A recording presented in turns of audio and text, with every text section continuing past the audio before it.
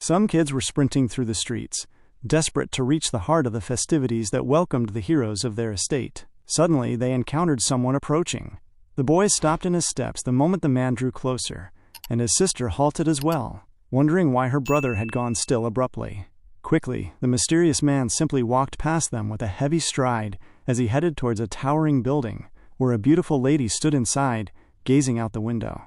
Her attention was gripped the moment the MC stepped in and dropped the head of a beast onto the ground. The priestess addressed him as Minold, and he immediately stated that the last threat to Isgard had been eliminated. The priestess smiled at him, thanking him on behalf of the Empire, but he instantly demanded that she fulfill her end of the promise right now.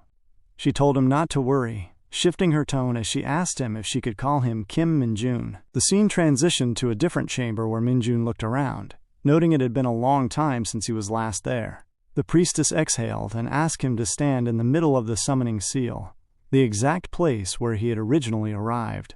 He did exactly that, and a seal appeared right under his feet. She explained that she would release the protection of the saints first.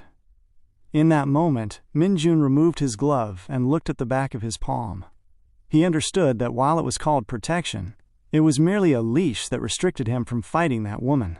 Looking at the seal, he realized he was finally being released from the cycle. He extended his hand, and as she used her holy magic to release the seal, she mentioned she could not understand him. She wondered why he would give up the incredible powers, riches, and fame he had obtained. Minjoon told her to mind her own business. He asked if she wasn't concerned that once the seal was gone, she might die by his hands.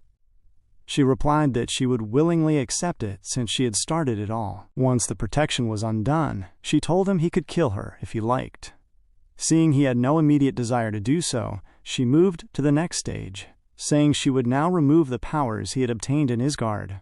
Our boy smiled and suddenly used his dark magic to grab her by the neck.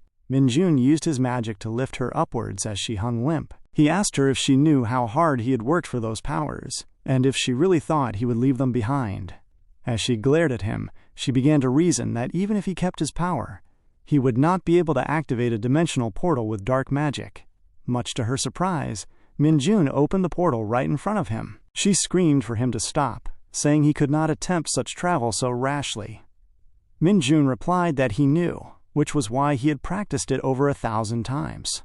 Before leaving, he pulled something out and told her it was a pleasure, before calling her a bitch and saying they should never see each other again, and disappeared as the portal closed. Annoyed, she struck the ground, thinking to herself that he was a crazy bastard. The scene shifted to modern Korea. Inside a room, a strange energy began to emanate as the lights outside shone brightly. Minjoon suddenly appeared, huffing and puffing heavily. He realized the time travel had been incredibly heavy on him, but he slowly got up and looked outside. He spotted his laptop and phone on the table. Picking up the phone, he mentioned he had missed the sensation and looked happy to see a game he used to play before being taken. He began to laugh frantically, but his excitement was cut short by a network connection error. Elsewhere, some soldiers were trekking through a space, tracking a target. One of them confirmed the direction, noting the observer had radioed the location. Another soldier asked Corporal Choi In-ho why regular soldiers like them had been dispatched for this. Corporal Choi In-ho mentioned he didn't know and told the man to ask the administrative officer. Taking a deep breath, Corporal Choi In-ho led the group as they dashed out of their hiding spot. The corporal glared forward and spotted someone walking into the space. It was Minjoon, looking at his phone and complaining that it had been 2 years since he was summoned. He was annoyed that while his phone worked due to auto-sync, he had no contacts and no internet. The soldiers whispered among themselves, bewildered by the presence of a civilian. They wondered how he had gotten past the guards. Corporal Choi In-ho called out to the young man, telling him to come their way. Minjoon glared at them, wondering why there were soldiers in a civilian area, and told them he was just passing through. Suddenly, the corporal screamed for the young man to run. From behind Minjoon, a wolf leaped into the fray, launching an attack.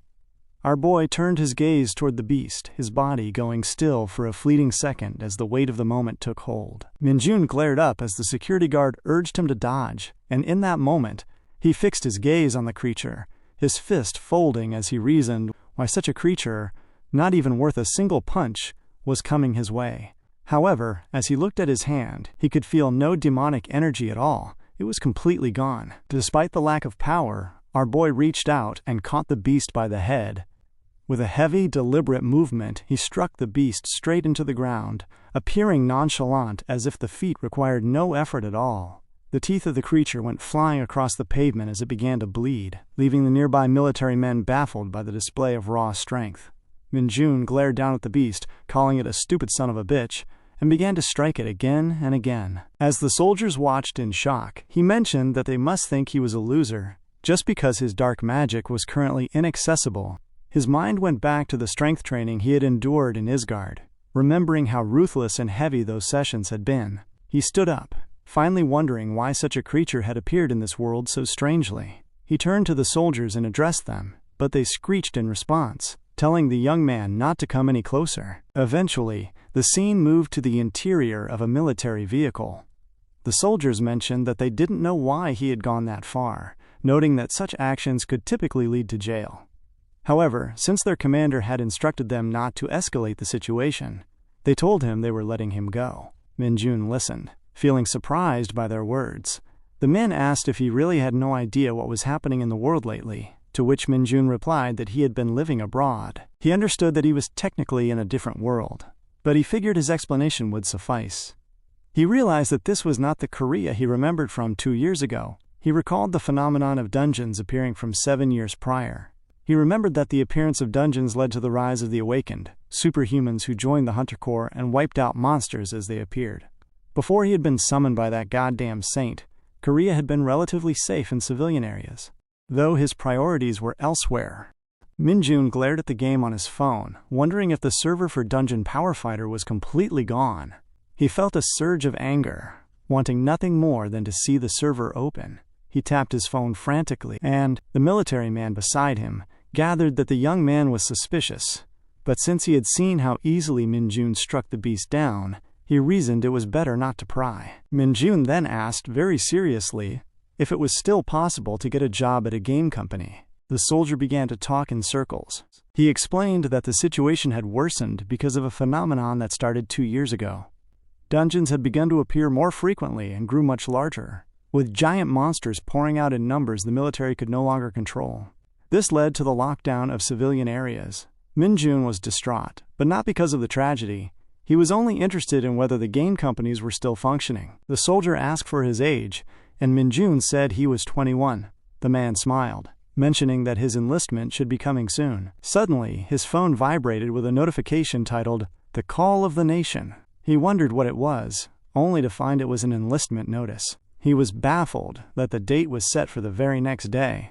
He screamed at the soldier, asking if this was real, and how one could be expected to enlist without a physical exam or more than a day's notice. The soldier, looking a bit scared, explained that they were so short on manpower that physical exams were now done at the training center. He suggested Minjoon visit a PC room near the evacuation center to double-check. Minjoon stiffened as he remembered his past. He recalled when his parents went missing, how he had holed up in his house to play games, and to him, PC rooms were the forgotten paradise of humanity. The scene cut to Minjoon inside a PC room, finally enjoying a game. A lady walked by, and he thanked the owner in his mind for operating in such dire times. He noticed a new item on his screen and asked her to bring him a hot dog.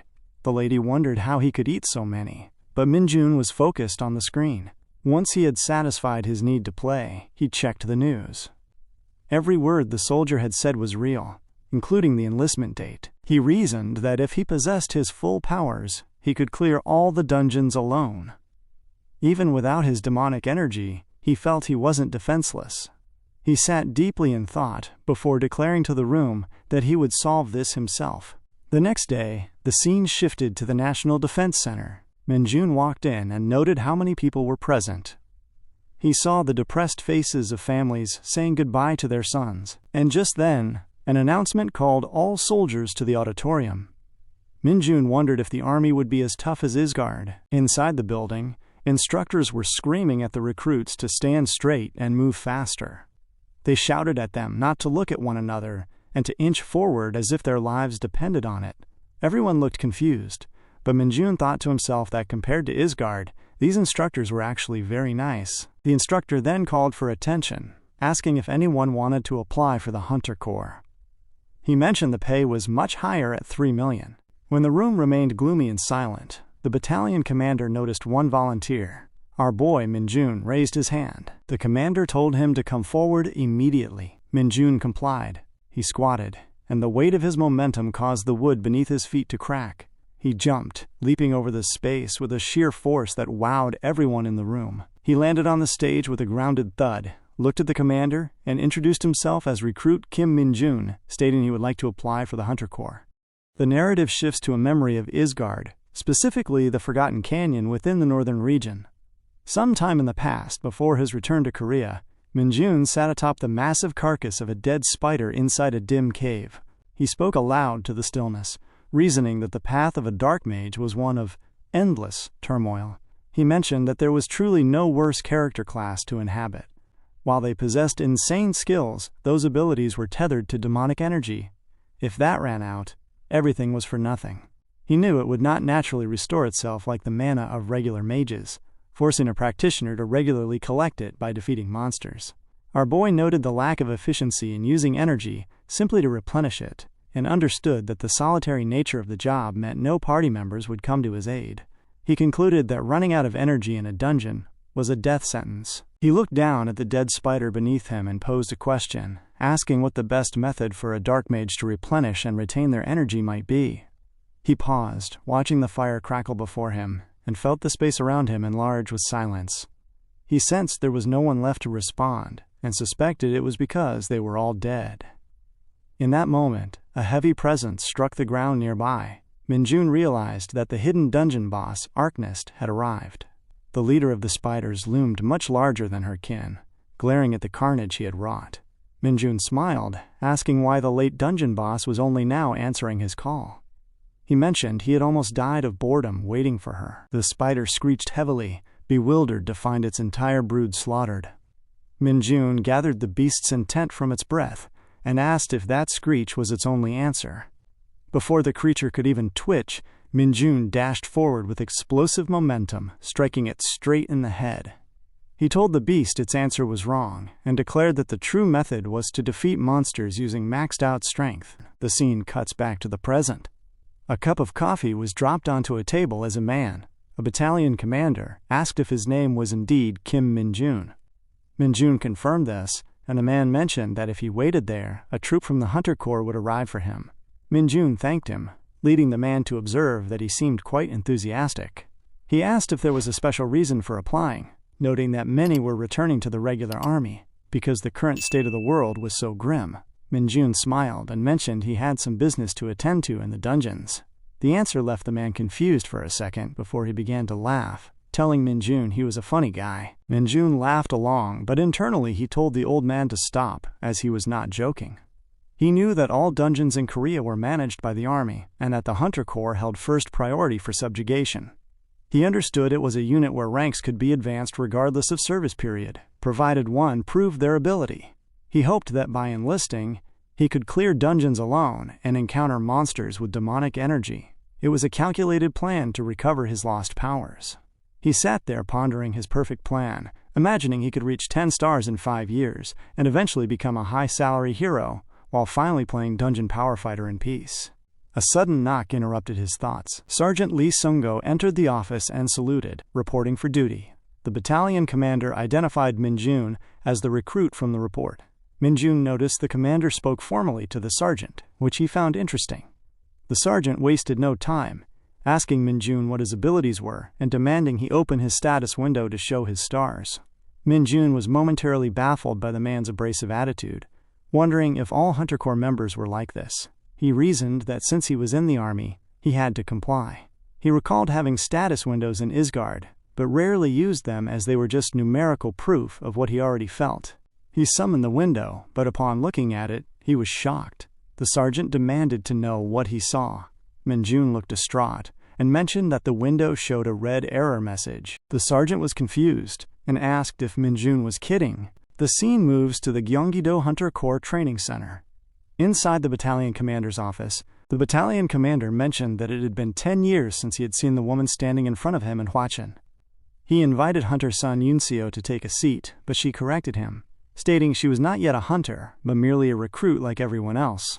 She mentioned that if she had been called because of her father, General Sun, she wanted no special treatment during her training.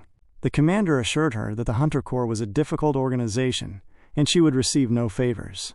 He noted it wasn't easy to enlist as an ordinary soldier instead of an executive, and thanked her for her service. As she felt a flush of embarrassment from the praise, the commander looked out the window and noticed a van arriving. He mentioned he had received a funny report earlier and asked if she wanted to visit a very interesting potential comrade. Outside, Minjoon looked up at the colossal size of the training building. He was sure the tax money poured into the structure was no joke and wondered if they had a PC room inside. Sergeant Lee Sung-ho glared at him, telling him not to get excited. He mentioned that Minjoon's enlistment wasn't decided yet and that he was personally going to test him. He warned that if the test proved Minjoon was a liar, he would be sent to the military police immediately. Minjoon felt the man was being incredibly stingy but calmed himself, asking what the test involved. They arrived at a space containing a redstone, a byproduct of the dungeons. The sergeant explained that the mineral was incredibly dense, heavy, and exceptionally hard. He claimed that, at its current size, it would not budge even an inch for a recruit. If Minjoon succeeded in moving the stone, then he passed. Minjoon laughed and asked if that was all. He walked past the sergeant, noting how simple the test was. The sergeant was taken aback, watching him walk toward the stone. He reasoned that there were always mediocre people trying to take advantage of the Hunter Corps. Yet the report of Minjoon leaping 5 meters had him conflicted, especially with the status window error. In that moment, the battalion commander and Hunter Sun Yunseo entered the room. The commander pointed Minjoon out, mentioning his incredible physical feats and the strange error on his status window. He expressed high hopes for the unique recruit. Minjoon stood before the redstone, recognizing the mineral from the dungeons of Isgard. He knew it was ridiculously heavy, but at this size, he felt he could easily push it. He smiled and took a deliberate stance to punch it, wondering if there might be some demonic energy inside the mineral. He thrusted his fist forward with a heavy, focused strike. The moment his knuckles met the surface, the redstone began to crack. The fractures spread rapidly across the dense material until the entire block suddenly shattered into pieces. As the dust settled, Minjoon looked at the rubble and mentioned it was too bad there was no demonic energy. He sighed, suggesting he would have better luck next time. The moment Minjoon shattered the redstone, a heavy silence fell over the room. Sun Yunseo and Battalion Commander Lee Junbyum remained frozen, their gazes locked on the fragments of what should have been a durable material. Sergeant Lee Sung-ho found himself battling a surge of genuine excitement, recognizing that the display of strength was nothing short of insane. He watched Minjoon with a wary intensity, fathoming that he was standing in the presence of a truly monstrous individual. Much later, the atmosphere shifted to the grueling environment of active training. Nam In-hyuk and the other troop members were currently struggling up a massive stone staircase, even before enlisting in the Hunter Corps. The men had suspected the training would be rigorous, knowing they would face actual combat the moment their 4 weeks concluded. They were now experiencing that reality firsthand, weighted down by sandbags and forced to scale the infamous 600 steps. To make matters worse, an instructor waited at the summit, his presence a constant pressure as he monitored their finishing times. Most of the troop members accepted the crude physical methods as the only way to squeeze out tiny stat increases, but they found themselves baffled by the figure leading the pack. Minjoon was moving up the staircase with such fluidity, it appeared as though he were swimming through the air. The winter breeze brushed against his face as he ascended swiftly, feeling an incredible lightness in his limbs. He realized that if he still possessed his full reservoir of demonic energy, he would likely be flying rather than running. To him, the supposedly hellish strain of the Hunter Corps felt quite sweet. He gathered that the sturdy military uniform was much more to his style than the rags he had worn in Isgard, and the quality of the meals was a pleasant shock. Above all, he appreciated the structure of the day. Once the schedule reached its conclusion, the evening roll call was replaced by free time and rest. He had heard rumors of a PC room within the facility that rivaled those in the civilian world. He had initially planned to escape using his remaining demonic energy if the military life proved distasteful, but he now found himself genuinely excited. He reasoned that a place that provided exercise, delicious food, a handsome salary, and time for gaming was the best environment imaginable. Overcome with enthusiasm, our boy let out a loud shout, declaring the Hunter Corps the best as he put on a fresh burst of speed. The men trailing behind him were utterly bewildered, wondering how he could possibly accelerate at such a stage as they struggled through the remaining steps. At the top, Sergeant Lee Sung-ho watched in disbelief as Minjoon arrived far ahead of the others. Our boy took his final step with an upright, sharp posture, showing no signs of fatigue. Sung-ho was shaken. He knew it typically took an hour for a troop member to complete the climb, yet this man had finished in record time. Minjoon moved around the instructor, casually asking if it was true that a pass would be granted for finishing in under 30 minutes. He inquired about his own time, his tone almost berating the stunned sergeant. Sung-ho pulled out a slip of paper, which Minjoon snatched with visible excitement. As he read the contents, he began to ponder where he should use his new free pass. Sung-ho watched him, noting that the timer read exactly 21 minutes, a feat never before seen. While the instructor acknowledged the boy's raw strength, he remained determined to see how he would react to actual monsters, vowing to keep a close eye on him. Back in the barracks, the room was filled with the heavy sounds of exhausted men resting after the staircase run. One troop member announced with a tired pride that his stamina had increased by 1 point, prompting a round of mumbled congratulations and others checking their own status windows. Minjoon watched them, feeling a sense of disorientation. He remembered his training in Isgard, where it was a given that stats would increase by at least 10 points daily under much more lethal conditions. The attention suddenly turned to Minjoon, and as the soldiers began to praise Minjoon's agility and ask when he would use his outing pass, he felt a warmth he hadn't expected. In his past as a Dark Mage, the people of Isgard had refused to even make eye contact, fearing him as a source of bad luck. He concluded that this level of communication wasn't as bad as he had initially feared. At the corner, some of the recruits were talking. The mention of the PC room opening acted like a physical jolt, while others complained of having no energy left to play. Minjoon screamed and dashed toward the room. Inside, he was a picture of frantic excitement, hunched over a game of Dungeon Power Fighter. Since it was already 9 p.m., he reasoned that he could manage on 2 hours of sleep, spending the rest of the night gaming. In Isgard, even 1 hour was a luxury, so he considered 2 hours to be a deep, sufficient rest. He decided then and there to deplete his sleep daily in favor of his gaming fatigue. Weeks passed until the final stage of training arrived. Sergeant Lee Seung-ho led the troops on a 40-kilometer march, shouting that anyone who failed to finish in 2 hours would lose their breakfast. Minjoon remained energetic, casually drinking water and announcing to his weary comrades that he had hit 10 max levels in his game that day.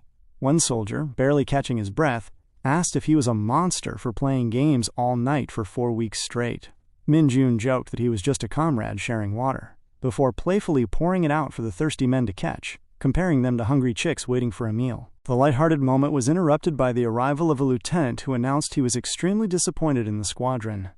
Minjoon found it strange that the man referred to himself in the third person, but he listened as the officer warned that with their current mindset, they would likely die within a month of deployment.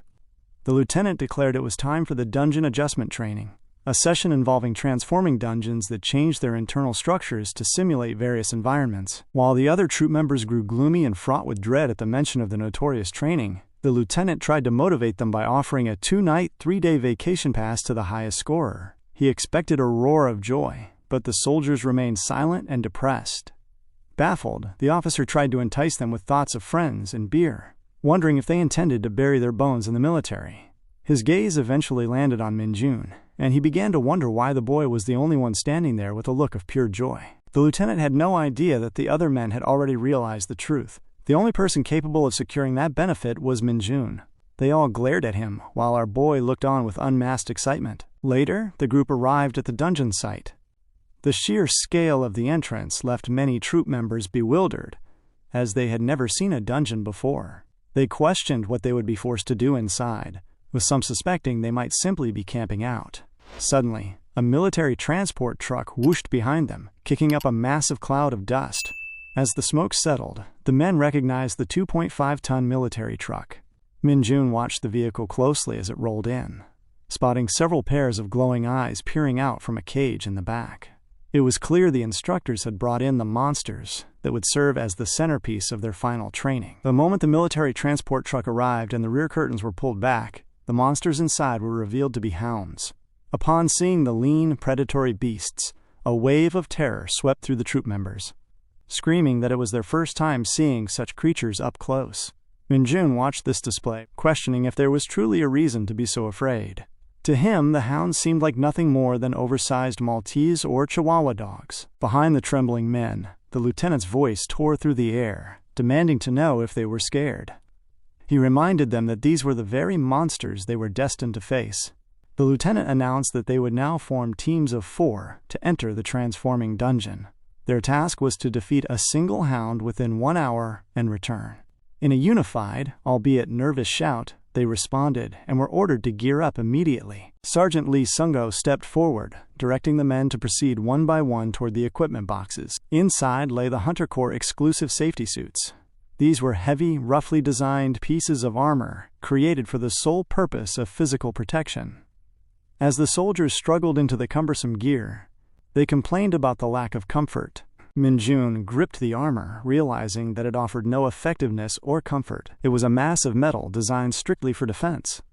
He understood that these suits cost 50 million won each, a price he found absurd given the crude design. As he pulled it on, he was greeted by the lingering scent of sweat and effort from previous users. It felt like an object with a disgusting aura, and he found the experience thoroughly repulsive. Walking up to the lieutenant, Minjoon asked if they would be allowed to remove the suits if they defeated the hounds quickly. The lieutenant was initially taken aback by the arrogance of the recruit, but then he recognized him as Minjoon, the top-ranking member of the group. He told Minjoon that while he could take it off if he wished, this was a team training session. He challenged our boy to show how a top-ranked soldier takes care of his comrades. Minjoon walked away, clearly displeased with the idea of a group effort. While the others fretted over how to defeat a hound with such heavy equipment, Minjoon concluded that the task was actually quite simple. He called his team over and told them to listen to his plan. With a focused glare, he explained that the hounds would leap to kill. He instructed them not to be intimidated, but to simply grab the beast's legs and snap its back in half, adding that if the creature were still alive, they should fold its back in the opposite direction and rip it apart like paper. The other troop members looked at him as if he were speaking nonsense, unable to fathom such a brutal feat. The order was given to release the monsters. As the cages were opened, the hounds began to bark and dash instantly toward the dungeon portals. One soldier was baffled, wondering why they ran toward the dungeon instead of attacking the humans. Minjoon explained that the creatures had been held captive all day, and now that their home had appeared, they were simply rushing back to it. The soldier found the logic sound, but wondered how Minjoon knew monster physiology so well.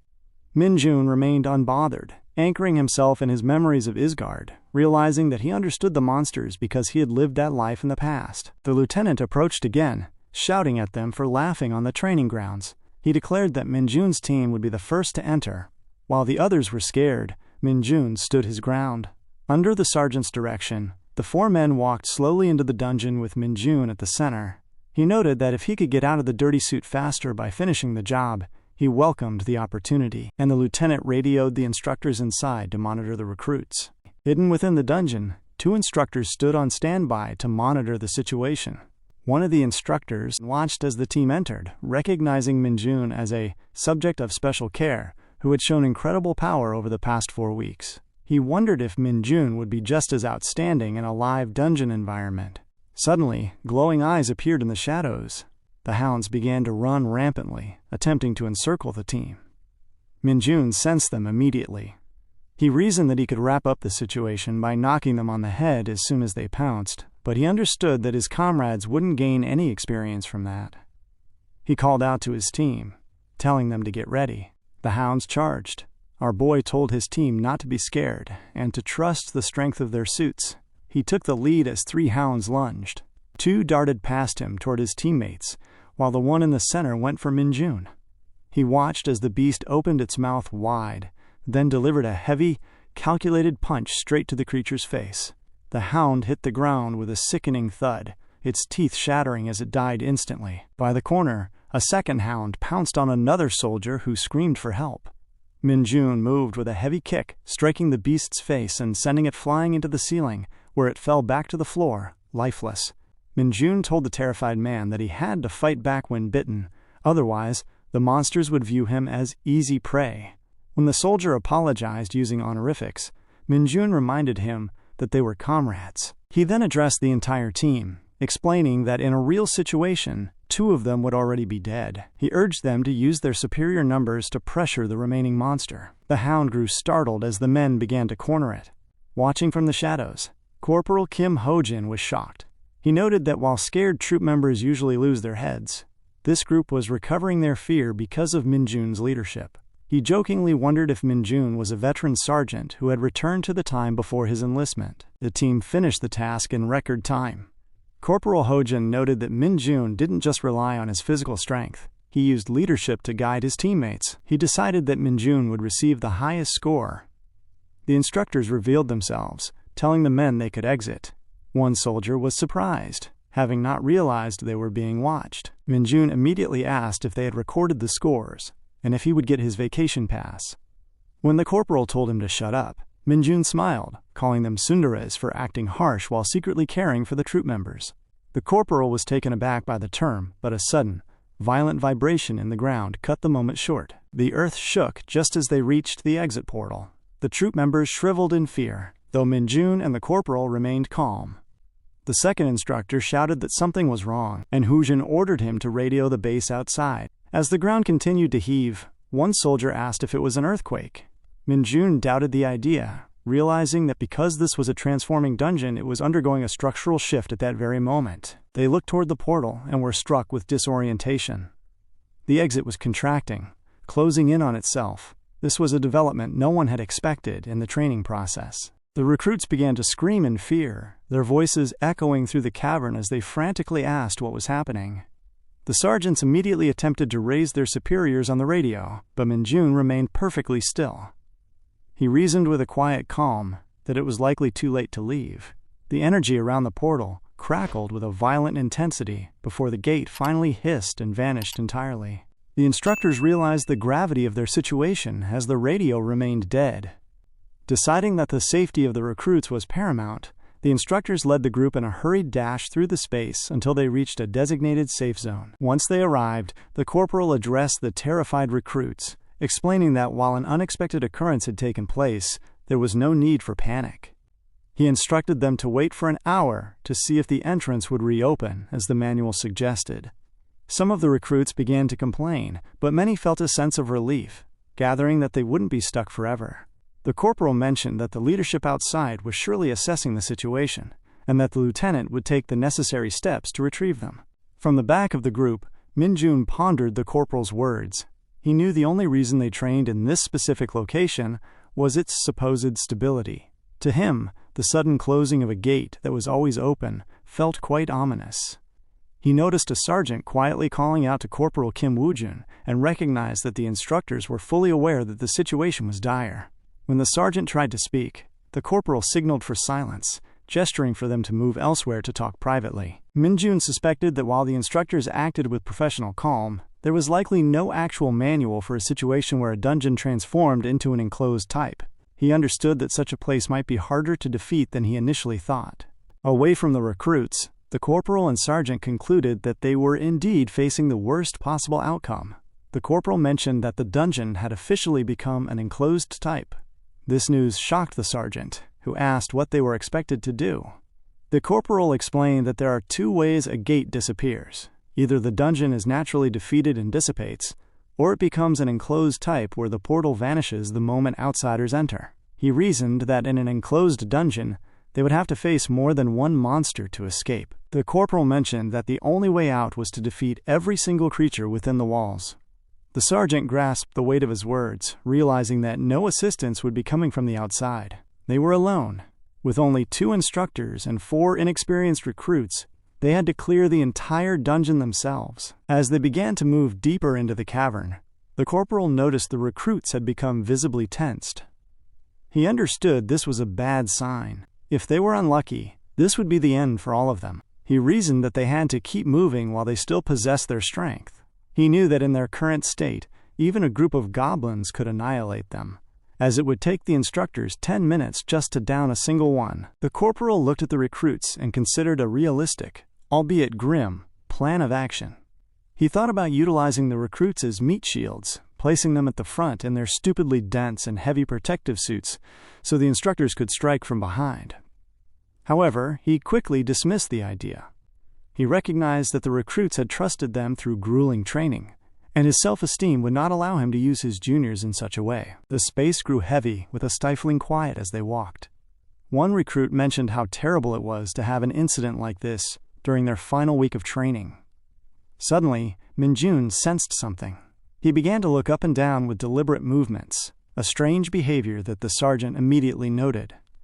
When asked if there was a problem, Minjoon remained silent. Suddenly, a low growl tore through the silence, frightening the group to their core. The corporal at the front shrieked as the sound hit him.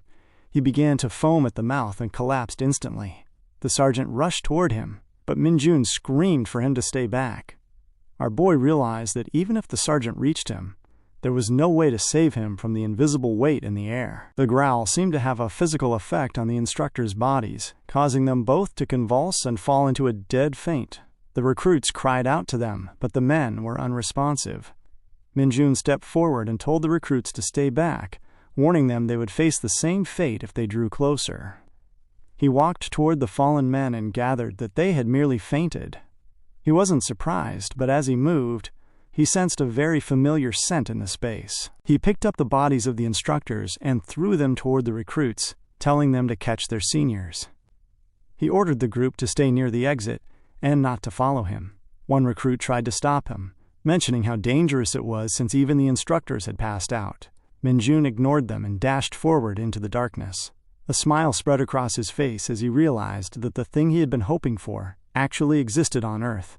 Demonic energy. He understood that the instructors had fainted because they were in the presence of such dense energy. Even in Isgard, warriors were veiled in special protection to withstand it. To ordinary humans, it was fatal. However, to a Dark Mage, this energy was the equivalent of a charger for a dead phone. He followed the scent until he reached the source. The room was quiet, with no immediate trace of a monster. But Minjoon looked upward. He asked the creature if it truly thought it could hide its massive demonic energy from a Dark Mage. Above him lurked a Dark Hound, an evolved species far more powerful than ordinary hounds. The creature glared at him as Minjoon mentioned he hadn't even dreamed of facing such a beast here. He recalled his first encounter with a Dark Hound a year into his time in Isgard, remembering how he had nearly died because the creature existed in no records he knew. In the present, he took a steady stance and thanked the beast for the meal. With a sudden, heavy thrust, he punched the hound, sending it flying backward into a cluster of mana crystals. The beast coughed up blood, its teeth shattered by the raw force of the blow. As the creature lay dying, Minjoon sensed the demonic energy seeping out. He stretched out his hand to absorb it, noting that the scent of blood was still sickening. Dark hounds were known for their venomous blood that could rot human skin, but Minjoon was sure that none of that mattered to a Dark Mage. His veins began to pop as the immense energy coursed through his body. He smiled, knowing that very soon, all of this power would be his. As the demonic energy flowed into him, Minjoon sensed a flicker of excitement. It had been a long time since he had felt the rush of absorbing such power.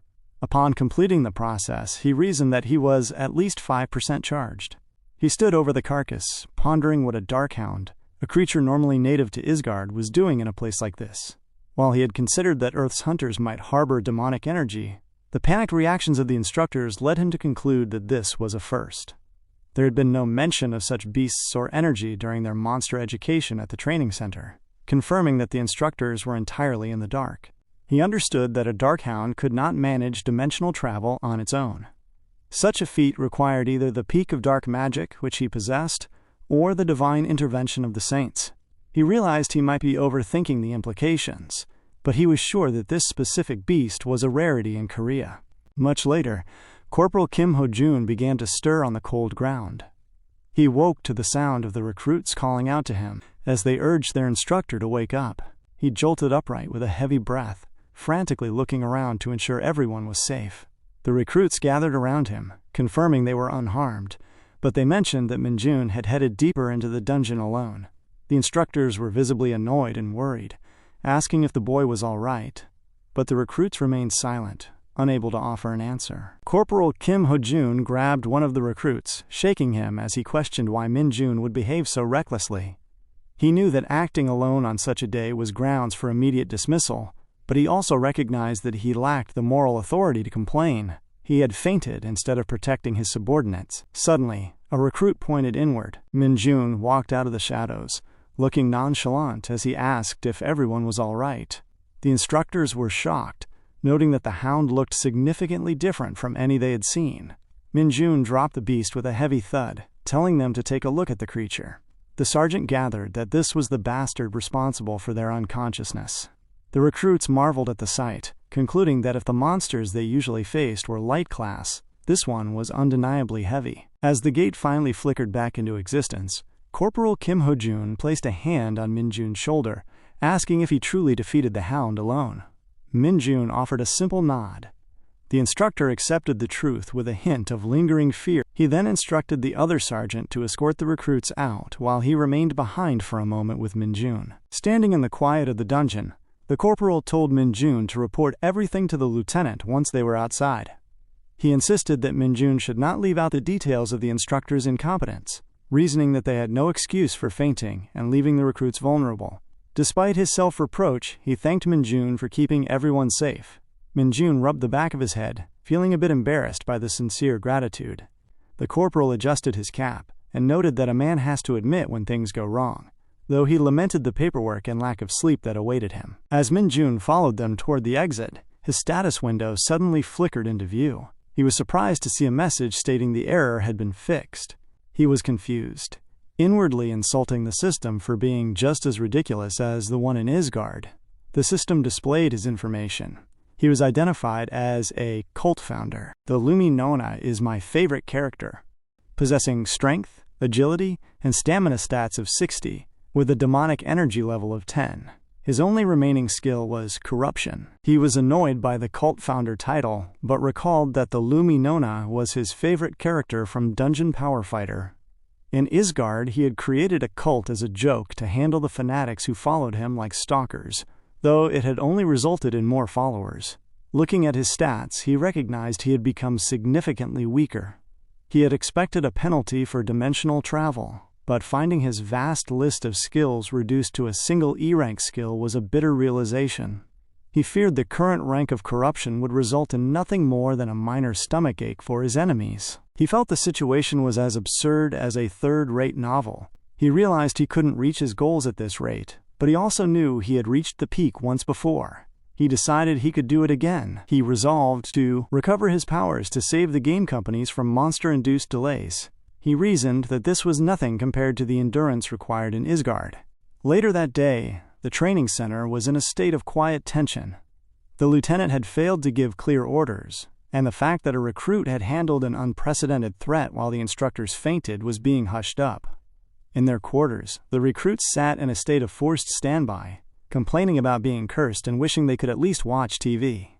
Rumors swirled about the size of the hound Minjoon had caught, with one recruit describing it as being as large as a cow. Finally, Minjoon was summoned to the battalion commander's office. He entered and saluted. The battalion commander returned the salute and invited him in. Minjoon was baffled to see a lieutenant on the floor nearby, performing a grueling physical exercise as punishment. The commander told the man on the floor he could leave, and as the lieutenant scurried out, the commander noted that an officer who doesn't check his dungeons properly deserves to be punished. Turning his full attention to Minjoon, the battalion commander sat in his chair and dropped the formalities. He mentioned that because Minjoon had received the highest scores, he had a special purpose in mind for him. He considered Minjoon to be like a crane in a flock of chickens, an idiom used to describe those who were far more outstanding than their peers. The commander calculated that our boy was truly no ordinary human, and he felt lucky to have lived long enough to witness someone who could surpass his own limits. He gathered that it would be a national loss if such talent were to simply join the regular ranks, when the Hunter Corps was in such desperate need of personnel. The commander noted that he had heard Minjoon wanted to advance as quickly as possible. He explained that according to the rules, a private usually cannot take promotion exams for another year. However, he mentioned that if Minjoon were granted an exception, the story would be different.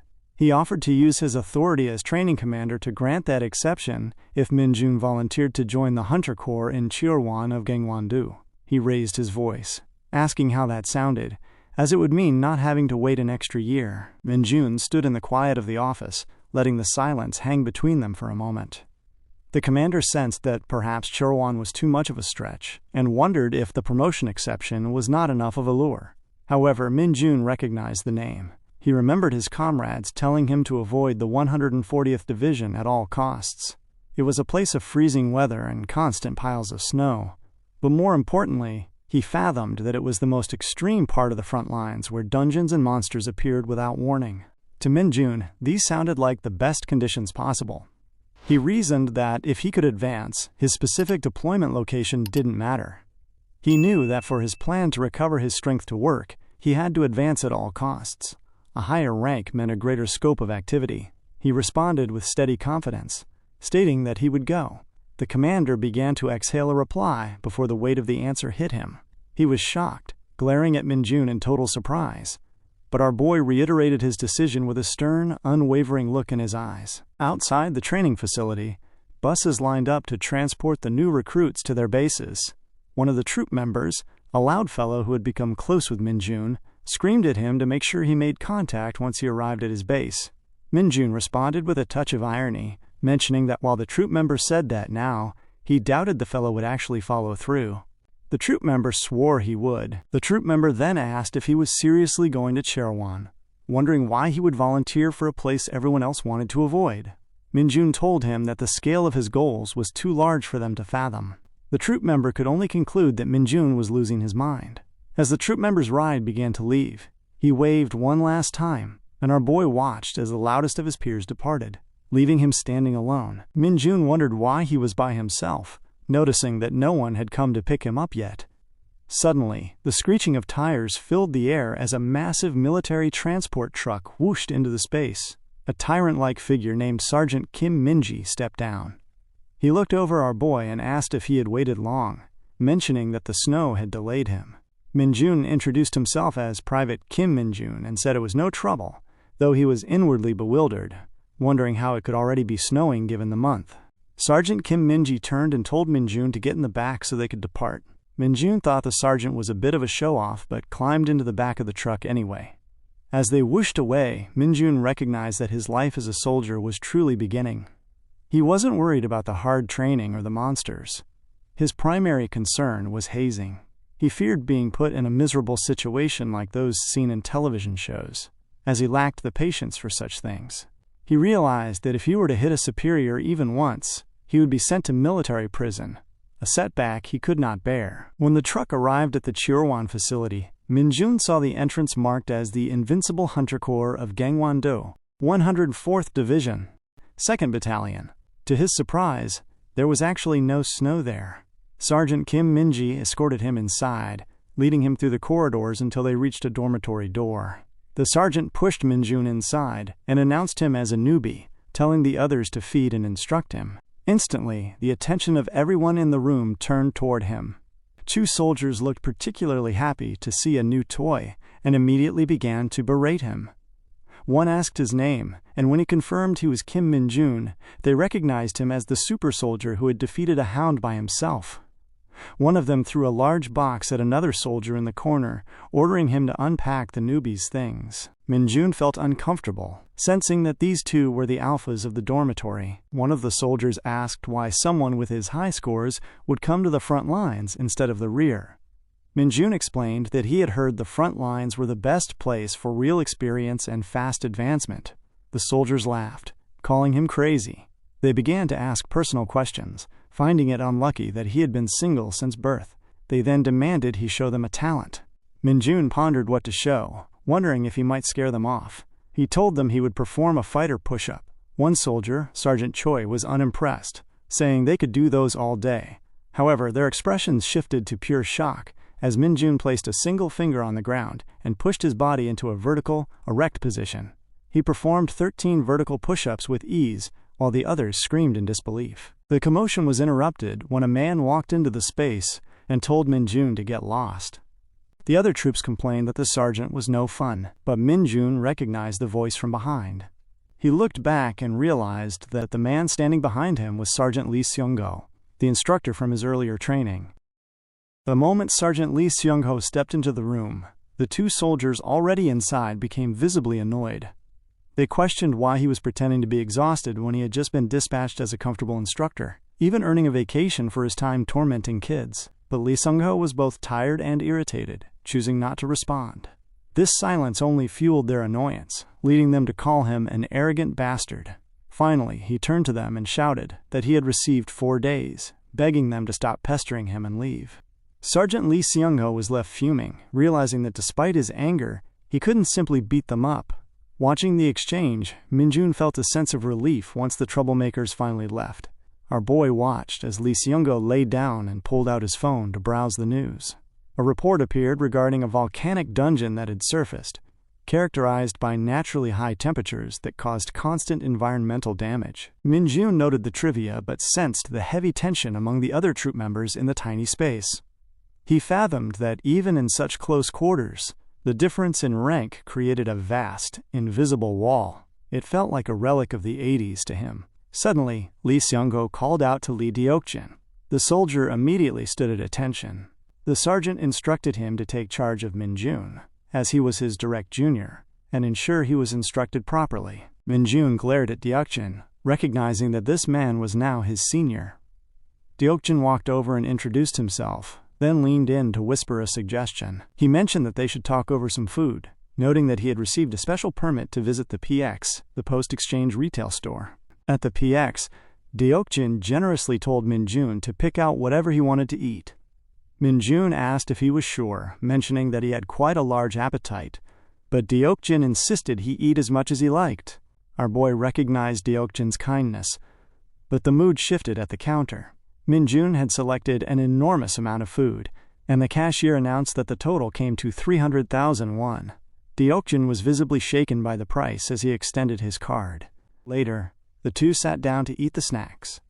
Minjoon asked if they were usually restricted from using the PX, since Deokjin had mentioned a special permit. Deokjin explained that private first classes and below are typically only allowed there on weekends. He noted that one needs to be a private first class to use the gym and at least a corporal to use the PC rooms. Minjoon found the restriction on PC rooms to be crossing a line. He reasoned that his resolve to advance was now even stronger. Deokjin lamented that, while the rules seemed unreasonable, a private first class like him couldn't resolve it. Minjoon enthusiastically asked if there was truly no way to change the situation. Deokjin, surprised by the intensity, explained that one would need to reach the rank of sergeant to even attempt such a thing, and even then, it wouldn't be easy. Minjoon knew he couldn't afford to lose his temper here, but he concluded that advancing in rank was his only viable path. Deokjin admitted that becoming a sergeant in the Hunter Corps was a difficult task, confessing that he had been a private first class for 3 years after failing the advancement exam multiple times. He asked if that seemed pathetic, but Minjoon disagreed, sure that Deokjin would advance next year. Privately, our boy decided he would get promoted quickly so he could bring Deokjin up with him. Their conversation was interrupted by Corporal Kim Gwangshik, who walked in and draped a hand over Deokjin. He mockingly asked what the new recruit and the private first class were eating and if he could join. Without waiting for a real answer, he began helping himself to snacks and a drink. Minjoon was instantly annoyed by this weirdo's appearance. Gwangshik warned them that if they were useless during the firearms training the next day, they were both dead. He turned to Minjoon and asked if he even knew how to shoot. Deokjin stepped in to say he was just about to explain the training, as things were different here compared to other bases. Gwangshik aggressively asserted his dominance, asking if he was overstepping or being overly concerned. Deokjin quickly apologized. The corporal then mocked Deokjin's rank, questioning why he was still a private first class if he was so competent. Minjoon's annoyance peaked. He knew he wouldn't be able to hold back if this man stayed much longer. Under the table, Minjoon decided to force the man to leave. He extended his dark energy toward Corporal Kim Gwangshik, utilizing an E-rank corruption spell. Suddenly, Gwangshik felt a strange sensation in his gut and stood up abruptly. As he checked the labels on the snacks for expiration dates, Lee Dongjin wondered what could possibly be wrong. Gwangshik eventually hurried off, clutching his cramped belly. Minjoon gathered that even a low-rank corruption spell had its uses. Minjoon then asked Deokjin about the firearms training. Deokjin explained that while Minjoon might have fired a KX-2 with ICM improved conventional munitions bullets before, the ones used here were much more powerful. He compared the training center bullets to a pony, whereas these were like a wild stallion with recoil like a cannon. Because monsters appeared more frequently here, firepower was a priority. Minjoon reasoned the comparison was fitting, though he was sure that compared to the massive long-range weapons he used in Isgard, which were like elephants, these stallions would be no problem. The next day at the training facility, the sound of rhythmic bangs filled the air as troop members fired at targets. When Minjoon finished his round and the targets were brought forward, the results were shocking. He had achieved 19 direct hits to the head, missing only one shot. The instructor swung a red flag, announcing the score. The other troop members were baffled, questioning if he was a shooting machine or if it was just dumb luck. The red-haired sergeant from before noted that his own best was only 14, making Minjoon's feat truly crazy. From the observation room, 2 sergeants watched in disbelief, confirming the rumors that Minjoon was an elite. Back on the range, Minjoon told the red-haired guy that he simply shot as he was instructed. Sergeant Kim Minji walked over, noting the impressive 19 hits and expressing his anticipation for Minjoon's performance during the afternoon special firearms training. Minjoon was confused by the term, but the red-haired sergeant was excited to see a newbie try it.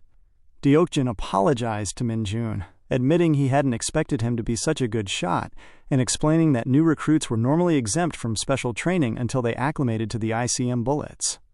He began to brief Minjoon, explaining that the special firearms training involved a 2-person team entering a facility to eliminate monsters en route to a destination. He stated that while the monsters weren't highly dangerous, the troop members would be dealing with moving targets and had to be ready to counterattacks at any moment. He added a critical detail regarding civilian target plates that would pop up sporadically. Hitting one would result in an automatic failure, regardless of how many monsters were defeated. He urged Minjoon not to be scared, reasoning that even though they would be facing real monsters, the executives would be controlling the situation to ensure nothing went too far. Minjoon listened to these instructions, sensing the weight of the upcoming task. He fathomed that the training actually sounded like fun. The troop members gathered in the cafeteria, the heavy scent of lunch filling the room as they moved through the line to collect their meals. Minjoon and Lee Dongjin found a quiet table, settling into the warmth of the space to converse. Dongjin shook his head in disbelief, noting that Minjoon was clearly born to be a soldier after hitting 19 shots.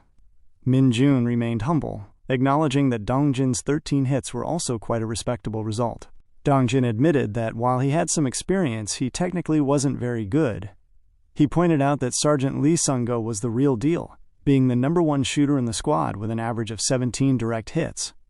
Minjoon calculated the statistics in his head. Since 10 hits was the squad average, he understood that Lee Shungo was indeed capable. However, he also reasoned that based on his recent performance, he had effectively claimed that top spot for himself. Dongjin expressed his confidence that Minjoon would do well in the special firearms training as well. Minjoon offered a small laugh, asking if Dongjin would be joining him in the 2-person team.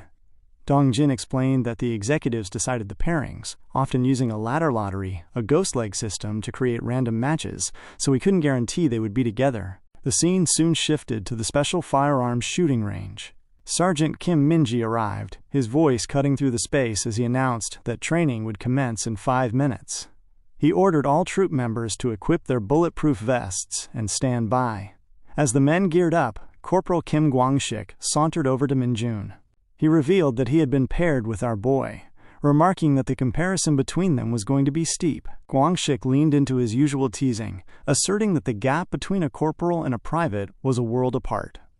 Minjoon remained calm, though he recognized that his partner was a lost cause who clearly hadn't learned his lesson regarding hazing.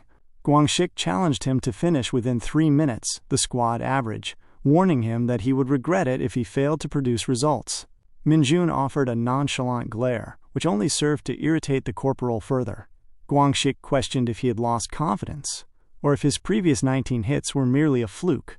Minjoon simply replied that he would try his best. Gwangshik snapped back, demanding results over effort and promising that Minjoon would pay for it if he finished later than his senior. As the first match was announced, Sergeant Kim Mungi and Sergeant Jung Han-young prepared to begin. Minjoon watched closely as they entered their respective elevators.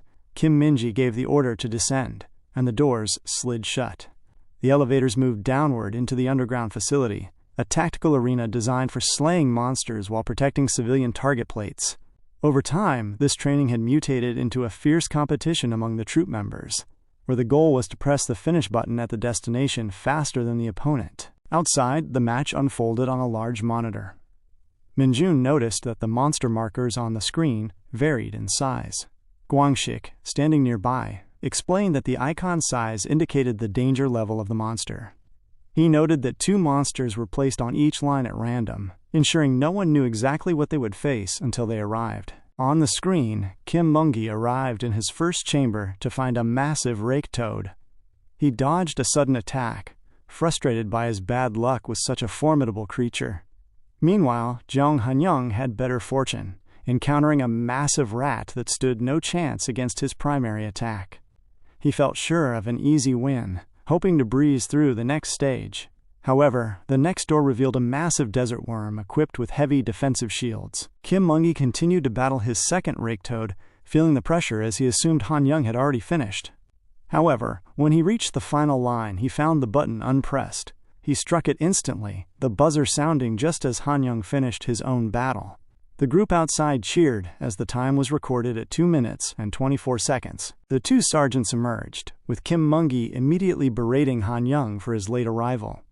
Han Young complained about his shitty luck with the desert worm, but Mungi dismissed the excuse, reminding him that the winner gets treated at the PX. To add insult to injury, Mungi pointed out that Han Young had accidentally headshot a civilian target, which would have resulted in a disqualification anyway. Guangxik laughed at the bet between the seniors, only for Minjoon to propose a bet of their own. Minjoon doubled down, suggesting that the loser grant the winner a wish. Guangxik laughed at the private's boldness, assuming our boy had grown arrogant. He accepted the bet, but demanded that if Minjoon lost, he would have to surrender 3 months of his salary. Minjoon didn't flinch, agreeing to the terms. From the corner, Dongjin looked on, visibly stressed by the high stakes his junior had accepted. Kim Minji called the next group forward. Minjoon and Guangxik entered their elevators, reporting no issues before the descent began. As the doors closed, a strange, dark energy began to seep through the battle space. Outside, the troop members gossiped about whether a private could truly win against a corporal, or if Kim Minji would have to step in to rescue him. Suddenly, a massive tremor shook the entire facility. The floor vibrated frantically, causing disorientation among the troop members outside. They wondered if it was an earthquake, but their eyes were fixed on the monitors as the monster from the second line began to cross into the space of the first. Inside his chamber, Minjoon felt the rumble and deduced that something significant was happening nearby. He reached his first combat area and was met with a startling sight. The first-level monster was already dead, hanging from the mouth of the second-level monster. This massive creature towered over our boy, having already laid waste to its peer, and now it fixed its gaze on Minjoon as the battle began. Minjoon glared at the creature. The beast towered over our boy, appearing similar to a cyclops yet possessing its own unique, terrifying weight. The monster tore the remains of the rat from its mouth, casting the mangled body aside before letting out a thunderous growl that vibrated through the enclosed room. Instantly, the creature struck the ground where Minjoon stood, but our boy was able to dodge the impact by jumping away with practiced ease. While suspended in mid-air, he looked down at the behemoth and reasoned that he wanted to finish the encounter as soon as possible to get to dinner. He recognized that since this was technically firearms training, he would be disqualified for shooting mindlessly and accidentally hitting the wrong target. Upon landing, the monster growled again, raising its massive arm for a follow-up attack. Minjoon, however, decided that he had seen enough of the creature's rampaging and struck forward just as the monster swung. Their arms collided with a heavy thud, sending a massive wave of energy encircling the entire space. Our boy's strike was far more ferocious than the monster's. The force of the impact took hold, and the monster's hand began to crack under the pressure. Blood splattered across the room as the creature let out a high-pitched scream of agony. Minjoon offered a light laugh at the monster's plight, noting that it had finally calmed down a bit. He prepared to shoot it down to finish the trial, but he suddenly discerned a change in the atmosphere. The monster's shattered hand began to regenerate on its own, and a massive sword emerged directly from its arm. The creature glared at Minjoon with renewed malice, and our boy realized the situation had turned significantly more dire. Outside the training area, the troop members watching the monitor were bewildered. They wondered if the new recruit was in the middle of a battle or if a serious accident had occurred. While Corporal Kim Gwangshik had already cleared his first target and was moving toward his second, Minjoon was still occupied with the beast in the first chamber. Watching from the observation area, Kim Minji realized that the creature on the second lane was likely a Cyclops, also known as the Devouring Demon. He knew that this monster consumed sources of energy to drastically increase its regenerative and attack capabilities, though the process wasn't complete until digestion finished. He found the situation strange, reasoning that the beast wouldn't have broken free and entered a state of rage unless its life was in danger. He wondered exactly what Minjoon could have done to provoke it so severely. Back inside, Minjoon seemed to be having a bit of fun with the Cyclops. He wove through its strikes, dodging with steady, deliberate movements. As the Cyclops reached out to grab him, Minjoon remarked on how active the creature was, noticing that it would be easier to beat it up from his current position. Remembering the rules of the exercise, he opened fire, blasting multiple bullets directly into the creature's face and shattering its eyes. The Cyclops screamed, blinded by the precision of the shots. As Minjoon landed, he reasoned that the creature's eyes seemed to regenerate slower than its limbs. He decided to end the fight right then. However, as he dashed forward, the monster swung its sword toward his face with surprising accuracy. Our boy dodged the blade, baffled by how the blinded creature could target him so perfectly. He suspected it was either judging his location by sound or reacting to his demonic energy. Just as the monster struck the ground again, Kim Minjoon halted the Cyclops' attack, his feet planted firmly on the earth. However, he began to question how they could include such a strong beast in a training match, deducing that the monster was possibly reacting to the demonic energy he was emitting. Kim Minji arrived at the entrance of the chamber, hoping to assist. He surveyed the wreckage and recognized the scene as a catastrophe. He feared that a Cyclops that had consumed energy was far beyond what a mere private could defeat with standard firearms. He ran toward the fray, hoping Minjoon could hold on just a little longer. Meanwhile, Kim Gwangshik was sprinting through his own lane. Checking the time, he calculated that he would finish around the 2-minute and 30-second mark. He was sure the private had failed, and began to wonder how he would spend Minjoon's salary during his next vacation. Gwangshik arrived at the destination and prepared to press the button, only to find Minjoon already standing there. Minjoon turned and smiled, placing his hand calmly on the button. Gwangshik was utterly stunned as the realization hit that he had lost the bet. When Kim Minji finally reached the chamber where the battle had occurred, he stopped in his tracks. He saw that the Cyclops had already been destroyed. He looked at the remains, wondering exactly how Minjoon had shot to leave the creature in such a state. Later, as the two men emerged from the battle space, the troop members welcomed them with shouts. They were excited, calling Minjoon the monster newbie, and whispering about how a private had defeated a fed Cyclops single-handedly. Lee Dongjin rushed over, asking Minjoon if he was hurt anywhere. Minjoon assured him he was fine, which brought a sense of relief to his senior. When asked how he defeated such a beast, Minjoon simply stated he followed what he had been taught.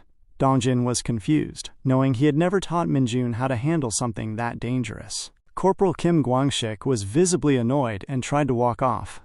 When one of the troop members brought up the bet, Gwangshik slapped the man and shouted that the bet was off because the situation wasn't fair. He screamed that he had faced 2 monsters while the newbie only faced 1, claiming he would have finished faster under normal circumstances. He even barked at Lee Dongjin to support his claim, but Dongjin just stood there, bewildered. Minjoon watched the display with growing irritation. He had initially planned to forget the bet since he didn't feel good about using his fists to win, but Gwangshik's behavior changed his mind. He found it disgusting that the corporal was taking his frustration out on Lee Dongjin instead of facing him directly. Suddenly, a voice from behind cut through the noise, asking Gwangshik if he wasn't ashamed of himself.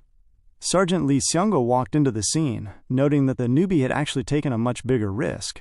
Gwangshik initially tried to snap back, but he quickly shriveled when he recognized the sergeant. Lee Seunggo noted that while Cyclops are usually meek, they become drastically more dangerous once enraged, a fact everyone there understood. Gwangshik tried to dismiss his actions as a little joke, but Lee Seunggo didn't buy it. He walked past the corporal and moved toward Minjoon. He remarked that having a higher rank was quite nice, as it made even the most stubborn seniors surprisingly obedient. Minjoon smiled at the observation, realizing that rank truly did carry weight in this environment. Meanwhile, Corporal Kim Gwangshik stood by, enraged and deeply embarrassed by the way the sergeant had treated him in front of the others. Even with all that anger boiling beneath the surface, Sergeant Lee Sung-go chose only to glare at Kim Kwang-sik. He asked the corporal if he had something he wanted to say. Faced with the sergeant's sheer presence, Kwang-sik's bravado vanished. He quickly forced a smile and claimed that he had nothing to say. Seung-ho noted that he had thought as much, adding a stinging remark that Kwang-sik definitely shouldn't have anything to say as he walked past him. Lee Dong-jin watched the entire exchange in silence, unable to intervene. Later that evening, the environment was still and quiet as Minjoon spoke with Dong-jin. Minjoon sought clarification on what he had seen, asking if it was true that Sergeant Lee Seung-ho had received a 2-rank promotion. Dong-jin affirmed this, explaining that it was a special case because Seung-ho had achieved the highest grade in the advancement exams. However, he noted that such a path was no longer available to others. The military had abolished the 2-rank promotion after a staff sergeant who received it caused a tragic accident in a dungeon.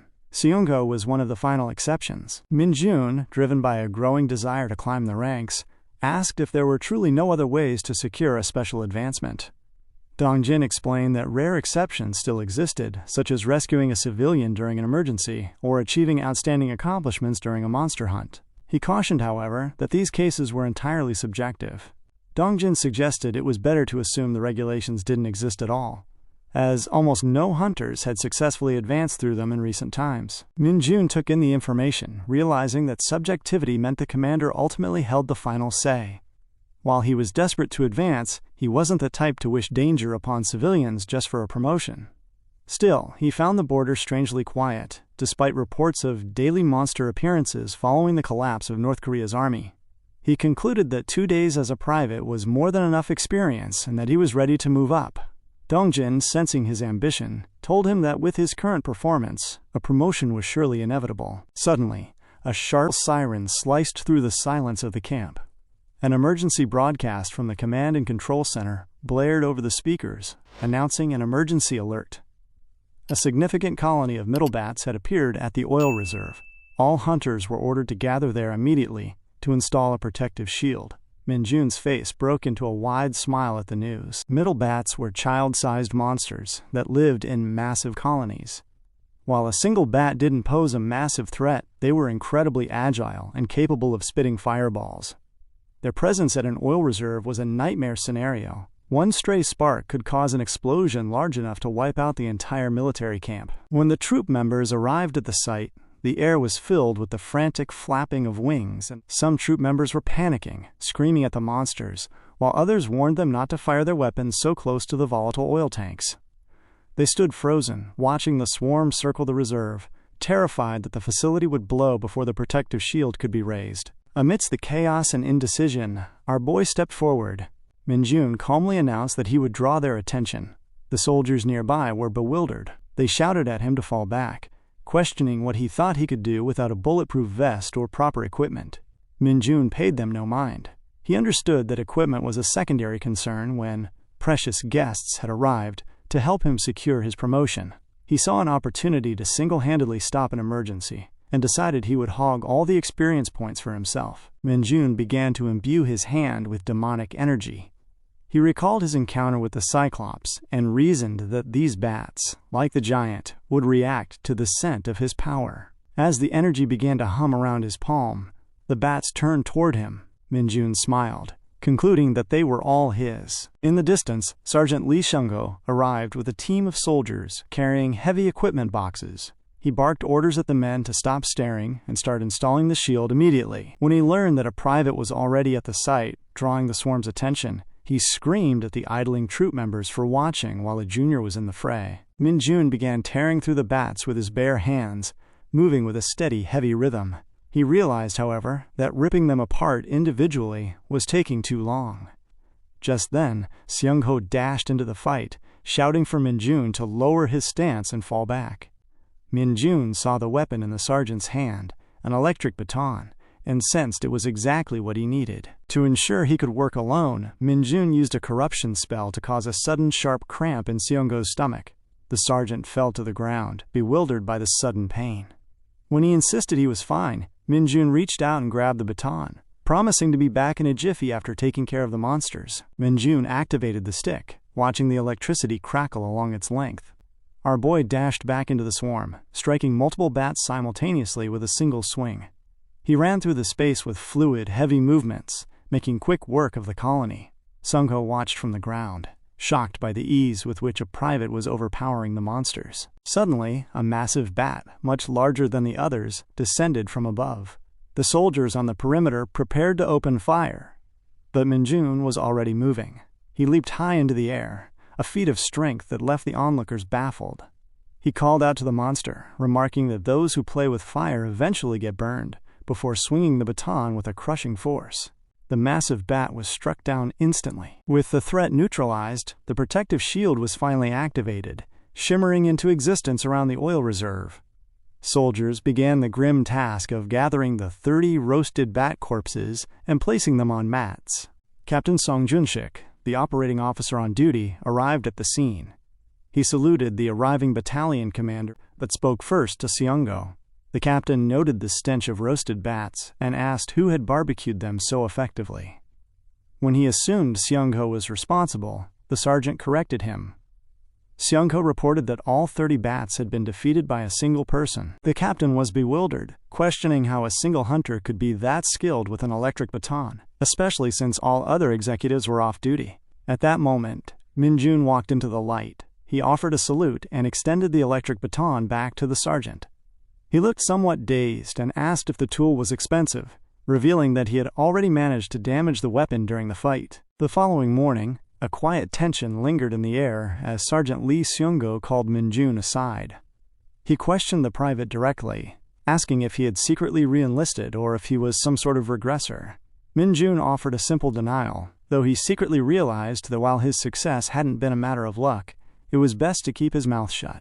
Sung-ho warned him never to do anything so rash again, reminding him that a hunter can never be sure of what might happen next time. Seung-ho began to explain the unique structure of the Hunter Corps, noting that it was a specialized unit where every single person was an awakened individual. Even the officers specialized in administrative theory, tactics, and research were awakened. In this division, Seung-ho emphasized, one could only advance based on genuine accomplishments and talent.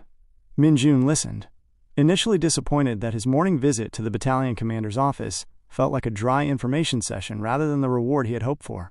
However, Seung-go soon revealed that the hunter who had defeated the most monsters in the 104th Division would be visiting the battalion that very day. A prestigious car soon arrived, carrying 2 stern men who radiated a ferocious presence. As they stepped out, the battalion commander barked out a salute, and the surrounding troop members stood at rigid attention. One of the visitors, a high-ranking 2-star official, shook Seung-go's hand and commended his calm handling of the previous day's emergency. Our boy watched the exchange, curious about the true strength of a 2-star hunter. The official then turned to Minjoon, shaking his hand with a grip that Minjoon recognized as being remarkably strong. After putting the group at ease, the man inquired about the origin of the middle bats.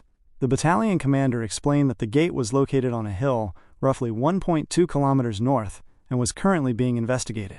The official also addressed a radar delay, ordering the Division Ordnance Office to set up additional units to eliminate any potential blind spots. The 2-star official then turned his full attention back to Minjoon.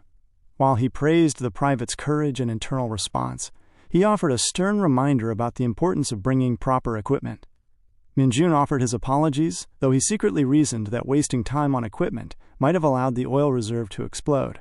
The official's tone then softened, as he acknowledged that Minjoon had eliminated 30 middle bats alone, preventing a total catastrophe. To the surprise of everyone present, the official announced he had brought a gift from the division commander. He removed a rank insignia from his own uniform and placed it on Minjoon, congratulating him on his immediate advancement. He declared that a soldier with such exceptional accomplishments should be rewarded without delay. Minjoon was floored, shouting his thanks as the reality set in. To top it off, the official ordered the battalion commander to grant the newly promoted private first class a vacation of 3 days and 2 nights.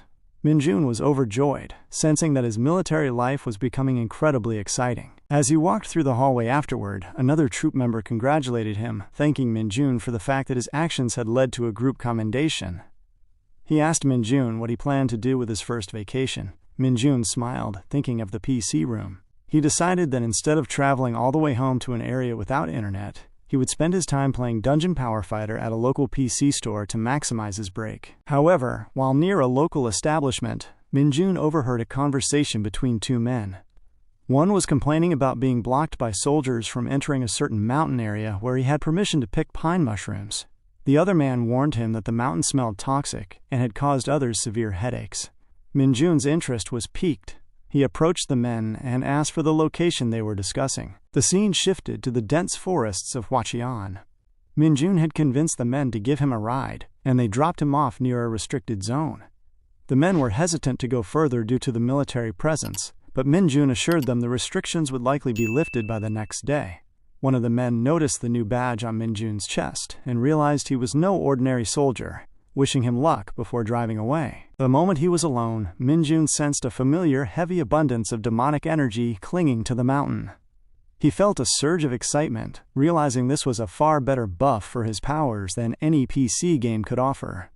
As he moved deeper into the forest, he spotted two soldiers guarding the entrance to a dungeon, both wearing protective masks. Minjoon observed that while the mountain entrance was heavily guarded, the area near the dungeon itself was somewhat loose.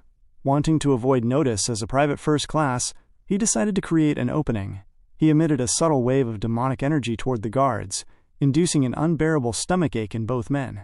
The soldiers, unable to hold it in, dashed off to ease themselves, leaving the entrance unsecured. Minjoon slipped into the dungeon, finding it strangely empty of monsters, despite the dense concentration of demonic energy. He didn't dwell on the cause, choosing instead to begin absorbing the energy. Notifications began to flash before him, signaling that his demonic energy stat was rising steadily. As he reached a critical threshold, a new notification appeared.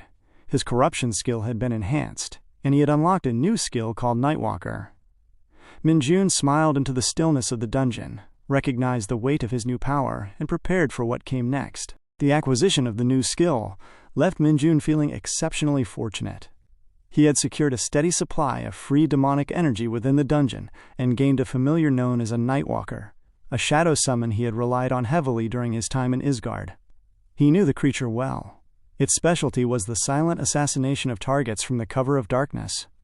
Although maintaining the summon required a regular intake of his own demonic energy, he stood in the quiet of the dungeon and gave the command for it to emerge. As the creature floated out of the ground, Minjoon anticipated a ferocious ally, only to find a remarkably tiny figure standing before him. He felt a wave of disorientation, wondering if this was a penalty of dimensional travel, or a result of his currently low demonic energy stat. The weakling looked as though it might wither away in direct sunlight, leaving Minjoon to question when such a small assistant would ever be useful. However, he quickly reasoned that its small size made it an ideal scout that could easily vanish into the shadows. Upon returning to the base from his vacation, the atmosphere was warm and lively. His roommates gathered around, teasing and hyping him up as the hunter who had achieved the fastest advancement to date. They noted with impressive detail that the division commander himself had provided the badge and the time off. Minjoon accepted the praise, but turned his attention to Lee Dongjin. He reached into his bag and presented a bottle of moisturizer he had purchased, telling Dongjin to enjoy it. Dongjin was touched by the gesture, thanking him and promising to put it to good use. The lighthearted mood was briefly interrupted when Corporal Kim Gwangshik sauntered in, mocking their touching friendship as if they had been dispatched overseas. He demanded the magazine he had requested, and Minjoon handed it over.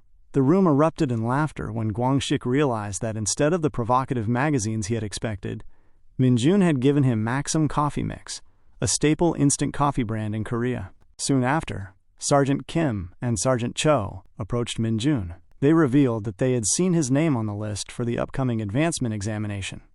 The news caused a stir among the troop members. Many were baffled, noting that the application period should have ended before Minjoon was even transferred, and he technically lacked the required year of service. Minjoon explained in a low tone that the training commander had made him a special offer. The soldiers were astonished, realizing Minjoon was effectively jumping a year ahead to take the corporal exam. Sergeant Kim and Sergeant Cho discussed their own futures as they walked out, while Minjoon focused on the mention of specialty weapons training, wondering what options existed beyond standard firearms. The following day, the troop members gathered for an orientation. While many appeared tired of the repetitive instructions, Minjoon listened with intense focus. The instructor explained that the examination consisted of a basic written portion and a critical practical test. Minjoon realized that the practical exam covering stats, weapon proficiency, and monster handling was where he could truly shine. He aimed for a perfect score, hoping for additional perks, and resolved to take the test with the utmost seriousness. For the specialty weapons training, a vast array of equipment was laid out. The instructor ordered the privates and privates first class to stick strictly to swords, while the corporals moved to a separate area for personal weapon drills. The instructor demonstrated the foundational swordsmanship of the Hunter Corps, emphasizing that these guidelines were merely a base to be adapted to one's own style. Minjoon watched with excitement, grasping the mechanical advantage of using a blade over a rifle in close-quarters monster combat. As the others began to practice, our boy moved with a finesse that stood out immediately. He sensed that his knowledge of Isgardian swordsmanship was superior, and began to merge the two styles. His movements were so fluid and heavy with intent that the instructor halted the class. He called Minjoon up to the podium, using him as a model for the other troop members, whose movements were still awkward and disconnected. Minjoon demonstrated the style before the silent, glaring eyes of his peers. While some felt uncomfortable seeing a junior perform so well, the instructor was impressed. Later, while Minjoon sat in a corner feeling the weight of the day's labor, the instructor approached him privately. He handed over a sachet of biscuits as a quiet reward for his perfect performance. Minjoon accepted the gift with a smile, wondering if the man always carried snacks for such occasions. As the break continued, Lee Dongjin approached Minjoon with a humble request. He admitted that while the sword was his specialty weapon, he still struggled with the mechanics of fighting monsters, and asked if Minjoon could critique his form. Minjoon agreed without hesitation. As Dongjin began his demonstration, Minjoon leaned against the wall, observing with a practiced eye. He recognized that Dongjin's movements were technically standard and earnest, but lacked the necessary weight of confidence. Drawing on his experience training soldiers in Isgard, Minjoon resolved to help his friend. He envisioned a path to making Dongjin a top-tier hunter, knowing exactly which internal hurdles the man needed to clear. Across the base, a casual atmosphere lingered as troop members occupied themselves with television, basketball, and dice games. This peace was broken by a mechanical voice over the speakers, instructing all hunters scheduled for the exams to report to the military training ground immediately. Minjoon was already there, standing ready and anchored by a sense of eager anticipation.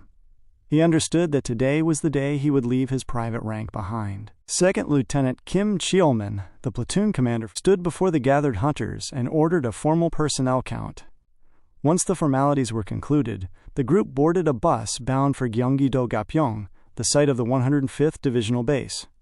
During the journey, Cheolman suggested that the candidates review their practice questions, but the quiet hum of the engine was filled by the hushed whispers of troop members.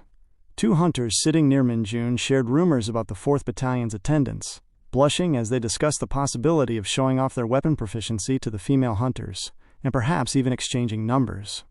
Minjoon listened to their excitement and simply told himself to try his best, feeling the weight of the coming challenge. Upon arrival at the 105th Division, the written portion of the exam commenced. The room was filled with the scratch of pens and a heavy silence, which was soon broken by the results. The instructor announced that everyone had passed, with the exception of one hunter, Cho Jong-wook. As the successful candidates were ordered to the practical examination room, they walked past a shamed Jong-wook, mocking him for failing a test that was supposedly easier than a driver's license exam. Minjoon paid the murmurs no mind, focusing entirely on the prize ahead. However, there was also a familiar face in the crowd. Hunter Sun Yunseo, the blue-haired lady who had witnessed his power once before, stood there, her gaze fixed on him as he walked past. The candidates gathered before Lieutenant Colonel Lee Cheolju, the officer overseeing the advancement. He spoke at length about the importance of friendly competition among the three divisions, but to the anxious hunters, his words were merely a background drone. Eventually, the colonel highlighted two members who were attending via special exception, Private Sun Yunseo and our boy, Private First Class Kim Minjoon. The mention of their names sparked a wave of gossip. Other hunters whispered about the rarity of such offers, noting that Minjoon had already reached Private First Class, despite enlisting less than a year ago. When Minjoon caught Yunseo's eye, she quickly turned away, trying to maintain her composure. Captain Jeong Sang-cheol took over to commence the physical stat tests, beginning with the strength evaluation. The setup was simple yet daunting. A massive brick-like examiner stood on a measured track, and candidates had 1 minute to push him back. Scores were scaled based on distance, with a 10-meter push earning the maximum 100 points. Minjoon looked at the setup and reasoned that these tests were always somewhat ridiculous in their simplicity. The test began with brutal results. Private Kim Jin-hyuk from the 103rd Division stepped up and pushed until his face turned a deep red, but the examiner didn't budge. Instead, the giant man pushed back, sending Jin-hyuk flying across the room to a disqualification. A string of failures followed. Hunters were disqualified one after another, unable to reach the minimum 40-point threshold. The atmosphere grew heavy until Son Yoon-seo was called forward. Yoon-seo stepped up with a feisty determination and managed to push the examiner 5 meters, securing 50 points and becoming the first to pass. The crowd erupted in murmurs, admiring her strength and beauty, with some noting that as the daughter of a division commander, such power was in her genes. As she walked back to her spot, she threw a sharp look toward Minjoon, as if challenging him to match her. Minjoon picked up on the silent provocation. Finally, the 140th Division's private first class was called. Minjoon stepped onto the track and stood before the massive examiner. He calculated his strength, deciding that while he didn't need to destroy the equipment like he had with the red stone, he should aim for the maximum distance to secure bonus points. Our boy took a firm, grounded stance and extended his hands. With a single, heavy surge of power, he pushed. The massive examiner didn't just slide. He was propelled backward with such force that the wooden flooring beneath his feet shattered into splinters. The entire room fell into a stunned, absolute silence as dust and wood particles settled. The examiner had been pushed far beyond the 10-meter mark. The instructor, visibly shocked, announced that Minjoon had received a perfect score of 100 points. Minjoon offered a small smile, though he realized with a touch of irony that there weren't any bonus points for overachieving. As he walked back, he caught a glimpse of Yoon-seo's face. She was staring at him, completely baffled by the sheer gap in their strength. The morale within the examination hall drifted lower as more candidates followed Minjoon's performance. The lady who took the track immediately after him was disqualified, leaving the remaining troop members to wonder why the standard felt so impossibly high. Sensing the shifting atmosphere, the instructor called for silence, announcing the end of the strength evaluation. Without a moment for rest, he declared that they would proceed directly to the agility test. Under the watchful eyes of the examiners, those who had failed were ordered to exit from the rear in an orderly fashion. As the strength equipment was dismantled, a new stage began to take shape. The examiners arranged a rack draped with a net and placed a specialized ball-shooting device at the far edge of the room. The candidates looked on with growing discomfort, whispering among themselves and wondering if they were expected to dodge live ammunition. The instructor offered a sharp smile, assuring them that while the machine fired rubber bullets, the impact would still be quite painful. The instructor took his position behind the firing mechanism and explained the rules. To achieve a perfect score, a hunter had to last 1 full minute within the designated netted area. While agility was the focus, the examiners noted that they would also acknowledge those who simply endured the hits for the full duration. Disqualification would follow if a candidate stepped outside the net in under 30 seconds or sustained a severe injury. As the first few rounds commenced, Lee Dongjin approached Minjoon. Our boy was surprised to see his friend still in the running, but Dongjin noted that most of the privates' first class had passed the strength test before and knew the baseline qualifications. He explained that the real difficulty for them lay in the fact that the scoring standards were higher than those for new recruits, which was why he had struggled in previous years. He cautioned Minjoon not to rely solely on sight, but to watch for the slight mechanical movements of the gun to predict the trajectory of the rubber bullets. The weight of the test became clear when a rubber bullet struck a candidate squarely in the head. The troop member fell instantly, bleeding from the impact, and had to be escorted to the infirmary. As the casualty was reported and another hunter was disqualified for falling out of the designated zone, the examiner screamed a reprimand. He reminded the group that this was nothing compared to the sergeant advancement exam happening in the adjacent room, questioning how they expected to advance if they couldn't handle this. The tension reached a peak when Son Yoon-seo was called forward.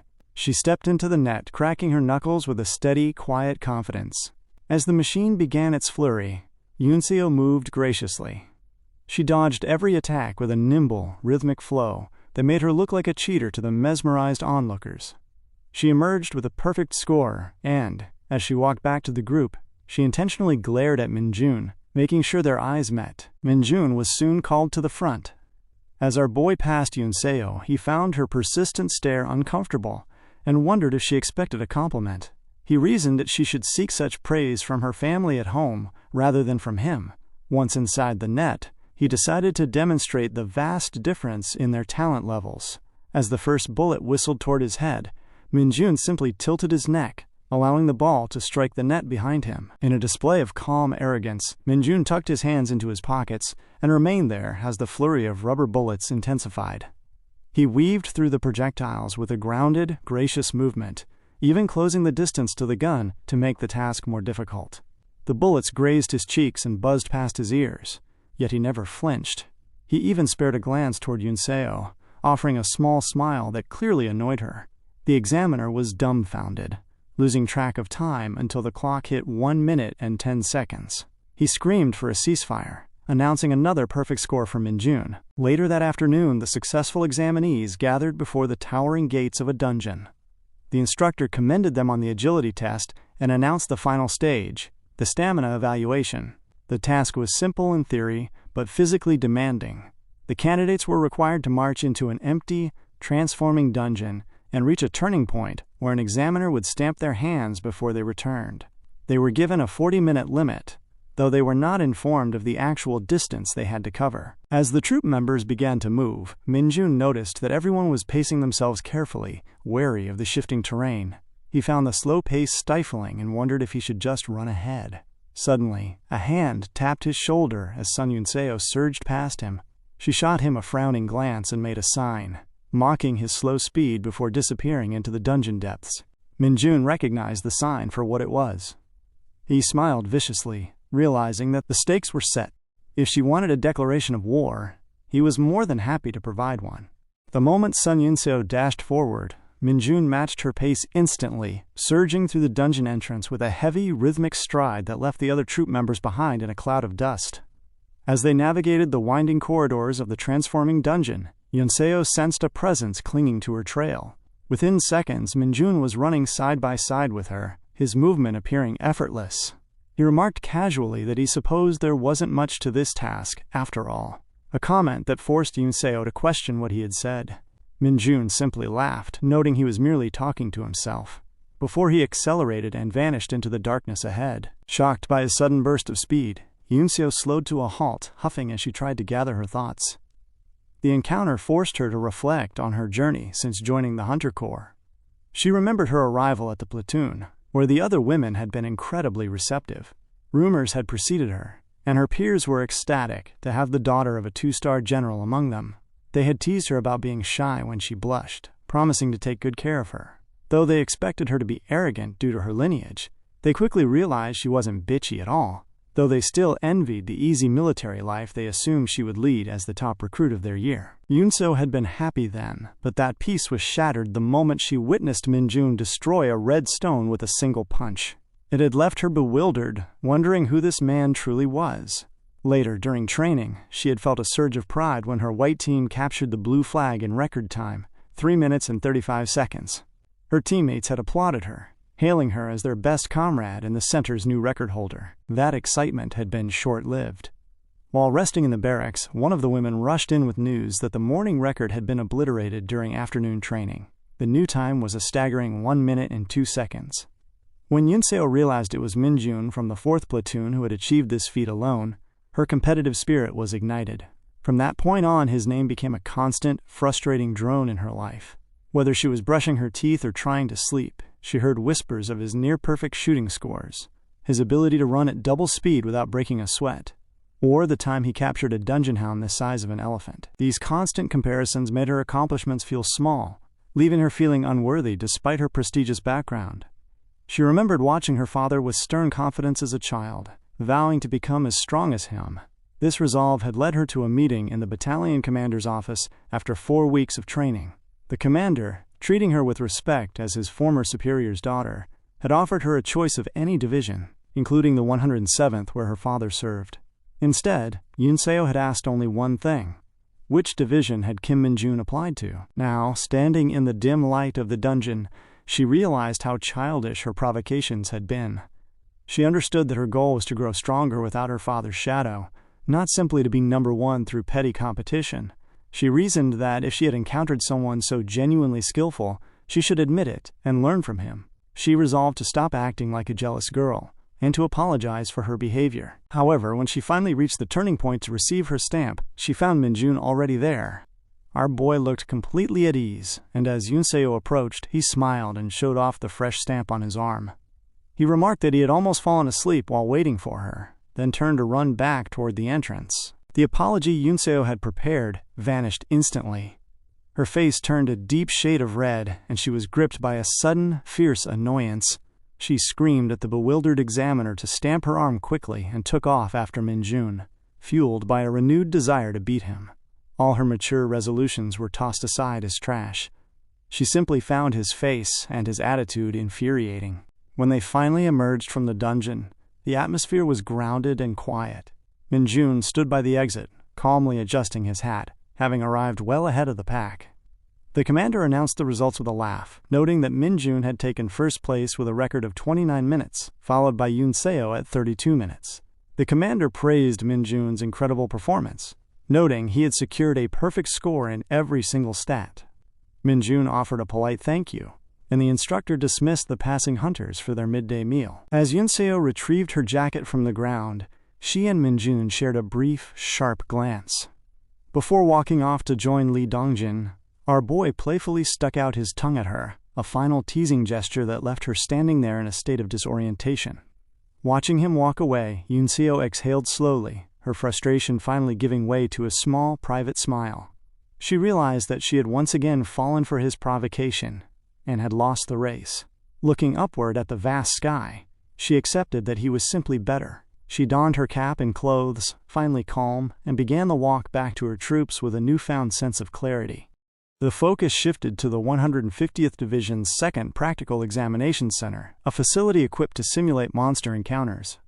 Within the training area, several goblins creaked and laughed, their high-pitched cackling echoing even after one of their kind had been struck down. Standing amidst them was Lee Dongjin, who exhaled slowly as he prepared for the next wave. As a goblin dashed forward, Dongjin tightened his grip on his sword. He took sharp cognizance of his surroundings, tracking the movements of the creatures circling him. When the first goblin lunged, he dodged the attack with a fluid motion and immediately followed up with a heavy kick that sent the creature sprawling. Sensing another threat from behind, he bent low before the goblin could swing, slicing it across the chest.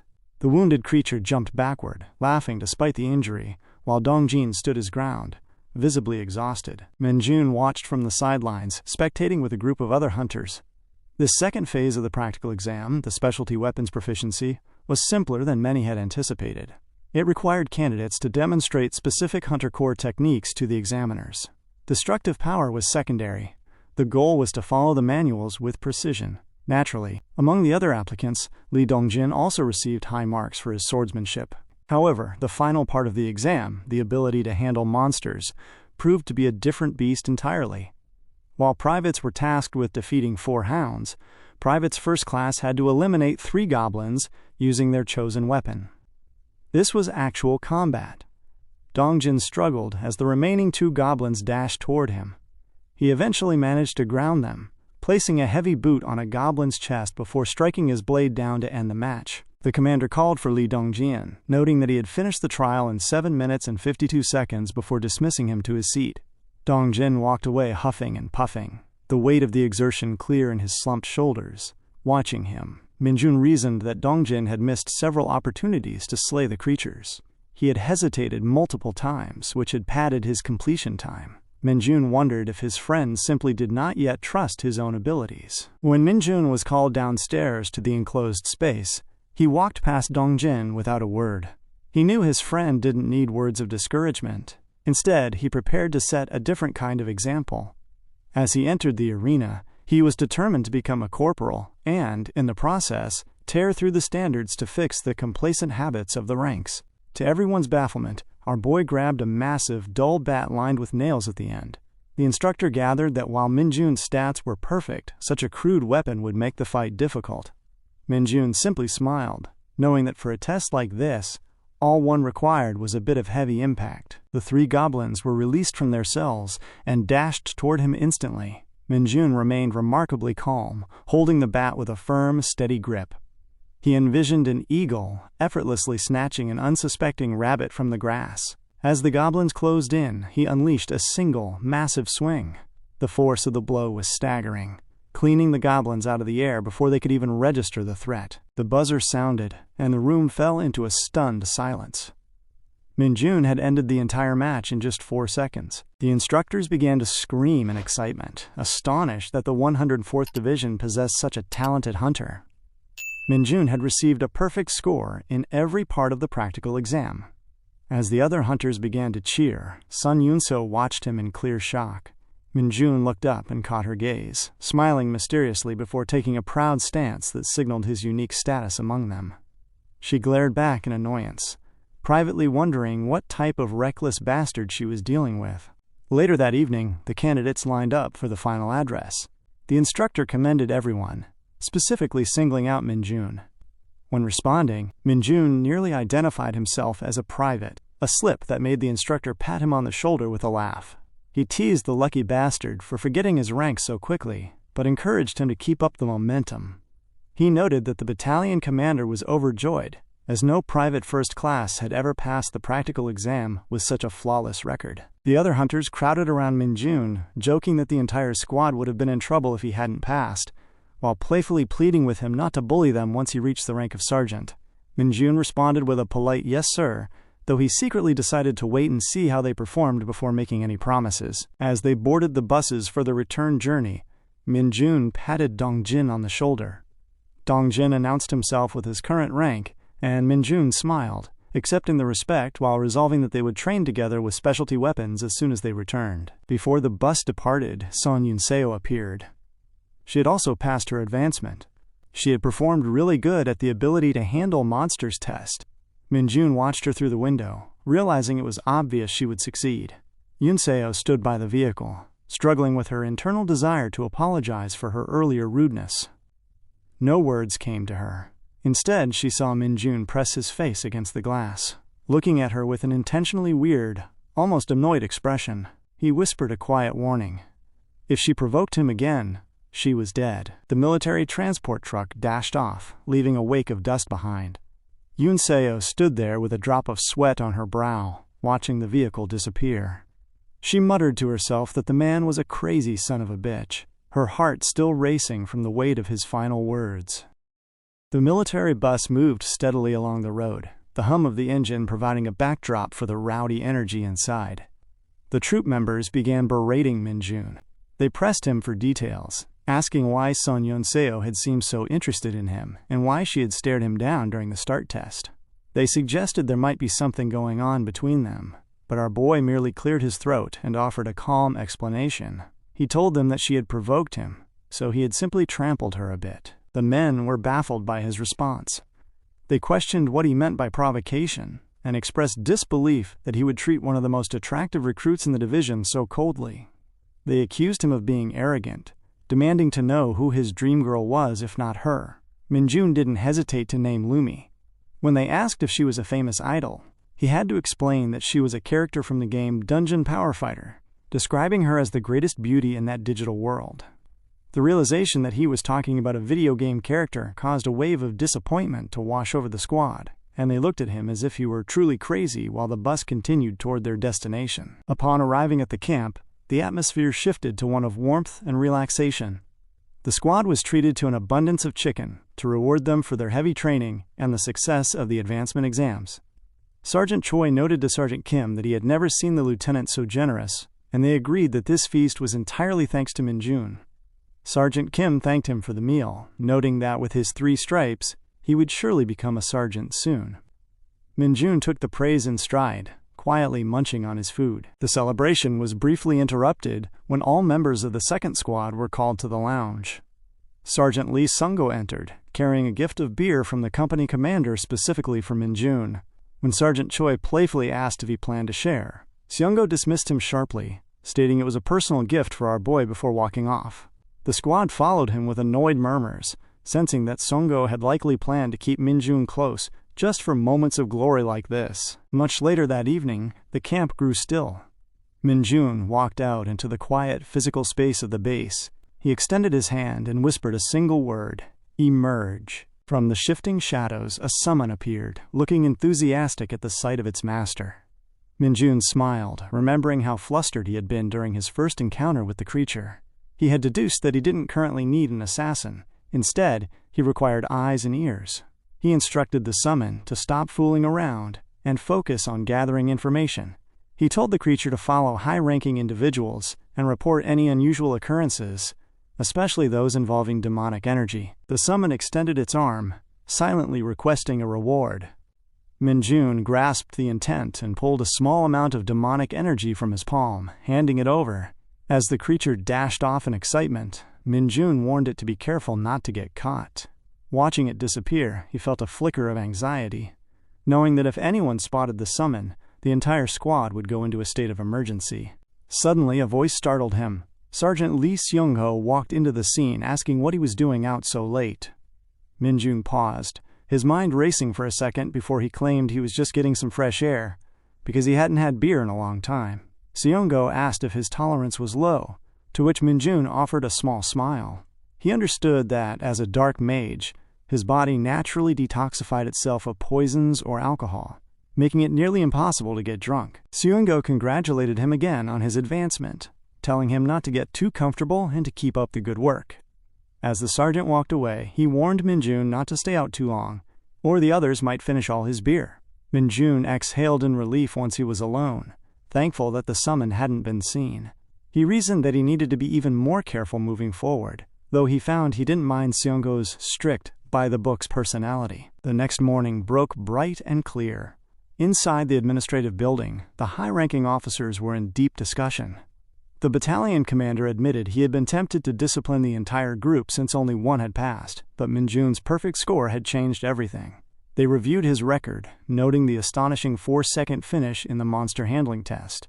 The commander laughed, recalling how Choi Seung-beom from the training center had praised him, but admitted that the boy had far surpassed their expectations. They recounted his bravery during the incident at the oil reserve, where he was the first to leap into action against the middle bats. The commander noted that while Minjoon had become a corporal in less than a month, the way he achieved it was anything but ordinary. He sensed that it was only a matter of time before the entire Hunter Corps knew his name, and the Special Forces Brigade began to observe him closely. He recognized that while he had seen many legends in his time, a new kind of monster was being born. The scene then shifted to a desolate desert landscape. A silhouette stood in the center of a gathering storm of monsters. Lizardmen, golems, and goblins encircled the figure, their roars filling the heavy air with excitement. Among them, massive ogres loomed, casting long shadows over the sand. Our boy, standing at the center of the fray, simply smiled at the surrounding horde. He asked if they had finished gathering, welcoming the weight of the coming battle, prepared to take them all down. The following morning, the weight of the previous night's celebration hung heavily over the second squad. Jung Han-young sat slumped, desperately gulping down recovery drinks to combat a lingering hangover that seemed to have claimed most of the men, until Minjoon walked in. He looked remarkably energetic, showing no signs of the previous day's festivities. The sight baffled Jung Han-young and the others, who looked at him with genuine confusion. They asked if he was truly all right, to which our boy calmly replied that he was completely fine. Han-young called him a monster, unable to fathom how someone could drink so much and look so refreshed. Their conversation was interrupted when Sergeant Lee Seung-ho entered the room. Unlike the others, Seung-ho appeared perfectly upright and fit, explaining that he felt fine after sweating out the alcohol. Minjoon recognized the sergeant's disciplined nature, noting that he was a true soldier through and through. Seung-ho asked if Minjoon had visited the gym yet. When Minjoon admitted he hadn't had the chance, the sergeant encouraged him to use it as much as he liked, reminding him that he was a corporal now. As he walked off, Seung-ho added that the squad's VR device was quite decent and worth a try. This sparked a sudden realization in Minjoon. The legendary Hunter Corps VR room was one of the reasons he had fought so hard for his promotion. He felt a surge of excitement, sensing that it was finally time to see what the system could do. Our boy soon stood before the entrance of the second gym. He opened the door to find a vast, realistic space that lived up to the rumors. He approached the console, clicking through the interface to initiate a simulation. When the system prompted him to select a monster, he chose orcs. However, when asked for the number of enemies, Minjoon smiled, and tapped the plus sign frantically, demanding as many as the system could handle. The device informed him that the maximum capacity was 30. Though he had hoped for a large-scale battle reminiscent of a Warriors series game, he accepted the limit and proceeded to the weapon selection. After finalizing his choices, Minjoon donned the VR headset. The physical space around him dissolved, replaced by the arid expanse of a simulated desert. He stood there in his army fatigues, gripping the familiar nail-lined bat. As 30 orcs materialized and dashed toward him, he didn't feel fear, only a grounded sense of excitement. He swung the bat with a heavy, synchronized motion, striking the first orc with a satisfying impact. The simulation felt remarkably realistic. Even as more orcs charged, Minjoon didn't slow down, smacking them aside and smashing their heads with the bat. The weight of the environment and the sound of the movements made the experience immersive. After a short time, he struck down the final enemy. As the corpses disappeared, he found the encounter lacking. 30 enemies simply died too quickly. Determined to test his limits, he adjusted the settings, selecting 30 units each of goblins, orcs, stone goblins, and lizardmen. Instantly, 120 monsters encircled him, their collective glare creating a heavy, tense atmosphere. Minjoon smiled at the horde, asking if they had finished gathering. As they rushed him from all sides, he held his bat firm and took a steady stance. He greeted them with a grim promise of death before launching into a whirlwind of violence. He made the hunt look easy, breaking teeth and shattering stone skin with synchronized strikes. Golems, orcs, and lizardmen fell in heaps, none of them standing a chance against his speed and power. After the final monster was struck to the ground, the simulation notified him that the battle was complete.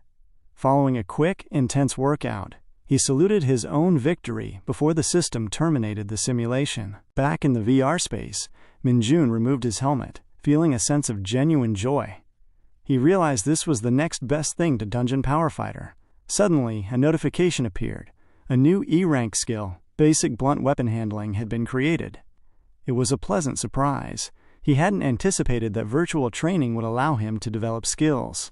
He understood then that he didn't always need a dungeon to grow, resolving to return and master other weapons during his free time. As he walked toward the exit, he encountered Li Dongjin, who was holding an energy drink.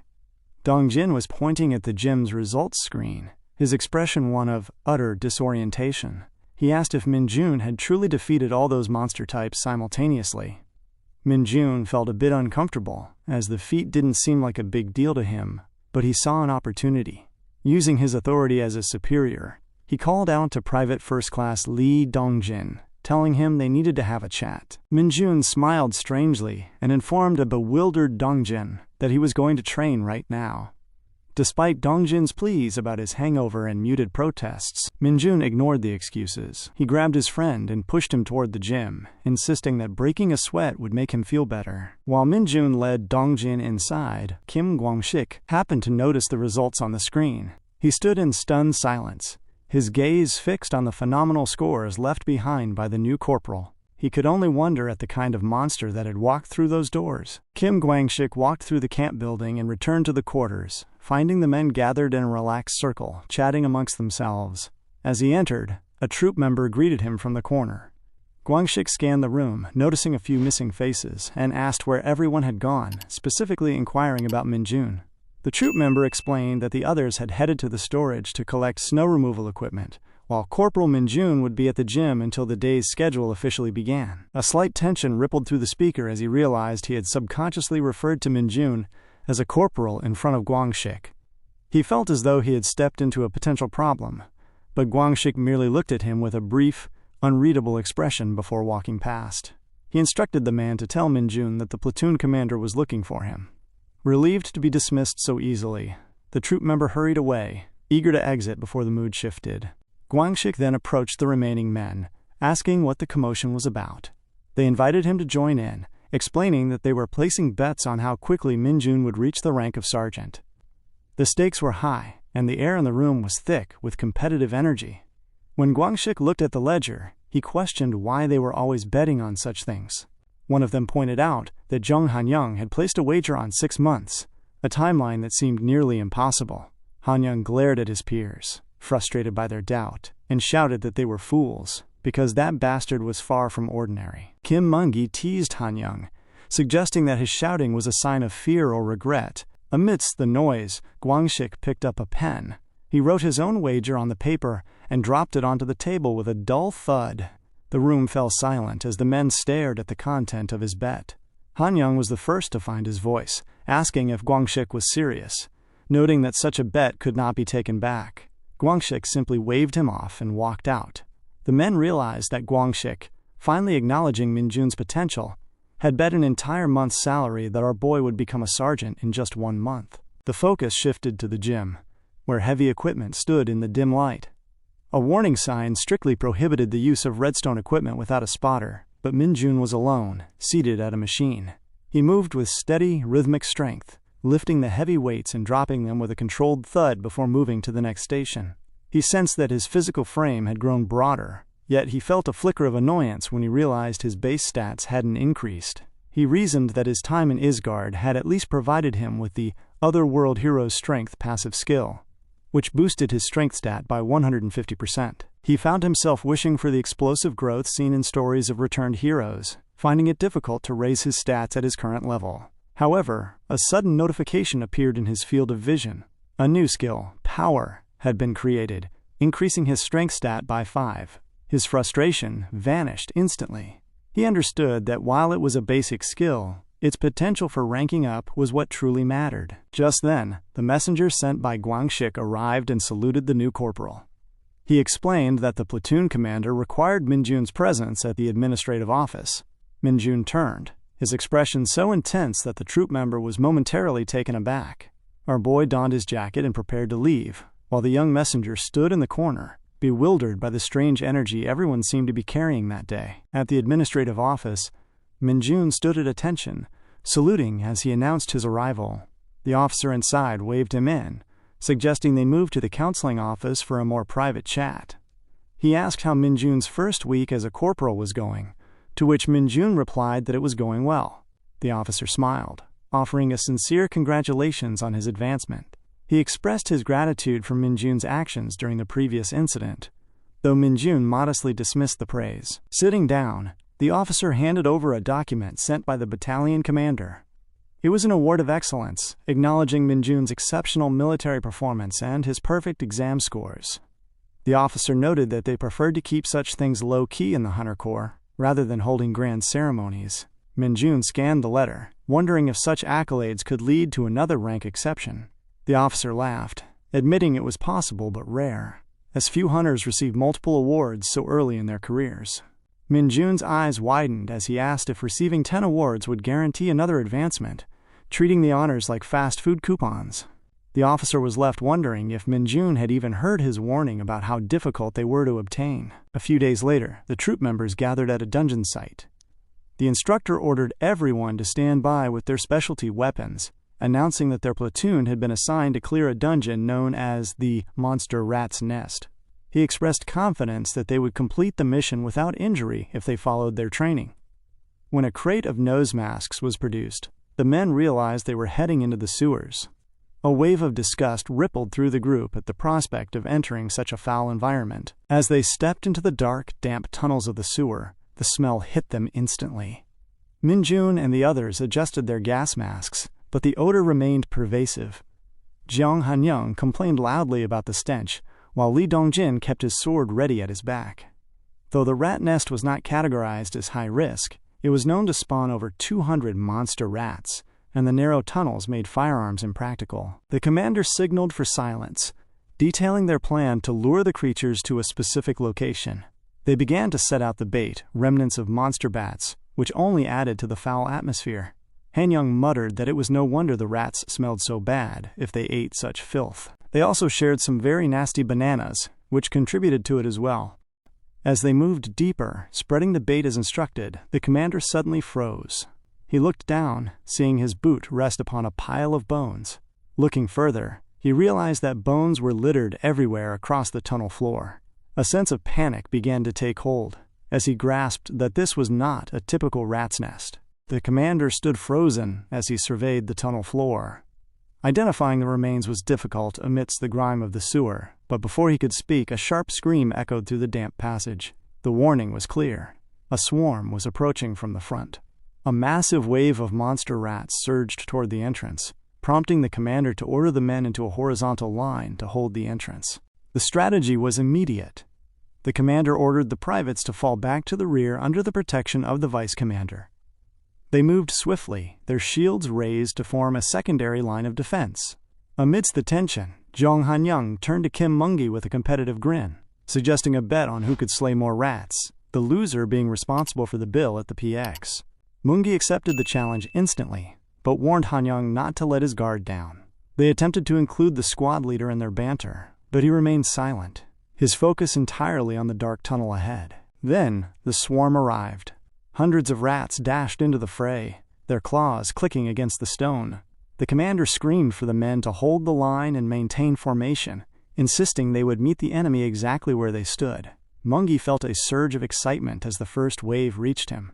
He began slicing through the creatures with fluid sword strokes, while Hanyang used his axes to obliterate any rat within reach.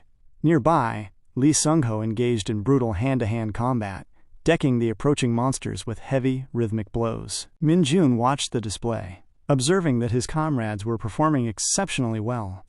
As he spectated, 3 rats attempted to capitalize on his perceived distraction and jumped toward him. Without even taking a step, our boy swung his heavy, nail-lined bat. The movement was a blur of weight and precision, striking the heads of all 3 rats away with ease. He felt a quiet pride for the squad, especially for Kim Minji and Kim Cheolman, who were casually obliterating any creatures that strayed out of range. Their ability to cover such a wide area was evidence that one could advance in rank through sheer competence. Our boy's attention then turned to Lee Dongjin. The young hunter was focused, slicing through the rats with a newfound ease. Minjoon felt like a proud tutor, realizing that Dongjin was finally showing the results of their special training. When a call for help came from a corner of the tunnel, Dongjin responded instantly, screaming that he was on his way as the squad continued to thin the horde. The formation was top-notch, and the battle seemed to be nearing its end until a fresh series of screeches tore through the air. A massive horde was now approaching from the rear. The commander redirected the 1st and 4th squads to handle the new threat, ordering the privates to back away slowly behind their shields. The hunters surrounded the rats in a unique, concentrated display of force, striking down the majority of the swarm. Sergeant Choi and Sergeant Kim encouraged the men to hold on, sensing the end was near. Suddenly, a strange sensation washed over Minjoon. Despite the gas mask, he sensed a heavy, cloying demonic energy. He looked around frantically before realizing the source was beneath them. He screamed a warning just as the ground began to crack. The captain looked down in shock, a split second before the floor exploded.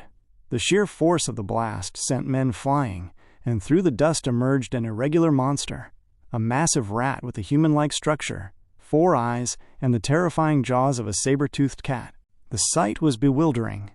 Looking at the bones littered nearby, the commander reasoned that this beast had been feeding on its own kind. The irregular let out a deafening screech and focused its gaze on the fallen Kim Gwangshik.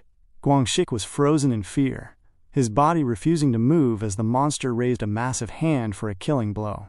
From across the chaos, Kim Minji screamed for him to run, but Gwangshik could only cover his face in a desperate final gesture. Before the claws could descend, Lee Dongjin dashed into the fray. He parried the massive strike, though the force sent his sword spinning away.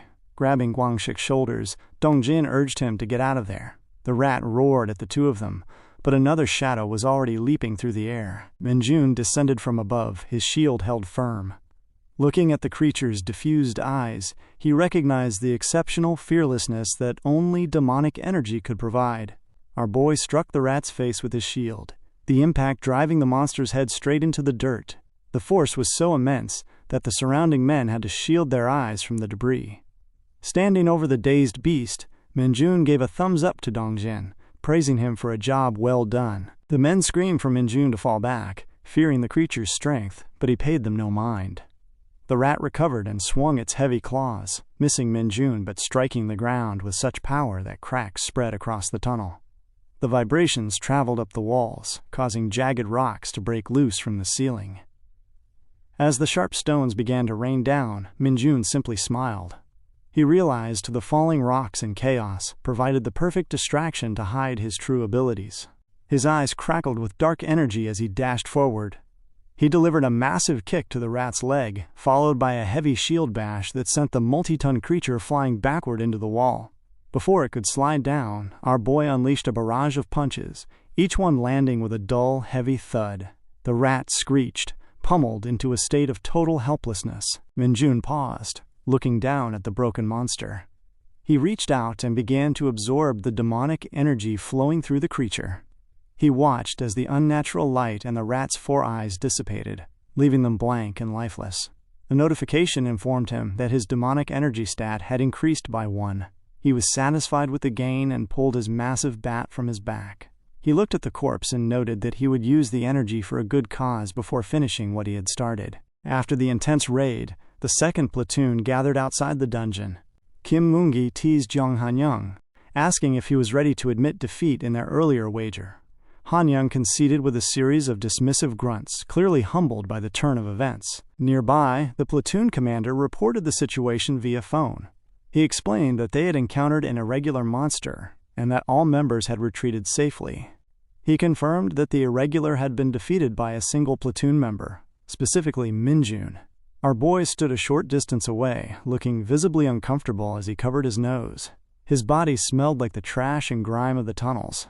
The commander continued his call, requesting a reinforcement task force to secure the area. Jung Han-young sat on the ground, observing that from mosquitoes to monsters, nothing on the front lines seemed normal.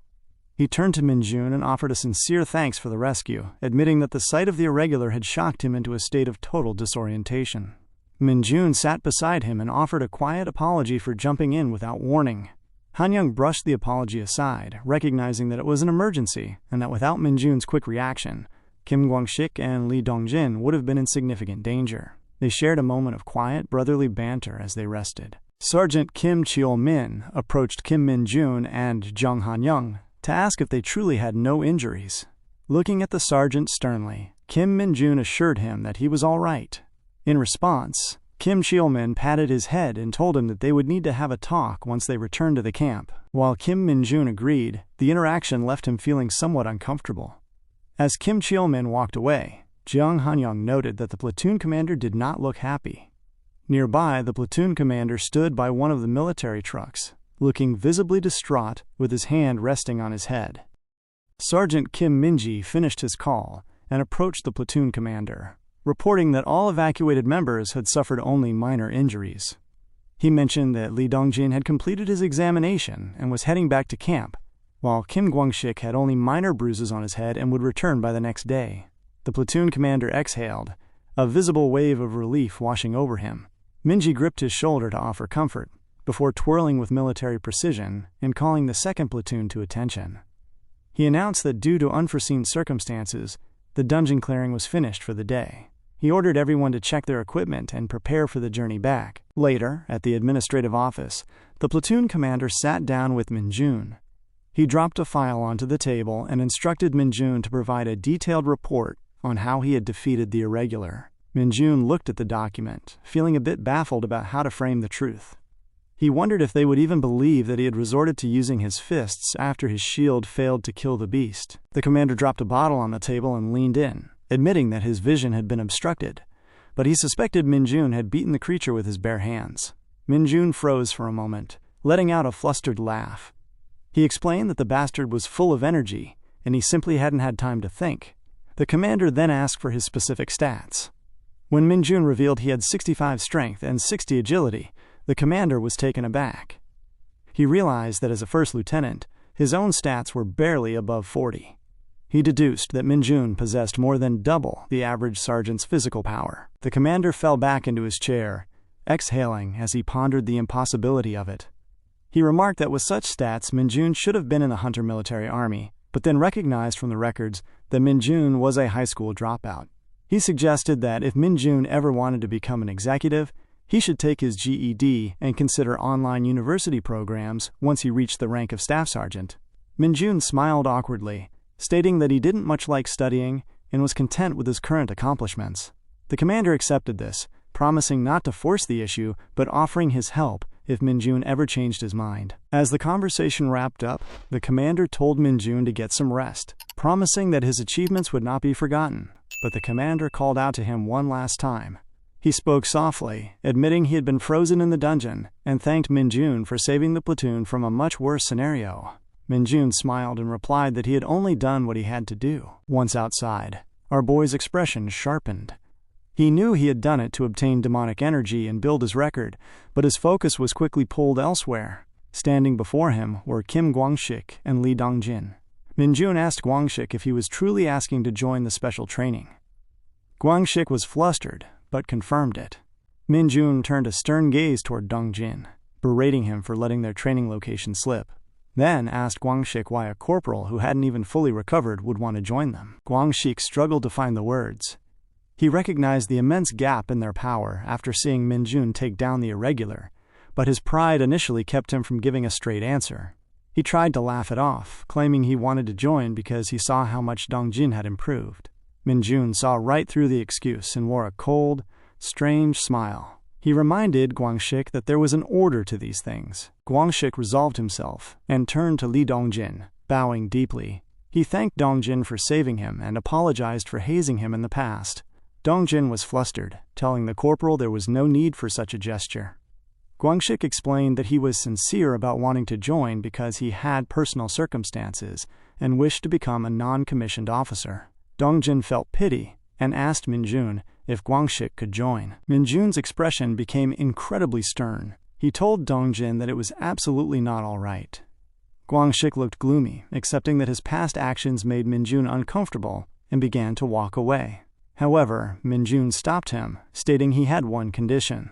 Gwangshik's ears perked up instantly. Minjoon told him that if he acted like a pigeon for the next 24 hours, he would reconsider. Gwangshik was initially annoyed, his temper flared, but he quickly realized he had no other choice. Despite the veins popping on his forehead, he forced a smile and began making cuckoo pigeon sounds. Dongjin watched in pure discomfort, but our boy laughed loudly at the sight. Here comes a pigeon. The scene shifted far beyond the borders of Korea, back to Isgard. A heavy silence filled the stone halls, broken only by the rhythmic creaking of a cage being rolled across the floor. Walking before him was the priestess, her steps light and deliberate. She paused, offering a brief word of praise for his work. The bodyguard stopped, staring at her for a moment before the weight of his thoughts forced him to speak. He asked her how much longer she intended to continue this path. The priestess didn't break her stride, simply glancing back with a stern, hollow expression before answering that she didn't know. She approached the cage and opened a small viewing slit. Inside, a strange, trapped beast stirred in the shadows. She showed no reaction to the creature's presence and calmly slid the latch shut. As the torturer addressed her as Saint, the priestess stretched forth her hand. A magic circle hummed into existence on the stone floor, glowing with a cold, ethereal light. She described the act as a gift for the man who had left them, her voice carrying a cynical, deranged edge. She reasoned that when it came to revenge, there was no such thing as too much. The warmth of that cold vengeance faded as the scene cut back to the military base in Korea. The air was filled with the sound of shovels biting into the earth. Sergeant Cho was grumbling, noting that they had barely returned from the dungeon before being put to work on camp construction. Beside him, Sergeant Kim questioned the utility of these structures, wondering if such physical barriers truly offered protection against monsters. Sergeant Cho glanced at the other men in the battalion, all of them laboring in the dirt, and simply remarked that no one really knew. Their work was interrupted by the arrival of a military truck. Both sergeants stood stunned for a moment before Kim realized that the shipment of Stetl had finally arrived. The men hurried toward the vehicle, carefully unloading the heavy material and arranging it on the ground. Among those working was Kim Gwangshik, who labored under the weight of a Stetl block. He explained to those nearby that they called the material Stetl because its composition, somewhere between stone and metal, was a mystery. It was deceptively heavy and incredibly hard, which was precisely why it was used for camp fortifications. He began to explain that the material was harvested from specific dungeons, but his explanation faltered when he felt a sharp gaze. Minjoon was glaring at him, asking if he had said something. Gwangshik immediately silenced himself, awkwardly claiming he had said nothing and was merely offering information in case someone was curious. The work continued, the rhythmic thud of blocks meeting the earth echoing through the site.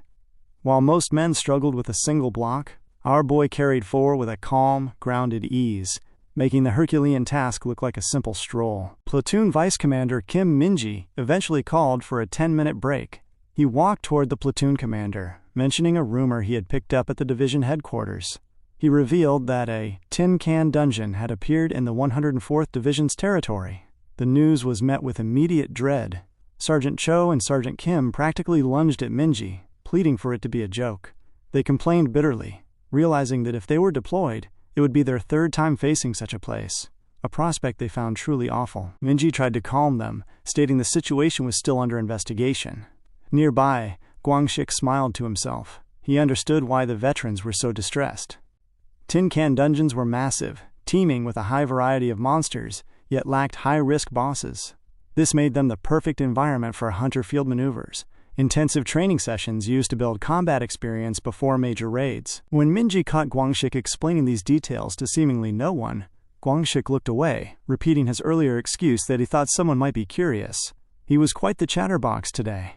Minjoon, however, remained focused. He initially wondered why the others were complaining so loudly, but when the platoon commander pointed out that divisional training was a prime opportunity to build accomplishments, Minjoon's perspective shifted. Our boy recognized that more accomplishments meant more awards of excellence. He smiled in quiet excitement, realizing that the front lines offered endless opportunities for advancement. Suddenly, Minjoon noticed a shadow flickering unnaturally at his feet. Seeing something peering out from the darkness, he acted instantly. He smashed his boot down onto the shadow's face, pinning it to the earth. He glanced toward the sergeants to ensure no one had witnessed the movement. Satisfied that they were still preoccupied with their bickering, he placed a hand on the ground to commune with his summon. As his mind submerged into the summon's memory, he saw a vision of a lady and a man discussing a crisis. They spoke of an irregular monster in Yanggu that had appeared in a military area, causing investigation team members to lose consciousness. The man decided to leave the perimeter control to regular soldiers, prioritizing a dungeon in a civilian area in Hongqian instead. He ordered the hunters to retreat from Yanggu for the time being. Minjoon's consciousness returned to the camp. He looked down at the summon beneath his boot, which was barely gasping for breath, and wore a fierce, knowing smile. He deduced that he had a new plan in motion. It was time to request a day off. Minjoon stood within the quiet of the apartment, putting on a regular hoodie, which he had zipped all the way to the top. He glanced around the corner, ensuring everything was packed, his eyes momentarily lingering on the family photographs adorning the walls. These were portraits of his commander's parents, but it was not his home. The weight of the favor reminded him of his conversation with the commander earlier that day. The sergeant had approached him, questioning why our boy was exerting himself so much at the construction site, carrying far more statal than the other troop members. It had seemed as though Minjoon was desperate to finish the labor early to secure his leave, but the commander's concern didn't stop there. He noted that Minjoon's home address was currently in a restricted zone, and asked where he had stayed during his last break. When Minjoon admitted to staying in a PC room, the commander had looked surprised. He pressed a key into Minjoon's palm, explaining that it belonged to his parents' vacant apartment in Gangwon-do. Though Minjoon initially hesitated, the commander insisted, handing him a slip of paper with the address in Chuncheon. He mentioned that even if Minjoon didn't stay the entire half of his leave, it was far better than a noisy internet cafe. Inside the office, after that exchange, the commander had sat at his desk, visibly exhausted. He looked through Minjoon's personnel records, his gaze hardening, as he saw that both of Minjoon's parents were listed as missing. He had exhaled slowly, staring out the window toward the horizon. Back in the present, Minjoon looked at the commander's family photo one last time before pulling his hoodie over his head. He stepped toward the door, knowing it was time to get going. The journey led him to the Yanggu bus terminal. Minjoon walked through the streets with a deliberate, steady pace, his mind submerged in the memories shared by his summon. He knew the target was a specific school in Yanggu. Upon arrival, he saw the area teeming with security guards and soldiers, who had already established blockades and were clutching their weapons. Our boy moved like a shadow, running across rooftops to avoid their watchful sight.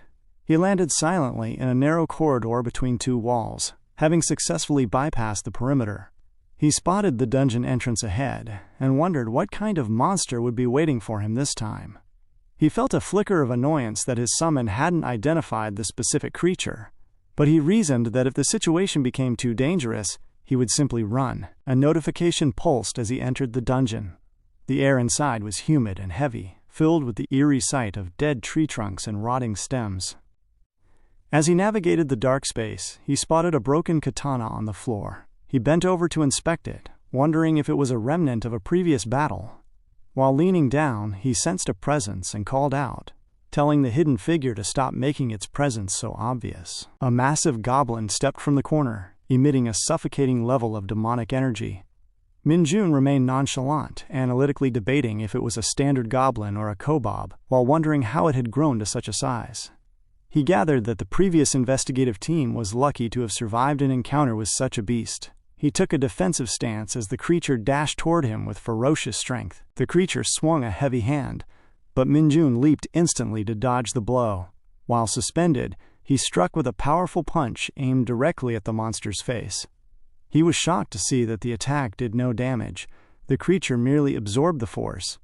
Before it could react, our boy delivered a swift, uppercut-style kick that sent the massive goblin levitating into the air from the sheer momentum. Minjoon landed and noted with annoyance that the beast was incredibly sturdy. The monster roared, crashing back toward him, but Minjoon dodged again. He smiled, warning the creature to watch out, as he activated his corruption skill on the ground. The earth gave way, causing the goblin to stumble and roll. Seizing the moment, Minjoon unleashed a barrage of punches against the vulnerable creature's face. He laughed, noticing that the beast wasn't even blocking, only soaking up the hits. However, for the first time, the monster moved its arm to deflect an attack. Minjoon recognized that the creature was desperately protecting a specific spot on its body.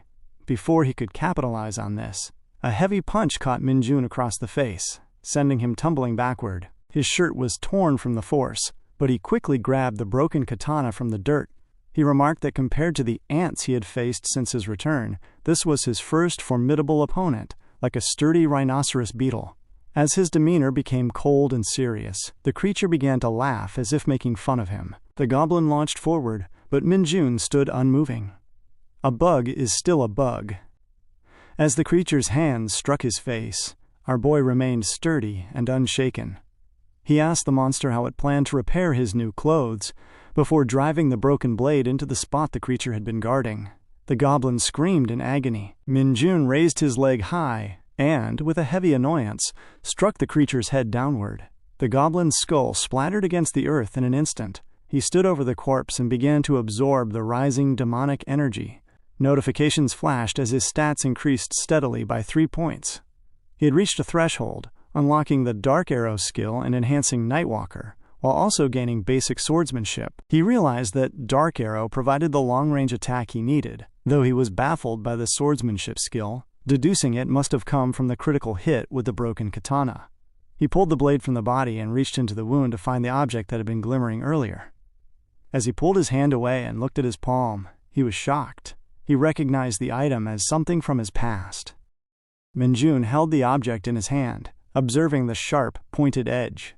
He turned the fragment over slowly, analytically wondering if it was a stray arrowhead or a chipped piece from a sword. It looked familiar, and he questioned if this was the work of the investigative team. The quiet moment was interrupted by the skittering sounds of more kobolds emerging from the damp shadows. Minjoon stood up and slid the fragment into his pocket, noting that since these newcomers lacked demonic energy, they would be easy to handle. He felt a surge of excitement. He had been looking for an opportunity to test his new skills. He began to cultivate dark energy in his palms, the environment growing still as he prepared to see the power of an E-rank skill. With a steady movement, he unleashed a barrage of dark arrows, piercing the chests of the kobolds with effortless precision. Despite having finished his mission, our boy decided to stay a bit longer to clean up the mess. He looked at a surviving creature with a menacing smile, asking where the rest of its friends were hidden. After some time had passed, Minjoon walked out of the dungeon and he looked back over his shoulder and winked, satisfied that the dungeon was cleared. A faint purplish glow clung to him, and he declared that it was time to play Dungeon Power Fighter. The scene then shifted to the military operation. The platoon was on the move, but the atmosphere was heavy with exhaustion. Troop members struggled to keep pace behind the soldiers as they marched. Minjoon walked among them, looking refreshed after a satisfactory day off that had included dungeon clearing and a quiet meal of spaghetti while playing video games. His light mood was dampened by the grievous state of the platoon when he returned. Everyone looked distraught as Jiang Hanyang grabbed Minjoon, his voice trembling as he noted that they were facing a tin can dungeon for a hunter field maneuver. This was a division-class training exercise designed to simulate numerous emergencies. As they moved toward a hill, the platoon leader signaled for everyone to get ready. Sporadic movements flickered in the distance as small, black, ball-like creatures rolled into the clearing. These dark balls suddenly leaped into the air, revealing mouths filled with sharp teeth. The commander screamed for all troops to put away their specialty weapons and ready their firearms. Minjoon took his position, finding a strange sense of fun in the chaos. Upon the order to fire at will, the hillside erupted in the steady sound of gunfire. The dark balls were being shot down, but they were difficult targets. Minjoon warned the others that the creatures had tough skin and could float, making them hard to hit with melee weapons. He urged the troops to defeat them before they got any closer. But when they arrived, the commander ordered a ceasefire, telling everyone to prepare for close combat. Only 3 monsters remained, but they were jumping with increased speed. The commander warned that if the creatures began to suck human blood, the fight would become much harder. Minjoon deduced that if too many troop members were taken out by injuries, their platoon score would hit rock bottom. Our boy refused to let that happen. As a dark ball lunged forward, Minjoon intersected the attack. He kicked the creature with a heavy, grounded force, propelling it high into the sky. The soldiers stared in astonishment at the height the ball reached. Minjoon smiled, briefly wishing he could use his dark arrows. But he simply continued to kick the remaining balls upward, turning them into easy targets for the shooters. The commander ordered everyone to fire at the airborne targets, and the threat was resolved in no time. A 10-minute break was called, and the men were told to check their equipment. As the commander passed Minjoon, he offered a nod of acknowledgement. Even Guangxik gave him a thumbs up as the men sat down to rest. Sergeant Cho grumbled about the intensity of the training, wondering why it felt so much harder than before. Sergeant Kim whispered a rumor that this wasn't a true tin can dungeon. He mentioned that a boss monster had been present, but was captured alive by General Du. The subordinates of the general had been baffled by the feat, but the general had simply declared the zone ready for training. They had locked the boss away to prevent the dungeon from being cleared, turning it into a training ground. The sergeants were weeping with frustration when Kim Minji grabbed them, telling the lazy bums that the break was over. As Minji dragged them along, he acknowledged that General Du, the 2-star general from the Hunter Corps, was truly skilled. The commander led them toward their next location but suddenly froze, his face turning red with shock. The rest of the platoon paused, following his gaze. Sitting on the ground before them was General Du.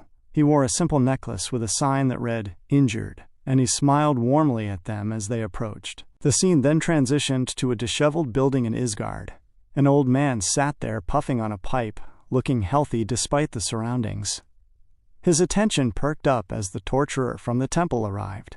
The old man noted the bodyguard had returned quickly, deducing that he must have broken his weapon. The torturer looked disappointed as he handed over a sword.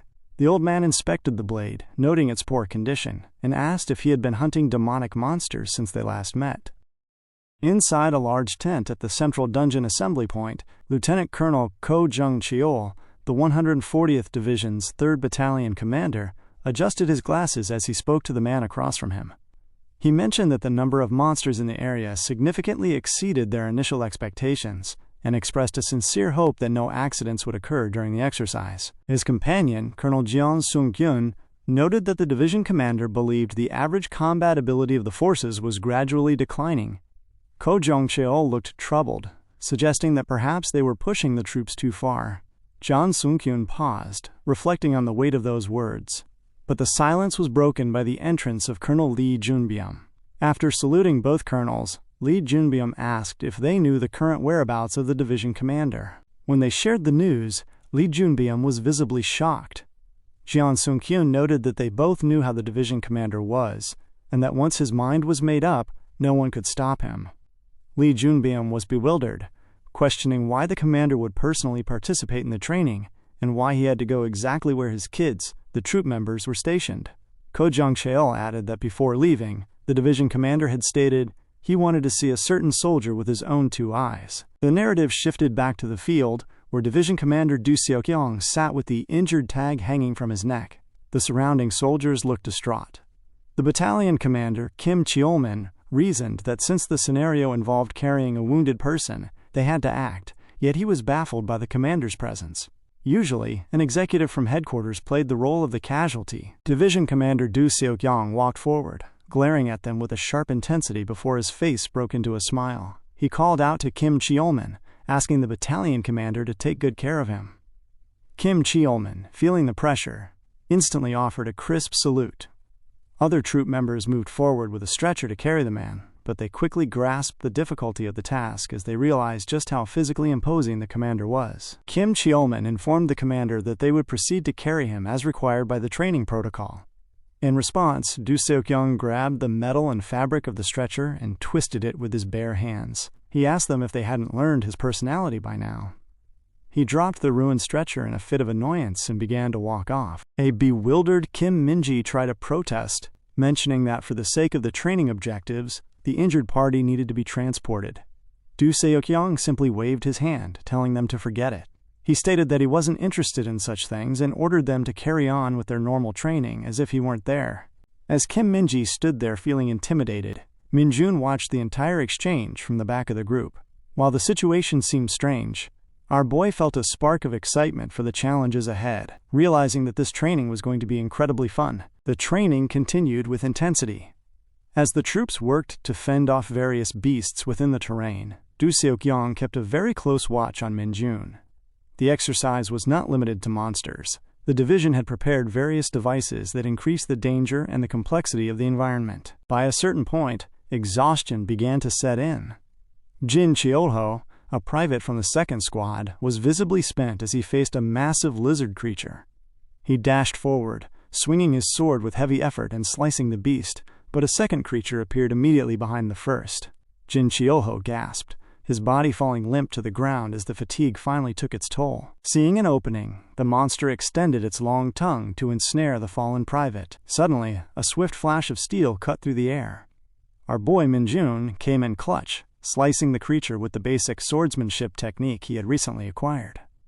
He reasoned that although it was a primitive skill, it increased his power significantly, and he suspected he might even level up before the training ended. Minjoon extended a hand to Jin Cheolho and pulled him to his feet. While other troop members were busy laying waste to the lizardmen nearby, Jin Cheolho offered his sincere thanks. Minjoon gave him a brief glare before dashing through the space, striking down monsters that were threatening other soldiers. He moved with a heavy, lethal efficiency, taking down targets so swiftly it surprised everyone present. Du Seok-young observed this performance with focused interest. He was aware that these hunter field maneuvers were considered the toughest to date. When a monster tried to sneak up behind the division commander himself, he didn't even turn around. He simply threw a single punch. The impact sent the monster flying across the space. Eventually, the battalion commander, Kim Cheolman, called out to the troops. He announced that they would be taking a break and encouraged everyone to do their best until the end. He turned to Minjoon, asking if he was holding up all right, to which Minjoon confirmed he was doing well. Our boy was sure of one thing. He had made a very memorable impression on the division commander, who was currently smiling as he watched him. Meanwhile, in the northern part of the dungeon, the female troop members were engaged in their own struggle. They were breathing heavily as they fought off a swarm of dark balls. One of the creatures lunged, but Hunter Sun Yun-seo moved with a sudden, sharp grace, her sword flashing as she slashed it mid-air. The creature splattered against the ground, marking the last of the immediate threats. One of the women complimented Sun Yun-seo on her incredible skill. However, in that moment of respite, another creature launched itself from the shadows, targeting the woman who was speaking. The lady only caught wind of the attack at the last second. Her cap went flying, and she tumbled toward the earth. Sun Yun-seo reacted with startling speed. By the time the lady on the ground could turn her head, she saw Sun Yun-seo behind her, using her sword to block the dark ball's momentum. However, the force of the intervention had pushed Sun Yun-seo into a vulnerable position at the edge of a cliff. She looked downward as she struggled to hold the creature back, realizing she was about to fall. The day's frantic activity transitioned into a quiet evening as the troop members gathered to discuss the hectic events. Within the resting area, Kim Min-ji and the battalion commander, Kim Cheolman, were speaking quietly until the division commander, Du Seok-young, approached them. He noted with a smile that the entire platoon had managed to progress this far without any major injuries, remarking on the competence of the platoon commander. Kim Cheolman's interest was piqued by the sudden praise, though he felt a faint sense of discomfort as the commander gripped his shoulder. He credited the success to the great troop members, but Do Seok-young looked at him sternly, insisting that managing such members was a testament to his own leadership. The commander then turned his gaze toward Minjoon, who was standing with a stern expression. Without warning, Do Seok-young grappled our boy by the neck, questioning his balance and asking if his left hand was merely assisting his movements. Minjin, caught in a vulnerable position, quickly apologized. In the corner, 2 troop members watched the interaction. One of them turned to the other and asked if this was his second hunter field maneuver. When the corporal confirmed it was, the troop member turned to the place marked with "Do not enter" and asked what that was, to which the corporal pointed out that that space was known as the hole. Just then, Kim Cheolman called for the troops to line up for movement. As they began to march, the curiosity of the troop members persisted. They questioned the corporal about the meaning of the hole. The corporal gathered that they must have slept through the dungeon information session. He explained that while much about the phenomenon remained a hypothesis, the hole was believed to be a space where the dungeon's connection is lost, potentially leading to another dungeon through a gate. He noted that these random spots were effectively borders where the physical space ceased to be continuous. When asked what happens to those who enter a dungeon hole, the corporal smiled. He mentioned that while it was hard to believe, the theory was that one would be teleported back to a random location within the dungeon. The troop members were a bit distraught by the idea, but they continued their chatter as the march progressed. Suddenly, the platoon commander halted. He moved forward to investigate an obstruction, and the entire group was stunned by what they found. Minjoon recognized the figure immediately. It was Sun Yunseo. She was lying unconscious on the ground, having apparently fallen from the cliff. After providing medical aid and helping her regain her strength, the platoon sat on the ground to allow her a moment of recovery.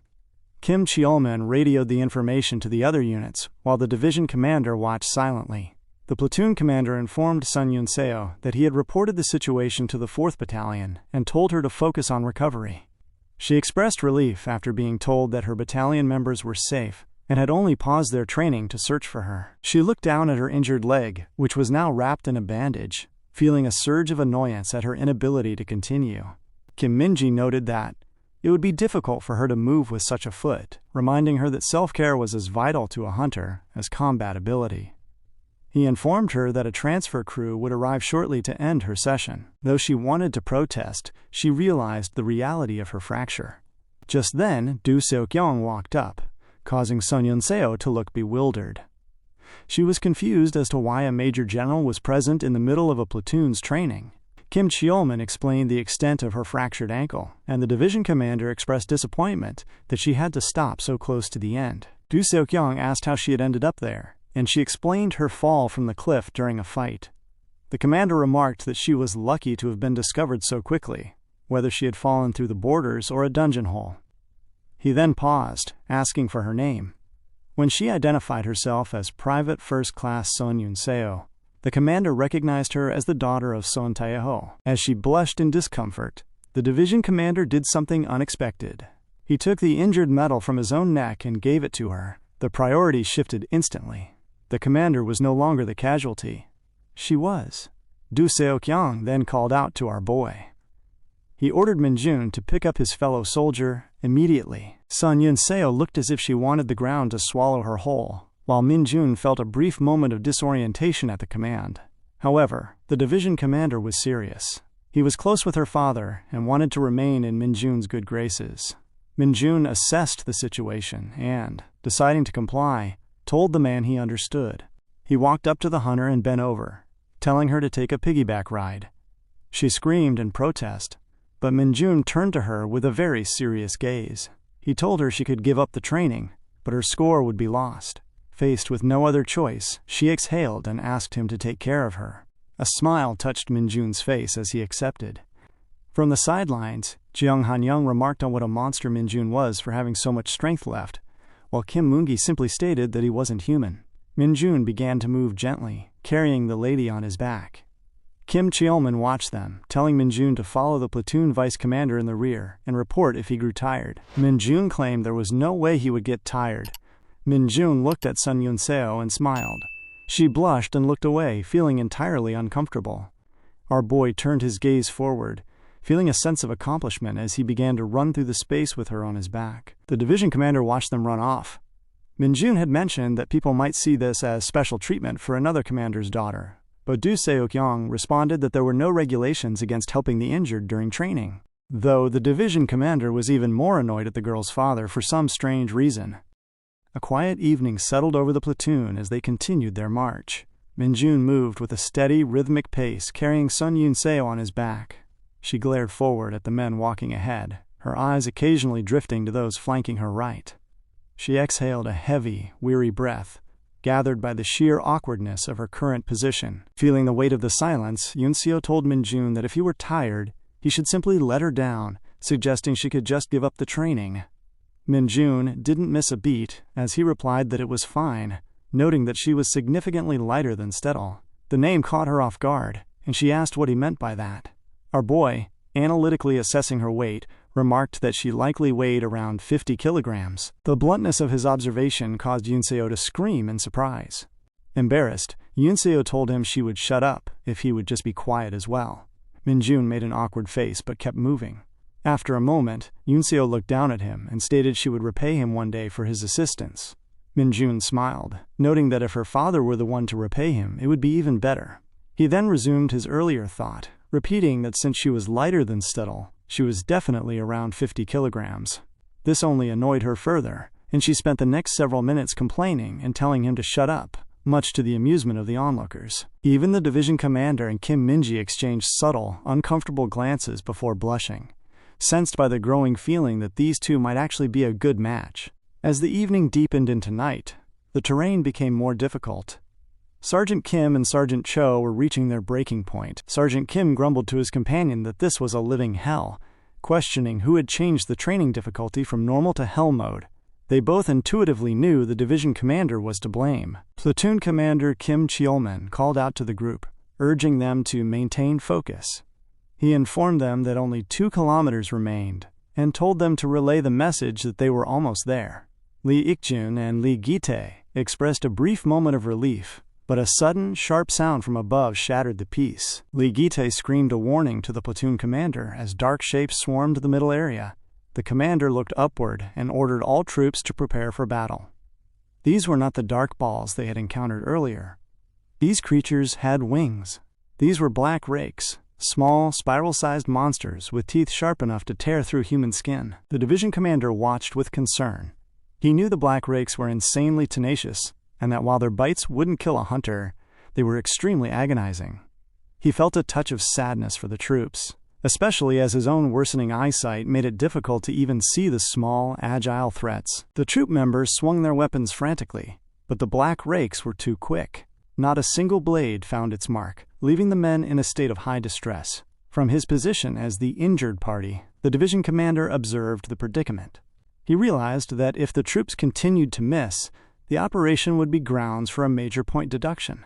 The men were at a pure disadvantage, exhausted, hindered by low visibility, and facing a swarm that dodged every strike to deliver sharp, stinging bites. Kim Min-ji felt a wave of discomfort watching the troop members struggle. He knew a failure here could lead to massive point losses, but he decided to trust the platoon commander and wait for a command. However, the mention of point deductions was all it took for Minjoon to flare up. Suddenly, our boy dashed forward with Yun-seo still on his back. She screamed at him, asking where he thought he was going, but Minjoon ignored her, his mind fixed on his goal. He stopped in front of the platoon commander and asked for a chance to assist. Kim Cheolman was baffled, questioning how he could help while carrying an injured soldier. Minjoon looked him in the eye, determined not to lose points, and insisted he could do it because everyone else was at their limits. The platoon commander relented, asking for the plan. Minjoon leaned in and whispered his strategy, causing Kim Cheolman to look shocked. Yun-seo was equally dismayed, pleading with Minjoon not to go through with it. She was bewildered by the strange nature of his plan, but the platoon commander steadied his resolve. He gave Minjoon exactly one chance, striking him on the chest in a gesture of acceptance. Yun-seo couldn't fathom how the plan made sense. The platoon commander ordered everyone to move behind Minjoon and prepare to open fire. The division commander was shocked, wondering if they really intended to shoot the agile creatures down with standard rifles. Minjoon grabbed his gun and told Yunseo to hold on tight.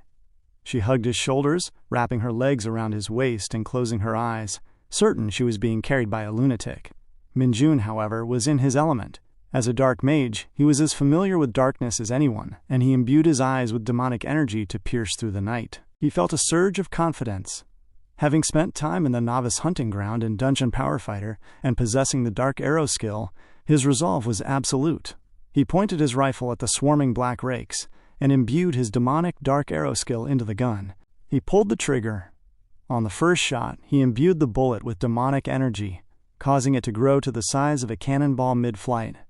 Before the black rakes could even swerve, the massive dark projectile grazed one and took a huge chunk out of it, killing it instantly. Yunseo was stunned, wondering how he had managed such a feat. Minjoon smiled maniacally. It was impossible for the creatures to dodge a bullet that had been transformed into a heavy sphere of demonic energy, especially in the dead of night where his dark arrows were invisible. He began to fire multiple rounds, laughing as the black rakes were unable to deflect or dodge his shots. The platoon watched in absolute awe. One by one, the agile monsters fell to the ground, struck down by a monstrous, incredible feat of marksmanship. Minjoon stood victorious, looking down at the fallen swarm. The other men stared at him, realized that what our boy had just accomplished in mere seconds was simply too much to believe. The heavy sound of marching boots finally gave way to the steady rhythm of the camp as the platoon arrived at their destination. Platoon Commander Kim Cheolmin led the group into the quarters, where the men waiting at the station began to offer a warm round of applause. The troop members exhaled in collective relief, their bodies sagging as they realized the grueling exercise was finally over. A silver-haired soldier stepped forward, his voice clear as he announced that all members of the 2nd Platoon, 2nd Company, 2nd Battalion had passed. The news sparked a surge of excitement. Minjoon smiled broadly, his face glowing with a hard-earned confidence that was mirrored by his comrades. Medics soon arrived with stretchers, and the silver-haired soldier directed them to prioritize the injured first. Kim Cheolmin turned to his men, his face lit with pride. He praised them for their hard work, thanking them for not giving up and holding out until the very end. The troop members exchanged nods of acknowledgement, their voices tired but happy as they congratulated one another. Kim Minji advised them to keep their spirits high for just a bit longer, as they prepared to relocate to the barracks for some much-needed rest. Minjoon lingered for a moment, approaching the medic to ask where he should go to be rewarded for his accomplishments. The question briefly confused a nearby medic, but Kim Cheolmin called out to Minjoon, affirming that he had worked extra hard. The commander noted that Minjoon was the first to take action and had never shied away from danger. Hearing his name and the praise that followed, Minjoon felt a rare touch of bashfulness, even though he knew the recognition was well-deserved. Sun Yunseo quietly asked to be put down. The request brought a slight sense of discomfort to those nearby as Minjoon carefully transferred her to a stretcher. She looked at him and apologized for any inconvenience she may have caused the platoon, offering her sincere thanks. Kim Cheolmin intervened, telling her he was simply glad they were able to finish the training together and urging her not to think of herself as a burden. The quiet moment was shattered by a loud, boisterous laugh. Division Commander Du Seok-yong approached, looking ecstatic. He declared the results great, thrilled that the entire platoon had managed to finish the training. He lunged forward to hug Minjoon, but our boy was too quick, dodging the embrace and slipping behind the commander. Du Seok-yong, undeterred, turned back with wide arms while Minjoon playfully called for help. Sun Yunseo and Kim Cheolmin couldn't help but laugh as they watched the division commander chase Minjoon around, shouting that the success was all thanks to him. The chaos was interrupted by the arrival of Colonel Yo Jinye, the 104th Division's 4th Battalion commander. She walked into the fray with a confident, commanding stride, followed by the colonels who had been observing the training. She walked past the division commander and Minjoon, her focus fixed entirely on Sun Yunseo. She asked about the injury, and Yunseo explained that aside from a light ankle injury, she was fine. Yo Jinye noted how lucky she was, considering she had fallen into a dungeon hole, and ordered the medics to transport her with care. Yo Jinye then turned her attention to Du Seok-yong. She asked how his observation had gone, and requested a private conversation regarding the training. The division commander looked away, appearing a bit uncomfortable as he asked if it had to be right then. Yo Jinye's gaze was stern as she confirmed that it did. By the next morning, the camp was still. Minjoon sat alone in the cafeteria, focused entirely on a mountain of food. The chef brought out a fresh tray of fried chicken, asking if he wanted more. Minjoon was ecstatic, wondering if it was really all right for him to eat all of them. The chef assured him it was fine, as most everyone else was still sleeping. Minjoon didn't want the chef's hard work to go to waste, so he accepted the tray and began to munch on the juicy meat. The chef mentioned that he had heard the second platoon was the best in the division and that the battalion commander had praised Minjoon's accomplishments. He asked if it was true that Minjoon had defeated all the Black Rakes in the middle of the night. Minjoon confirmed that it had turned out that way. The chef marveled at the feat, noting that this had been the worst field maneuver to date, with nearly 70% of some ranks giving up. Minjoon continued to eat, his body shivering slightly with satisfaction as he appreciated the quality of the meal. Elsewhere, Battalion Commander Lee Junbyum walked through the halls with Captain Kim Chinwoo. He observed how quiet the camp was, and the sergeant explained that, since the soldiers were given free time in the morning, the majority were sleeping in. Lee Junbyum smiled, suggesting the bastards should at least get up to eat, but acknowledged how hard everyone had worked. Chinwoo remarked on how cool and unoverbearing the division commander was, but noticed the faces of his superiors darken. In a shared memory, the commanders recalled how Yo Jinye had been quite worked up about the division commander vacating his post without word to participate in the training. While they found her scary, they couldn't defend Do Seokyung's actions. They moved forward, affirming once again that Minjoon was exceptionally talented and had proven himself before the high command. Lee Junbyun noted he was looking forward to the upcoming monthly meeting. At the 140th Division headquarters, Do Seokyung was reading through reports while Yo Jinye sat poised, drinking tea. He asked about Sun Yun-seo's recovery, and Yo Jinye informed him that it wasn't a fracture and she would resume her duties tomorrow.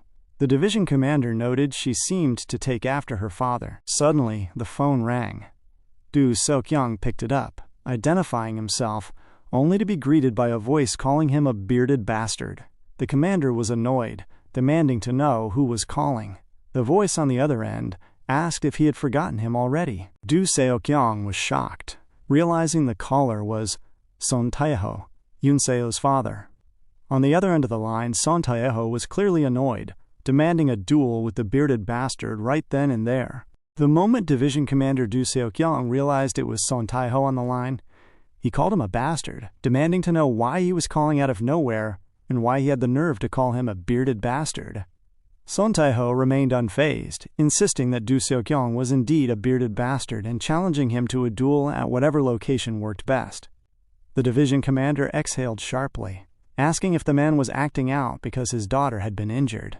He questioned Son Taeho's status as a soldier and a general, but Son Taeho simply reasoned that he wanted to get some exercise with a Do Seokyung bag, which he claimed was much more durable than a standard punching bag. Do Seokyung was certain this behavior was incredibly childish. He pointed out that while he was sorry the man's daughter was injured, it had happened during training. Son Taeho took a low blow in response, mentioning that Do Seokyung wouldn't understand such things since he had never managed to get married. The division commander screamed, striking his hand against the table as he demanded to know where Son Taeho was. He suspected the man was in Daejeon and told him to stay put, doubling down on the claim that he hadn't failed to marry, but had simply chosen not to. Suddenly, Yo Jinye dashed toward the commander to pacify him, noting that the call had already ended. Do Seokyung looked down and realized he had broken the phone in his anger. He immediately ordered Yo Jinye to call Son Taeho back on her private phone, but she simply glared at him and exhaled. She urged him to calm down, stating that General Sun had every right to be angry. Do Seokyung gathered that she was taking the other general's side, accusing her of being the one who leaked the news. She explained that since the daughter had been transferred, the hospital would have called her guardian, who was in a position to discover that his daughter was granted special permission to finish her training while injured. Do Seokyung looked a bit uncomfortable at the reminder. Yo Jinye suggested he offer an explanation or an apology, noting his desire to test the capabilities of the second platoon. The commander agreed, wanting to explain that he simply wanted to see how the troop members reacted to a truly injured person. He asked for her phone, but seeing how he had handled his own, she closed her eyes and decided to handle the calling herself, putting it on speakerphone. When Son Taeho picked up, he asked if the colonel was with the bearded bastard. She apologized for the delay, explaining that the commander's phone was broken. Do So-kyung took the chance to speak, calming himself as he apologized for being careless. He admitted that even though he had no daughter of his own, he understood why such special permission would be upsetting, and apologized for getting in the way of her growth. Yeo Jin-ye smiled at his composure, but Son Tae-ho's response left them both baffled. Son Tae-ho angrily told the commander that he must be scared shitless to be apologizing like that. He told him to forget the duel, and instead demanded the name and unit of the bastard who had carried his daughter on his back. Do Seo-kyung was confused, but Son Tae-ho doubled down, screaming that he couldn't believe his daughter was carried by someone who wasn't even a medic. He questioned the man's name again, screaming into the phone until Yeo Jin-ye finally cut the call. The division commander fumed, muttering about special permissions and apologies, as Yeo Jin-ye tried to calm him. He grabbed the couch with such force that she was taken aback, ordering her to prepare a vehicle immediately. His face was red with annoyance as he declared they were going to Daejeon right now to settle things. Yeo Jin-ye was deeply annoyed by the behavior of both men, whom she considered idiots. The scene shifted to the corridor where Minjoon was walking, a song about fried chicken playing on a loop in his mind. As he passed a water dispenser, a short sound perked his ears. He turned to see a small creature, the Nightwalker, waving at him with a heavy smile. Annoyed, Minjoon grabbed the creature's head and tried to shove it into his pocket before running to a secluded corner of the building. He threw the Nightwalker out, asking why it hadn't stayed concealed as warned. The creature looked bewildered, pointing frantically in different directions. Minjoon bent down, acknowledging that while no one was around, the creature's constant popping up was starting to piss him off. The Nightwalker looked sad, but Minjoon pulled out a ball of dark energy as a reward. The creature excitedly swallowed it. Minjoon then extended a finger to receive the creature's memories. Minjoon was instantly pulled into a vision of a disheveled space in Hwacheon. There were shouts of an ambush and suspicions of demonic energy. Minjoon realized the Nightwalker had actually traveled all the way there. Impressed, he tossed another demonic energy ball to the creature, reasoning that he would need to find an excuse to leave the camp again. Back at the dormitory, Minjoon worried that leaving suddenly would seem suspicious, even though he had been granted a day off as a reward for his work in Yanggu. However, upon opening the door, he was met with a loud, "Hip, hip, hooray!" The platoon was celebrating because Minjoon had been selected as the divisional best soldier. The platoon leader joked that our boy was collecting awards like coupons, but noted that because of him, the entire platoon had received an award as well, another day off. Excited by the perfect timing, Minjoon asked to use his day off the very next day. The platoon leader was taken aback, asking if something was wrong since it felt so rushed. Minjoon insisted everything was fine, which left the platoon members confused. The next day, our boy arrived at the scene in Hwacheon. He was surprised to find a group of female hunters already fumigating the area. He wondered if the situation was already over and felt a brief flash of annoyance at the Nightwalker, thinking the creature might have made a mistake and owed him his energy back. Just then, a familiar voice called out his name. It was Sun Yun-seo, standing among the hunters. Before Minjoon arrived at the civilian outskirts of Hwacheon, a group of female troop members were busy fumigating the area. One of them grumbled, questioning when the task would finally end. Her companion reminded her that their battalion had performed poorly during the hunter field maneuvers, leaving the battalion commander furious and the company commander's expression grim. She urged the grumpy troop member to finish quickly, but the woman remained exhausted, complaining that it was a nightmare for monsters to emerge from a gate immediately after they had finished their training. The second lady pointed out that they should be grateful not to be on the attack team, adding that since local civilians had lost their homes, it was better to be careful with their words. Still, the complaints continued in low murmurs. Nearby, their attention shifted to Sun Yun-seo, who was working on a section of the field. One of the women called out to her, asking if she was overdoing it and checking if she felt all right. Yun-seo offered a steady look and assured them she was fine. The lady smiled, noting that Yun-seo's recovery ability was truly impressive, but she still urged her to take it easy. Yun-seo, feeling a bit flustered by the kindness, thanked them for their concern. The quiet atmosphere shifted as murmurs broke out behind them. The troop members noticed a man walking into the restricted space, and they were shocked to see a hunter from their own division. They questioned which battalion he belonged to, but Yun-seo recognized him instantly as Minjoon. When Minjoon caught sight of her, he felt a surge of disorientation, wondering why she was there of all places. Yoon-seo walked toward him as the surrounding troop members wondered if the two were acquainted. She asked what had brought him there, noting that only her battalion had been deployed for support. Minjoon responded casually, stating he was on vacation. The casual answer annoyed her. She questioned why anyone would visit a restricted site in military uniform while on leave, even suspecting he might have deserted. Minjoon, looking equally annoyed by her lack of trust, pulled out his official vacation papers and handed them over. He remarked that she seemed to have serious trust issues. After handing the papers back, Yoon-seo asked why he would come to such a dangerous area. Minjoon paused, realizing he couldn't exactly explain his search for demonic energy. Instead, he looked away with a touch of attitude, claiming he had business in Hwacheon and had heard of the emergency, so he came to see if he could help. The surrounding women were surprised by his selflessness. Suddenly, a dungeon gate flickered into existence behind them, widening into a dark, swirling rift. The troop members began to scream in a panic. The woman who had been complaining earlier was bewildered that another gate would appear so soon after the last clearance. Another lady shouted that they needed to evacuate immediately and report to the platoon commander. As the group began to run frantically, Yoon-seo called out to Minjoon to flee with them. Minjoon didn't move. He observed the gate with a quiet intensity, realizing monsters would emerge at any moment. He smiled and told Yoon-seo to go, stating he would stay behind to buy them time. She screamed at him, calling it nonsense and urging him to hurry. Minjoon countered that the attack team had already left, and if a monster emerged now, everyone would be in danger. He promised to run if things got too tough, but asked to borrow her equipment. Noticing her hesitation, he pointed out that her foot hadn't fully healed yet, and told her she was only in his way. Annoyed but sensing his resolve, Yoon-seo pulled out her weapon and handed it to him.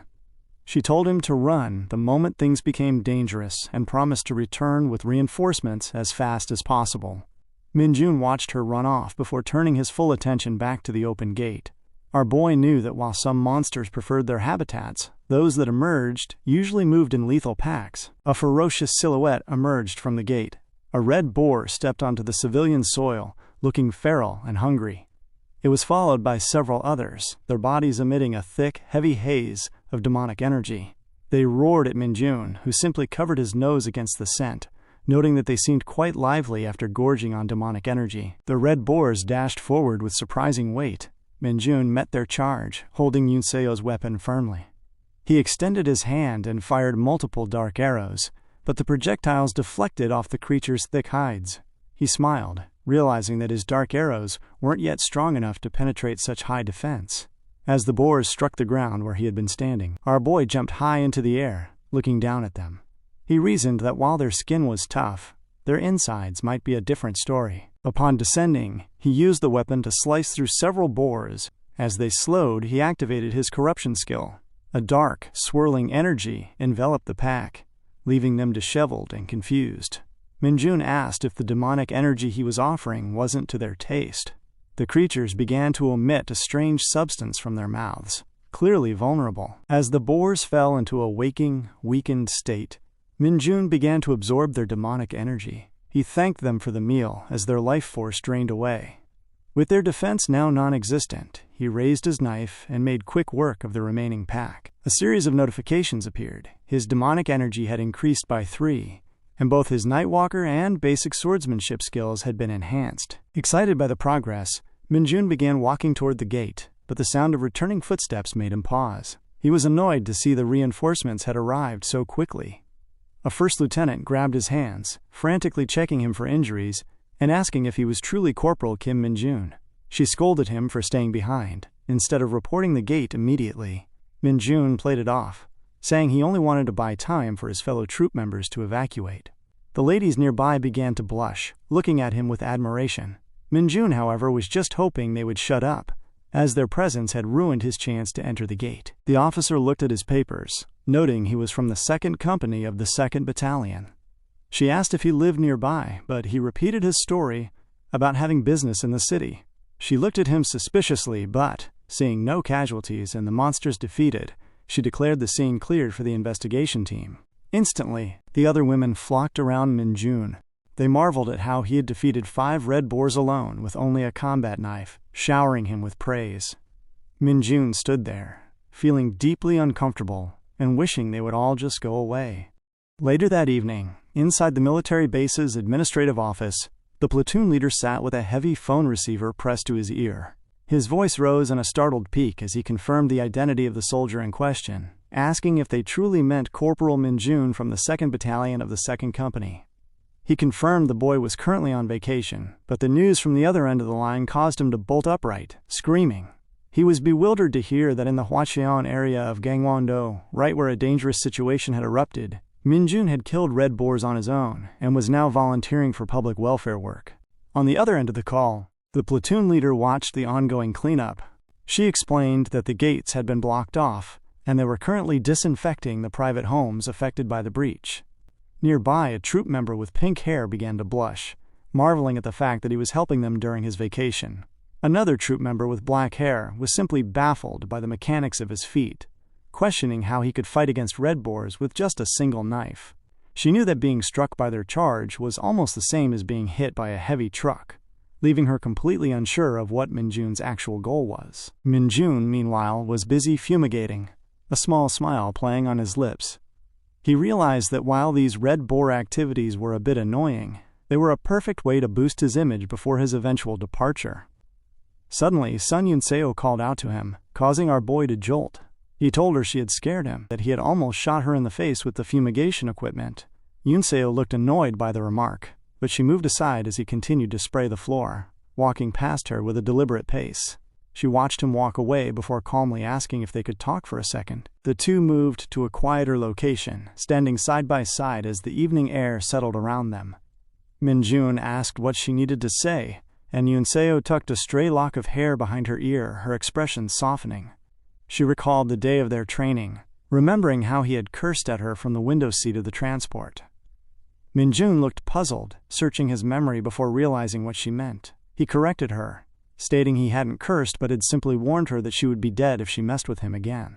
Yunseo exhaled, noting that such a threat was basically the same as cursing.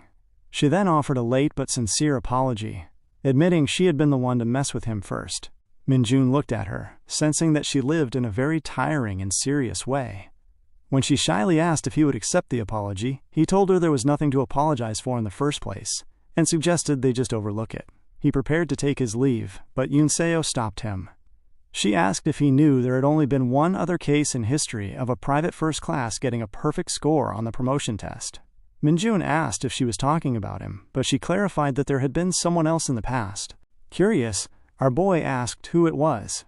Yunseo smiled and revealed it was her father. Minjoon was surprised, deducing that she meant the division commander. She confirmed that her father was the only person to earn stars, the insignia of a general, after starting his career as a private. She explained that she had enlisted as a private because she wanted to follow in his footsteps. Minjoon realized with interest that her father had achieved his own personal goal first. He calculated the timeline, noting that the Hunter Army was formed when Gates first appeared, back when he was only 7. He asked if her father had enlisted after becoming an awakened, and she confirmed he had. She mentioned that her father had a weak physique in his youth, but enlisted on his own after awakening improved his body, often saying he was grateful for his powers because they allowed him to protect her and her mother. Minjoon smiled, noting that her expression made him want to meet the man. Yunseo assured him that if they ever met, her father would be happy to see him, as he had an extraordinary affection for strong soldiers. Meanwhile, at the Daejeon 107th Division headquarters, the gym was shaking with the weight of a violent duel. Son Taeho and Du Seokyung were locked in a heavy brawl, their movements creating a thunderous rhythm in the room. Colonel Lee Sungjin stood by, looking very uncomfortable, while Yo Jinye watched with an exhaled breath of disappointment. The two generals shouted at each other as they fought. Son Taeho taunted the bearded bastard for arriving late, while Du Seokyung countered that his division wasn't as idle as Taeho's. Du Seokyung demanded to know how Taeho knew Minjoon's name, to which Taeho responded that he didn't need to be told. The two continued to argue while launching heavy punches at one another. Lee Sangjin was bewildered, wondering if the whole thing was a joke, and fearing that no one could stop them. Suddenly, Yo Jinye stepped directly between the two powerful men. Their fists stopped just inches from her face, as she told them 5 minutes had passed and it was time to stop. The two generals calmed themselves, though they continued to trade insults. Sun Taeho asked if the bearded bastard was still alive, and Du Seokyung asked if the dweeb felt better now. Taeho admitted he wasn't fully satisfied, but the duel ended nonetheless. Later, the two men sat under the night sky outside the gym. Yo Jinye approached to report that the Red Boar gates had been cleared. After she saluted and walked off, Son Taiho asked the real reason for the visit. Du Seokyung revealed his plan to specially promote Minjoon to sergeant. Son Taiho screamed, asking if he had come just to brag about a guy who had messed with his daughter. Du Seokyung corrected him, stating that Minjoon had actually helped her. They paused for a second, and the conversation calmed. Taeho pointed out that Minjoon had just become a corporal and had already been specially promoted once before, questioning the rapid pace. Du Seokyung then admitted he planned to raise the boy to a commissioned officer.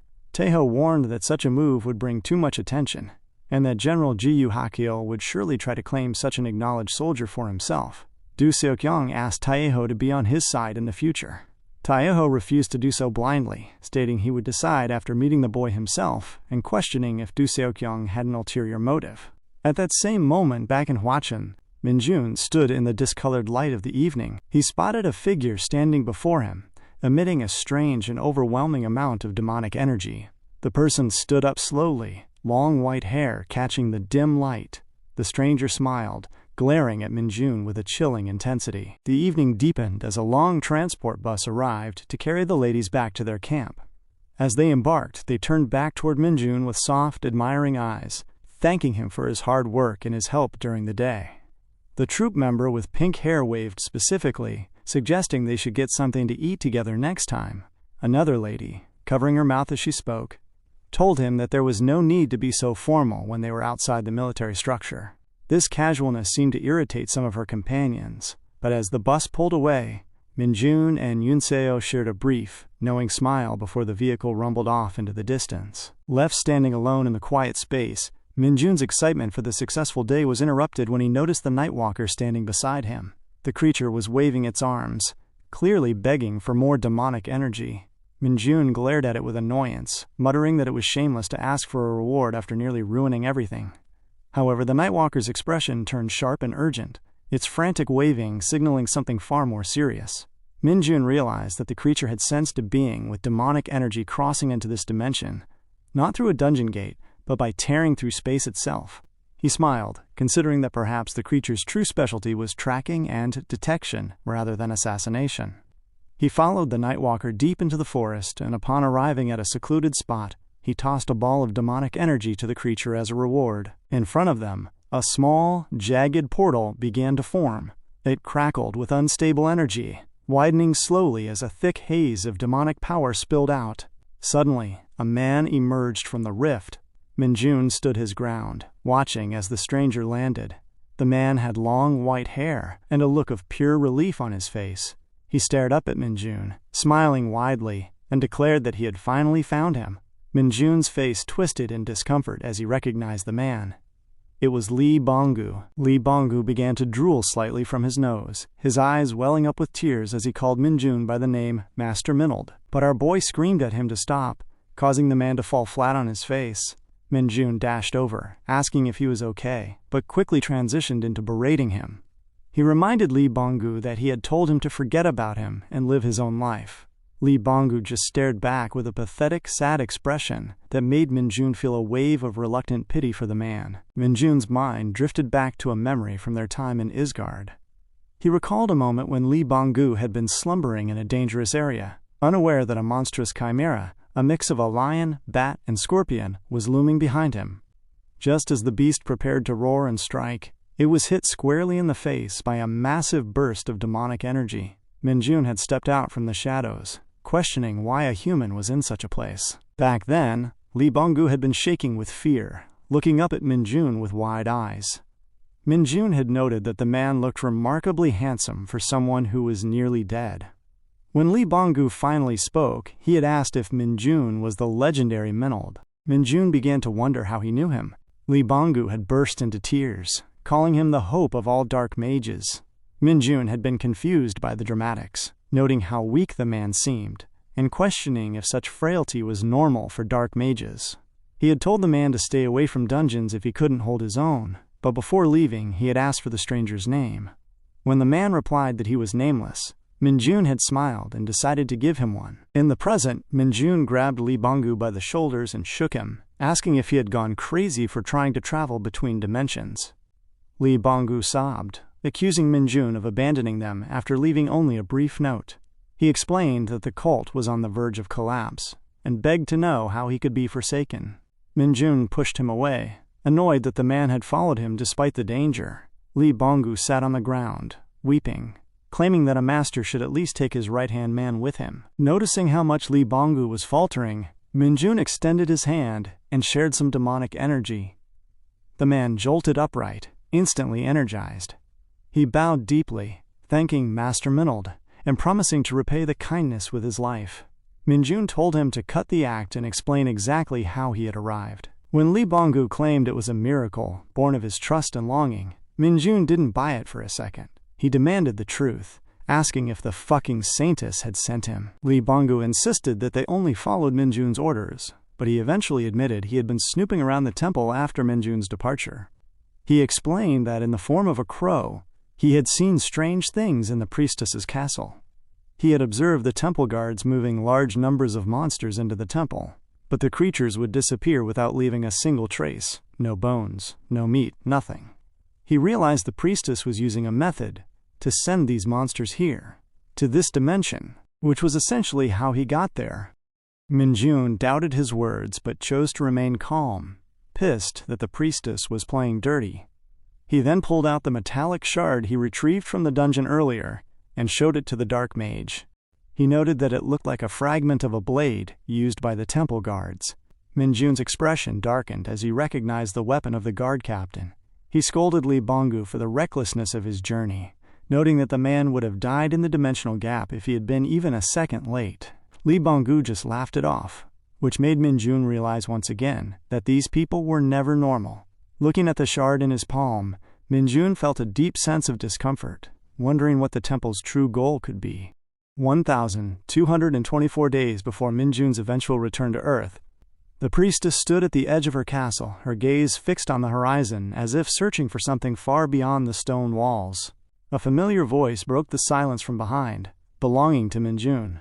He approached with a heavy, grounded stride, asking why he had been summoned to such a secluded spot. The priestess noted that it was pleasant to step outside and feel the movement of the wind occasionally. Minjoon, however, was in no mood for pleasantries. He demanded to know exactly what she was trying to say. A momentary pause followed as the priestess gathered her thoughts. She offered a soft apology, admitting she hadn't been thinking straight and noting that she was unable to leave the temple's territory. Minjoon cut to the chase, asking again why he was there. She mentioned having heard that several of his colleagues were seriously injured at the Parkas dungeon, referring to them as members of the Luminona, which she believed to be his favorite character cult. Minjoon stopped her mid-sentence. He clarified with a sharp edge to his voice that they were not his colleagues, nor did such a cult exist. He explained that they had simply followed him of their own volition and were injured by the Parkasists. He noted that they had finished treating them, so they were no longer in danger of dying. Minjoon walked closer. His tone shifted to one of deep suspicion. He told her that no matter how much he calculated the situation, he couldn't understand it, asking if there truly was no connection between Isgard and the monsters appearing on Earth. The priestess maintained that gates and monsters had plagued Isgard for hundreds of years before his arrival. She explained that while it was natural for him to be suspicious given the identical monsters and the fact that he arrived via a gate, dimensional travel was a monumental feat. She highlighted that summoning just him had required immense preparation, making the transport of vast quantities of monsters and the creation of entire dungeons seemingly impossible. Minjoon, weary of the explanation, turned and walked off. He warned her that when the time came to send him home, she must not change her mind. Back in the present day, amidst the quiet, heavy mountains of Hwacheon, Minjoon sat in deep thought. He realized that he had never truly trusted the saintess. He had confirmed that Isgard had been troubled by gates for a long time, and understood that while transporting dungeons was nearly impossible, it wasn't out of the question for someone of her power. He was baffled by the timing. He wondered why she was spending such a massive amount of holy power, and potentially exhausting holy relics, just to send monsters to Earth. He questioned if all this effort was truly just to catch him. His contemplation was interrupted by Lee Bong-gu, who knelt before him. The man pledged his eternal loyalty, declaring that he would escort Master Minold until his dying breath. Minjoon palmed his face in frustration, recognizing the religious fanaticism in the man's eyes. He realized he couldn't send the man back now, and told him to change what he called him. He firmly established that his name was Kim Minjoon, not Minold. Lee Bong-gu thanked him, vowing to repay the kindness even after death. Minjoon brushed the dramatics aside and asked if the man could use an imitation skill. Lee Bong-gu claimed that thanks to the merciful demonic energy Minjoon had provided, he was overflowing with power. Minjoon didn't buy the lie, noting he had barely shared any and didn't have enough to spare for himself. Lee Bong-gu apologized, admitting he could only transform into a small animal for now. Minjoon decided that was sufficient and told him to turn into a crow. With a surge of dark energy, Lee Bong-gu transformed into a black bird, cawing loudly. Minjoon instructed him to move with the Nightwalker for the time being. As the Nightwalker emerged from the shadows, the two entities stared each other down, with a silent battle for dominance. Minjoon could practically see the veins bulging in their heads from the tension. He told them to stop the nonsense. When Lee Bong-gu cawed again, Minjoon barked at him to speak like a human. Lee Bong-gu complied, stating that as Minjoon's right-hand man, he had to establish a hierarchy. Minjoon shut him down instantly, ordering them to shake hands and get along. The two looked at each other with lingering anger before extending their hands in a cordial, if forced, greeting. Minjoon told Lee Bong-gu to learn his duties from the Nightwalker and warned the Nightwalker to stop Lee Bong-gu if he did anything noticeably dangerous. Safety was the priority.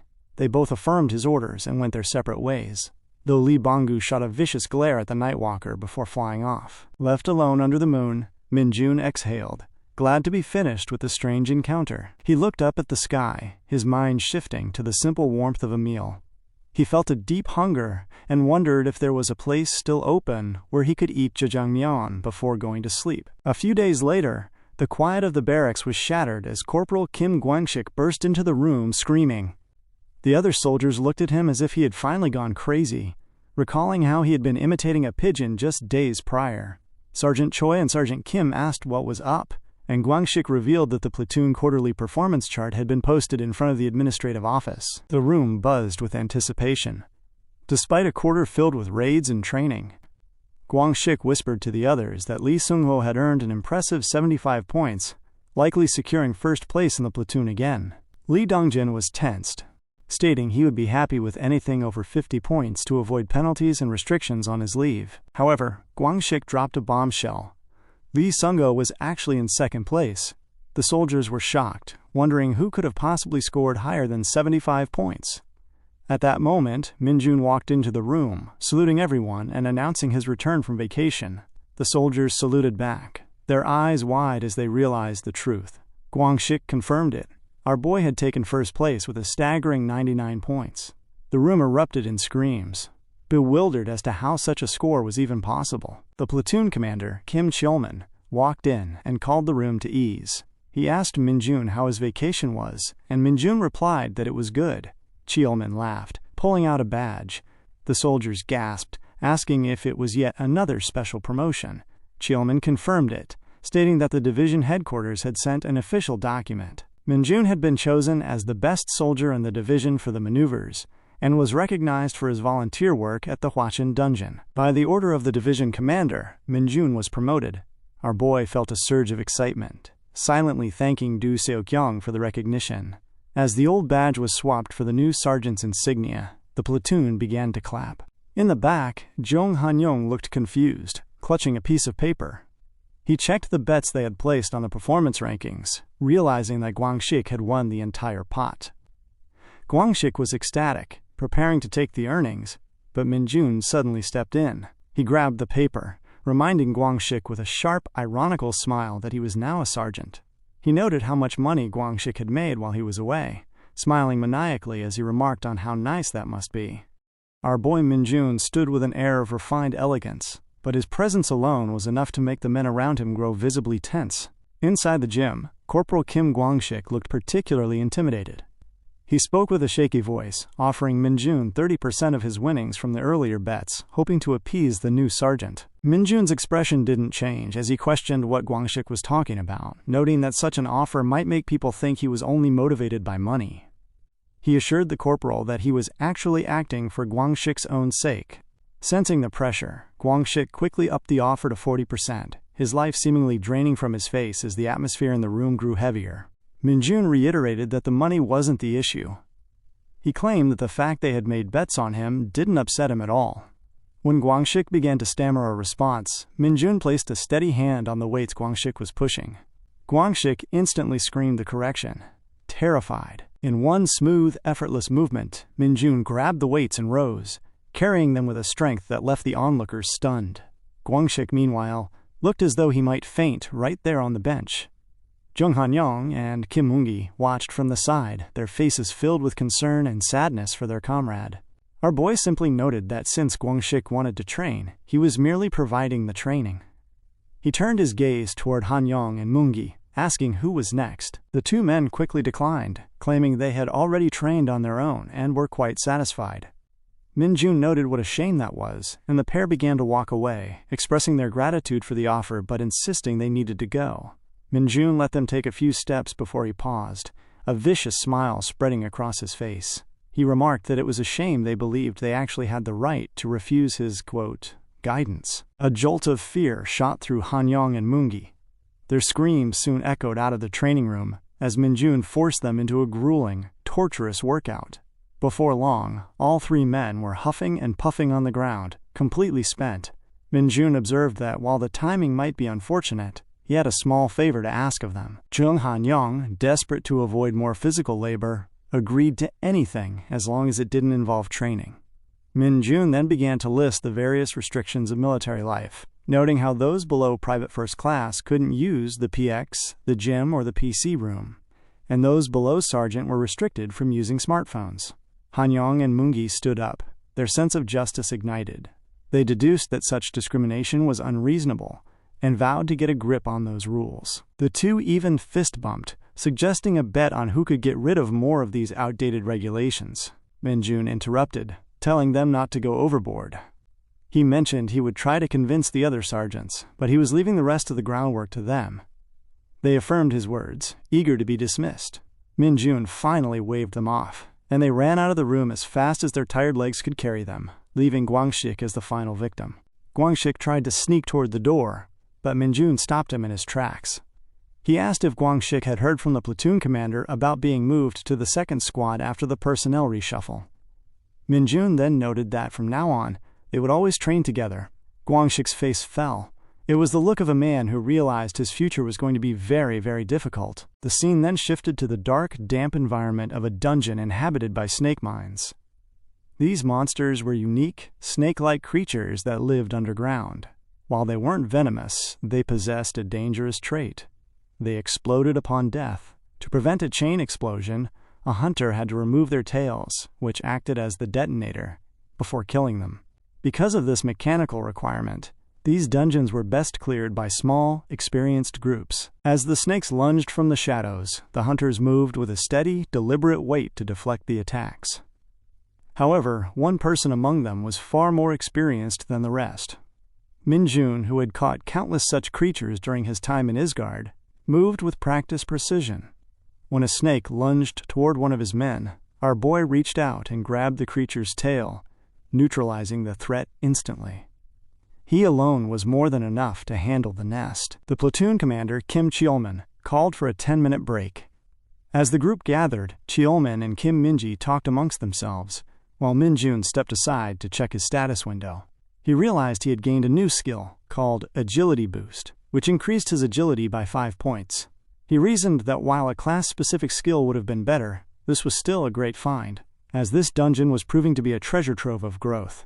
Suddenly, a voice echoed in his mind. Minjoon realized it was Lee Banggu, speaking to him telepathically from his position in Incheon.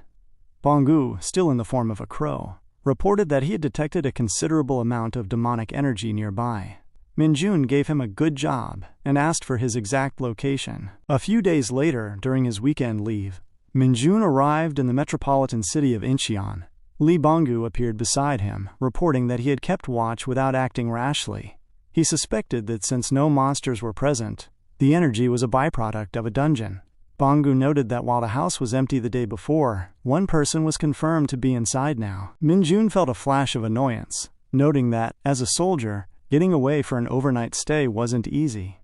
He told Bonggu to be glad the Hunter army didn't have strict garrison areas. The zones a military unit must defend, allowing him some freedom of movement. He pulled his cloth up to cover his face, explaining that while their actions might look like trespassing, they were actually just removing dangerous objects from the house. They broke into the residence, moving through the quiet rooms with a heavy, grounded pace. Minjoon eventually spotted a crystal sitting on a table inside a small enclosure. He walked toward it, sensing the demonic energy radiating from the object. He realized the energy wasn't harmful to the body, almost as if it had been refined for a specific purpose. Suddenly, a loud, sharp voice shattered the silence, telling him not to move. Minjoon froze as he recognized the voice of Sun Yunseo. She stood there, weapon drawn and ready to strike. It was a bewildering turn of events. Minjoon had unknowingly broken into the home of his own colleague, and now she was poised to take him out in the stillness of the night. Prior to Minjoon's arrival at the massive residence, Sun Yunseo lay on her bed, the soft glow of her phone illuminating her face in the quiet room. She was engaged in a light-hearted chat with her mother, her fingers dancing across the screen as they exchanged regular, warm conversation. The peaceful atmosphere was suddenly shattered by a faint, distinct sound from elsewhere in the house. She rose from her bed with measured steps, descending the stairs with a heavy, deliberate pace. Her mind raced with the possibility of a thief having breached her sanctuary. Upon spotting a figure in the dim light, she stood her ground and ordered the intruder not to move. In the present moment, she maintained her defensive stance, remarking that she doubted there were many thieves bold enough to rob houses in this modern age. She demanded that the intruder reveal their identity and objective. When the figure turned around, Minjoon's heart sank. He recognized Sun Yunseo immediately and realized, with a sense of dread, that he had accidentally broken into the home of a fellow soldier. Yunseo squared her shoulders, her weight shifted forward in a professional boxing stance, ready to engage if his explanation fell short. Within Minjoon's mind, the voice of Lee Bonggu echoed, explaining that they had come looking for a dungeon byproduct emitting demonic energy, and it just so happened to be located in this specific house. Lee Bonggu, sensing the gravity of his mistake, apologized frantically, shifting the blame to the Nightwalker for the initial detection. Minjoon reasoned that since this was the home of a division commander of the Hunter Corps, it made sense for a refined byproduct to be kept here. But he lamented the ill-fated luck that placed Yunseo at home on this specific day. Yunseo, sensing his hesitation, warned him once more to put his hands behind his head and freeze. Minjoon, however, was determined not to leave empty-handed after coming so far. As he reached into his pocket, Yunseo screamed and dashed forward with explosive speed, her legs swinging in a high arc toward him. Our boy bent his body with calculated precision, dodging the strike, while simultaneously pulling a barrel and a piece of paper from his person. Yunseo followed up with a sharp thrust, a punch aimed directly at his center. She lunged again with a second punch, which he evaded just as smoothly. To Yunseo's growing fury, Minjoon appeared to be writing something on the paper even as he dodged her barrage. She surged upward, her legs slamming downward in a powerful axe kick. Minjoon recognized that her movements were quite good. She would certainly be a sergeant in no time, but he slipped away from the impact. As she attempted to strike toward his neck from a sharp angle, Minjoon decided the play had gone on long enough. He recognized that while her skill was impressive, she was still 1,000 years behind his experience. Yunseo was baffled, her eyes wide with shock as she questioned if he was joking with her. She realized in that moment that this was no normal civilian. His movements were clearly those of an awakened soldier. She swung her leg for one final kick, but Minjoon dodged and leaped backward with swift grace. His eyes locked onto the stone, emitting demonic energy. He suddenly dashed toward her, causing her to instinctively take a defensive position, sure she wouldn't be able to dodge his speed. However, our boy swerved at the last second, snatching the crystal from the table and jumping straight through the window. He landed on the balcony and looked back at her for a brief second before leaping away into the night. Yunseo rushed to the railing, screaming for him to stop, but he was already moving too fast for her to catch. She stood there, bewildered by the fact that she hadn't managed to land a single hit. Looking down at her hand, she found the piece of paper he had been writing on. It contained only one word: Bob. She screamed into the night, calling him a crazy bastard. Minjoon found himself far from the city, having escaped Yunseo's house with ease. He arrived at a calm, secluded space near the mountains to analyze his prize. He realized the crystal contained more demonic energy than most monsters, and its presence in a high-ranking home suggested it was refined and harmless to the human body. Lee Banggu chimed in, suggesting it might be a monster crystal, but Minjoon sharply told him to keep his mouth shut, punishing both Banggu and the Nightwalker for providing such problematic information. Minjoon recognized the object as a monster crystal, a rare material found in high-level monsters that typically contains mana. However, he had never heard of a crystal containing demonic energy, even during his time in Isgard. He dropped the glass enclosement, and it immediately shattered upon impact. He then stretched to pick the mana stones. As he held the shard, it began to melt against his skin. The demonic energy was absorbed directly into his body, and he felt his power surge. A series of notifications informed him that his demonic energy stats were increasing rapidly. Our boy realized that if he wanted to avoid the Saintess's traps, he couldn't afford to overthink every detail. 2 new skills were created in his status window: Demonic Energy Singularity and Demonic Energy Grasp. He noted that the Singularity skill allowed his energy to become colorless and odorless, preventing it from affecting his surroundings, a perfect tool for remaining undetected. He immediately tested his second skill, Demonic Energy Grasp, using a telekinetic force to pull Lee Banggu toward him. He felt the weight of the effect, noting it was strong enough to drag ogres in the past, though for now he would take these baby steps. He dismissed his summons with a new task: find information on dungeons and byproducts suspected of harboring demonic energy. He shared a small amount of energy as a reward, watching with a light, subtle irony as the 2 creatures bickered over the scrap before pretending to be the best of friends. Minjoon then asked Lee Banggu if he had ever tried Korean food. The scene shifted to an establishment called Ari Pork Backbone Hangover Soup. Lee Banggu, now in his human form, sat at a table overflowing with food. He sniffed the aroma heavily and began to consume the meal with such intensity that he started to cry. The server and Minjoon watched in confusion as Banggu wept over the deliciousness of the soup. Minjoon berated him, telling him to either cry or eat, but not both. He understood, however, that Banggu had likely only ever eaten the tasteless biscuits of Isgard. As he watched his companion eat, Minjoon's phone buzzed. He checked the screen and saw a flood of messages from the 2nd Platoon's squad chat. He realized that while he had solved the issue of allowing lower-ranking troop members to use smartphones, it meant they were now blabbering all night long. Though it contained a pivotal message from Guangxik concerning the guerrilla training taking place the next day. The troop members were gathered outdoors, transitioning into a rigorous new phase of training specifically designed for awakened soldiers, those who had pushed past the boundaries of normal human limits. Known as guerrilla training, the atmosphere was thick with a heavy, serious focus as the men struggled to maintain the grueling pace. Amidst the sea of tense faces, one person stood out by the corner, wearing an unbothered smile for no apparent reason, as if the entire ordeal were mere child's play. At the 3rd course, the 3-rope bridge, Minjoon's smile widened. He dashed across the swaying ropes with a grounded confidence that made the height and instability seem trivial. However, the tone shifted when they arrived at a different space, their faces now obscured by the rubber seals of gas masks. The instructors were uncompromising. They informed the men that they would stay in the cramped, foul-smelling space until they had sung every verse of the national anthem and memorized the Hunter Corps military pledge, a true test of mental fortitude. After what felt like an eternity, they were finally permitted to leave, gasping as they stepped back into the clean environment. While infamous among the hunters, this guerrilla training held a different, more personal weight for these soldiers compared to regular troops. Later, the exhaustion began to set in. Sergeant Choi and Sergeant Kim arrived in their tent, looking profoundly sad as they stared at the meager rations handed over to them. Choi poked at the small portion of food, lamenting that he had to endure such treatment in his final year of service. Sergeant Kim was equally miserable, wondering aloud if the division commander held a personal grudge against them. Minjoon, however, was busy enjoying his meal, seemingly unaffected by the atmosphere.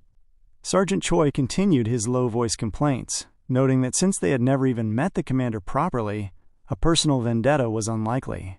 The reality was simply harsh. They were to sleep in uncomfortable tents in the middle of the field for the next few days, with nothing but suspended, rigid mats to serve as beds.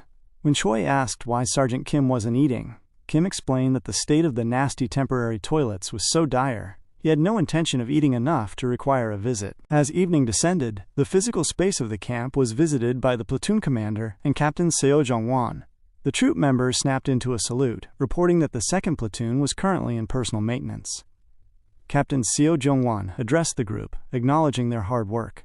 He informed them that the instructors would handle the night watch so the men could rest, but he warned them not to exhaust themselves yet.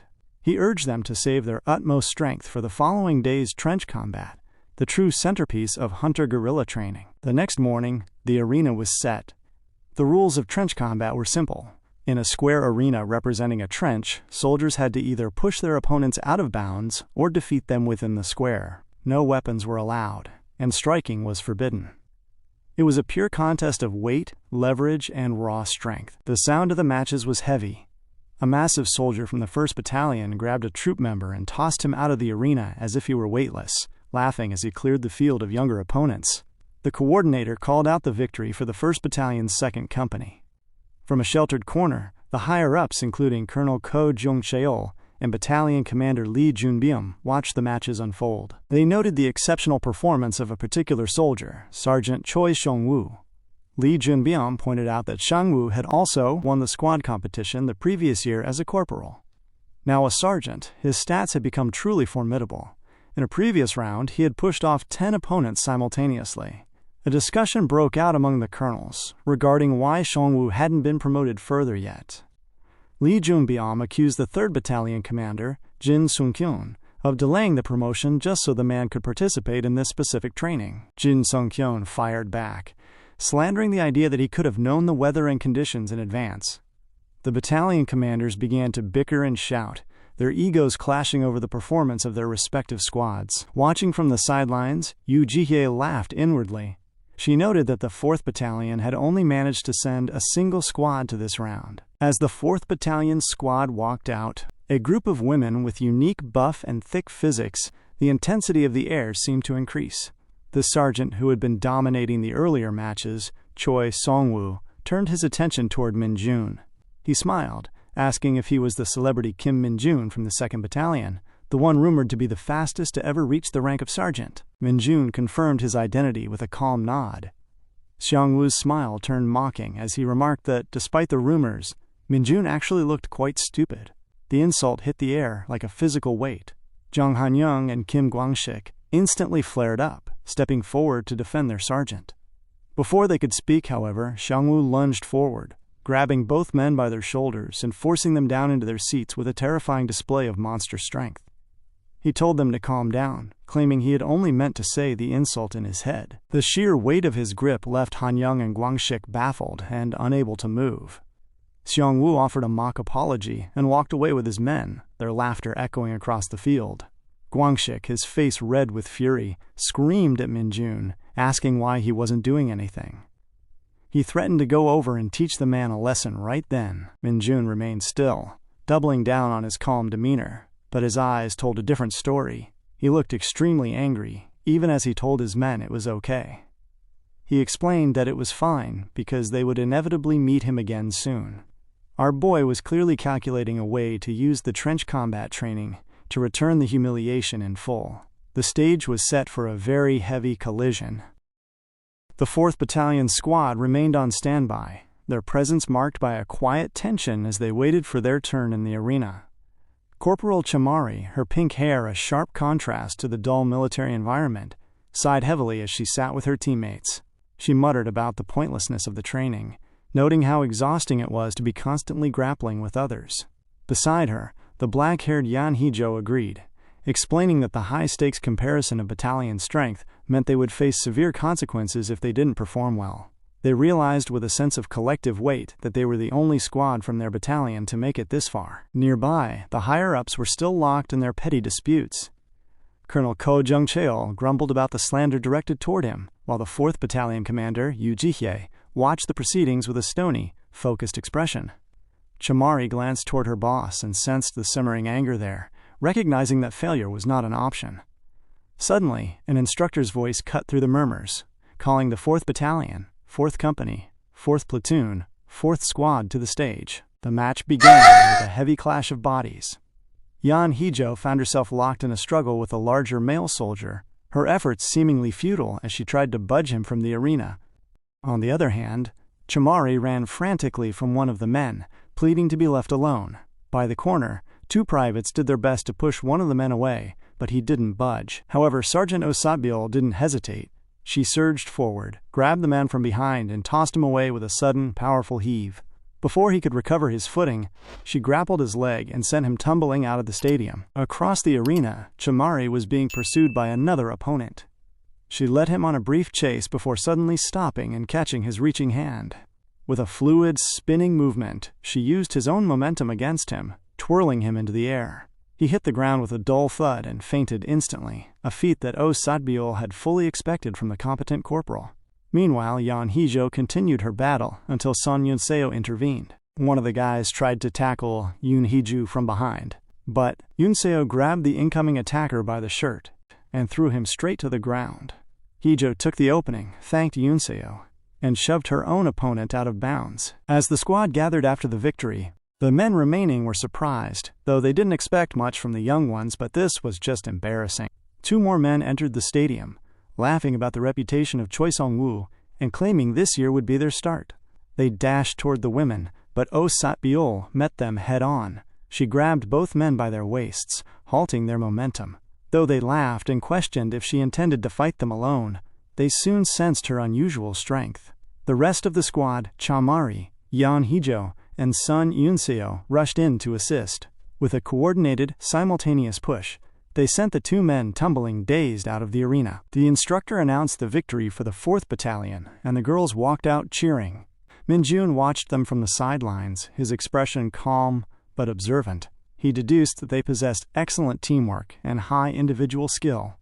Jang Han-young and Kim Kwang-sik were equally impressed, their previous bravado momentarily silenced by the display. Han-young looked at the tournament map, realizing that if they were to face Choi Seong-woo in the final round, Seong-woo had to keep winning. They were desperate to humiliate the man who had disrespected them earlier. However, their resolve began to waver for a much simpler reason. As the 4th Battalion squad descended from the stage, Chamari spotted Minjoon and began to wave elegantly. Han-young and Kwang-sik were baffled, wondering if the beautiful corporal was waving at them.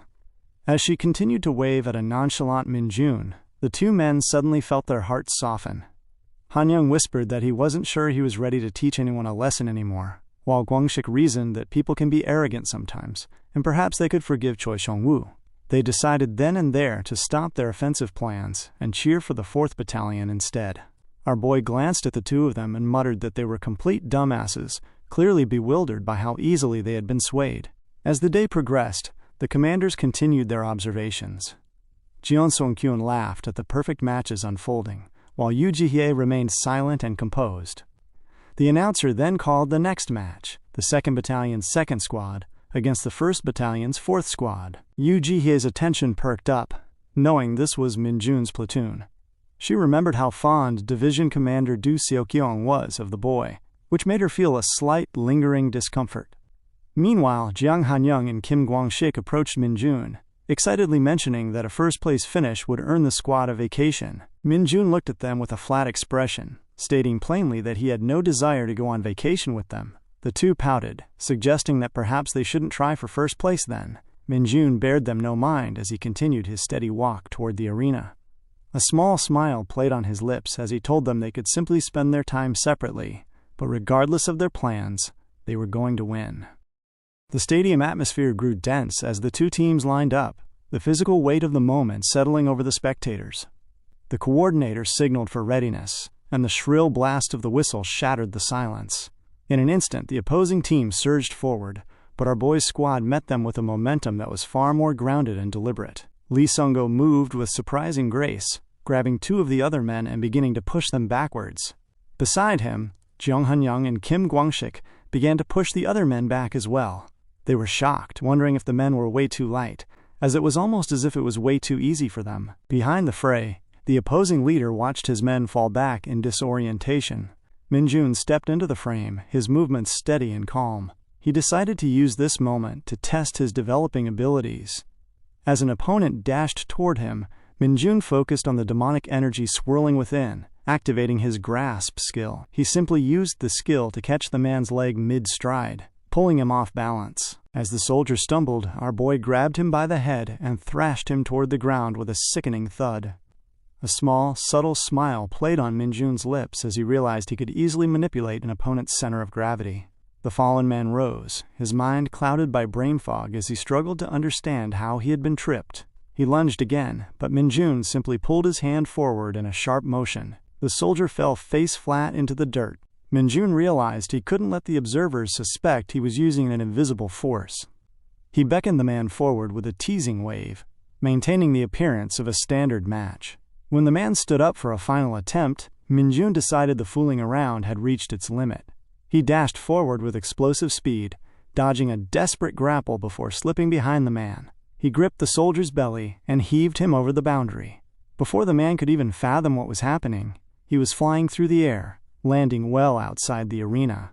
As expected, Minjoon's team transitioned smoothly into the final round. However, they did not end up with the first squad of the 1st Battalion as their opponents, contrary to Gwangshik's expectations. As they marched toward the final arena, Jiang Hanyang glared at their upcoming opponents. He noted that they looked like former wrestlers, a fact Kim Gwangshik confirmed by mentioning that Choi Seong-woo had wrestled until high school before his awakening changed his path. Hanyang observed that judging by the man's poor game manners, his skills were likely poor, despite his history of winning competitions. The tension between the two squads was palpable. Hanyang was particularly incensed because of how Seong-woo had conducted himself in the quarterfinals against Oh Satbyul's team. The memory was vivid. Seong-woo's squad hadn't simply pushed the ladies out. They had systematically subdued and humiliated them, ending the match with a brutal 6-0 score without a single out-of-bounds push. It was technically within the rules of combat training, but the lack of warmth or sportsmanship was evident. As the teams faced off for the final lineup, Hanyang asked if Seong-woo intended to fight them all alone. Seong-woo smiled mockingly, noting he wouldn't dare try that with the infamous Sergeant Lee Song-ho present. He then turned his gaze toward Minjoon, remarking that he thought beating up Minjoon's little girlfriend, referring to the pink-haired Sha-Marie, would piss him off. But he was surprised to see Minjoon so unfazed. The claim left Minjoon's team dumbfounded. Gwangshik quickly retracted his earlier assumptions about the waving, looking flustered as he realized the lady had indeed been cheering for Minjoon all along. Hanyang, trying to defend Minjoon's honor in his own way, shouted that Minjoon didn't care for real girls, only for Lumi, a beginner NPC from a game called Dungeon Power Fighter. The arena fell into a confused silence before Seong-woo and his men erupted into frantic laughter. Sang-woo mocked Minjoon for having a crush on a 2D character, calling him a pathetic loser. Minjoon's face went blank, showing no emotion, which only made his teammates more worried that he was reaching a breaking point. The coordinator called for the match to begin.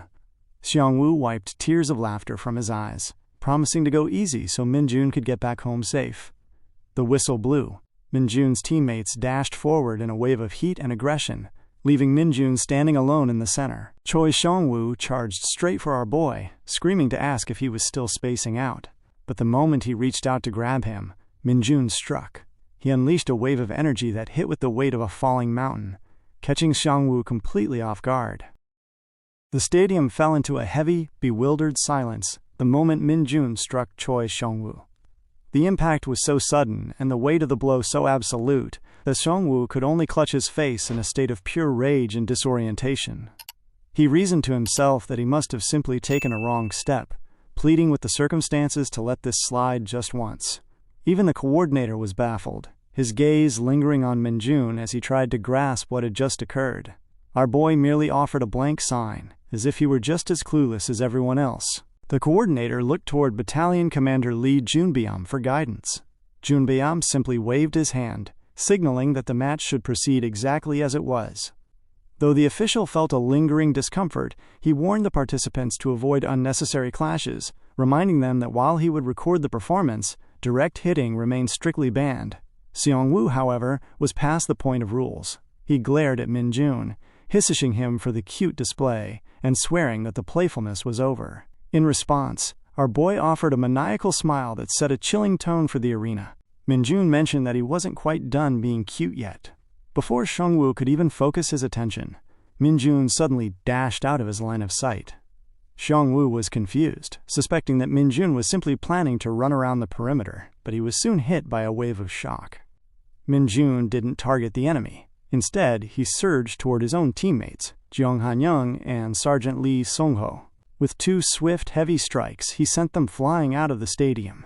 Minjoon didn't stop there. Moving with a deliberate and terrifying rhythm, he dashed between the remaining participants, striking both his own team members and the opposing side with equal force. He cleared the arena until only 1 person remained on the opposing team. Minjoon turned his gaze back to Xiongwu, his strange smile growing wider. In the stands, Jian Song-kyun began to scream, demanding that the match be stopped. However, Battalion Commander Lee Junbyam remained calm. He reasoned that Minjoon hadn't actually broken any rules, so there was no legitimate cause to interfere. Seong-kyun complained that it wasn't normal for a soldier to take out his own teammates, and though the battalion commander was momentarily out of words, he sat back down and fathomed that he could no longer make excuses for the boy's behavior. When Seong-kyun asked who would take responsibility for potential injuries, Yoo Ji-hye intervened, noting that the judge would handle things just as he had in the earlier matches, a chilling response that left Jeon Sung-kyun baffled. Back in the dirt, Sang-woo tried to regain his composure. He suspected that Minjoon had cleared the field to make this a one-on-one wrestling match. He laughed, grabbing Minjoon's belt and concluding that strength meant nothing without wrestling technique. He pulled with every ounce of his power, but he realized with growing disorientation that Minjoon wasn't budging.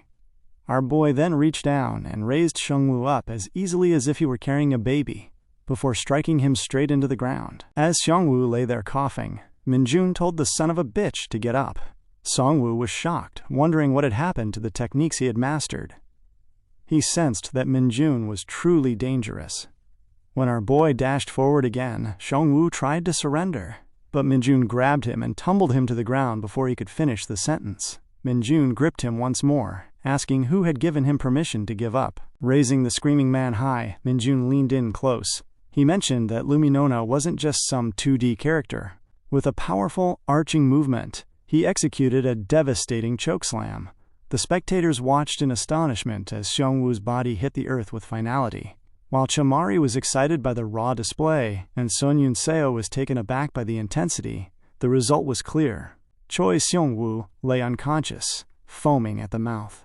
Our boy glared down at the defeated man, clarifying that Lumi was his absolute favorite in the world. The whistle finally blew, and the coordinator announced the victory for the 2nd Battalion's 2nd Squad. Minjoon walked out of the arena to find his team waiting for him. He expected them to be furious, and he offered a sheepish excuse about getting a bit too excited. To his surprise, their mood shifted instantly to praise. They huddled around him, noting that he hadn't even broken a sweat. Gwangshik mentioned it was the most impactful match he had ever seen, watching the infamous Seong-woo get destroyed in a one-on-one. Jeong Han-young added that it was refreshing to see the bully crushed, even suggesting that if Minjoon had wanted the match to be dramatic, he should have just asked them to cooperate beforehand.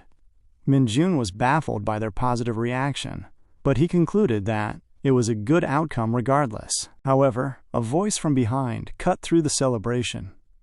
Sergeant Lee Sung-woo approached, looking annoyed. He mentioned that no matter the reason, one cannot justify team kills, and he expressed his deep disappointment before walking away. Minjoon realized he had likely crossed a line. Yet, as Sung-woo walked off, he secretly smiled. He understood that if he let his guard down, he might become our boy's prey one day, and he vowed to win the next time they met. The training concluded with a formal ceremony. Yoo Ji-hye delivered a speech to the assembled troops before presenting the medal for the guerrilla training trench combat to Minjoon. As he was officially recognized as the Guerrilla King, the troops saluted him, marking the end of the grueling process. Later, back at the camp, Kim Gwangshik finished changing his clothes. Lee Sang-go called out to him, noting they would be leaving soon. Gwangshik mentioned he was heading to the bathroom, grumbling to himself about why Hunter Corps members had to do guerrilla training. He dreaded the long walk back to the base. However, his thoughts were interrupted when Son Yun-seo walked into his space. Gwangshik turned to look at her, a fond expression crossing his face as she stood there before him. The next day, following the intense conclusion of the 104th Division's guerrilla training, a heavy sense of anticipation replaced the exhaustion within the camp.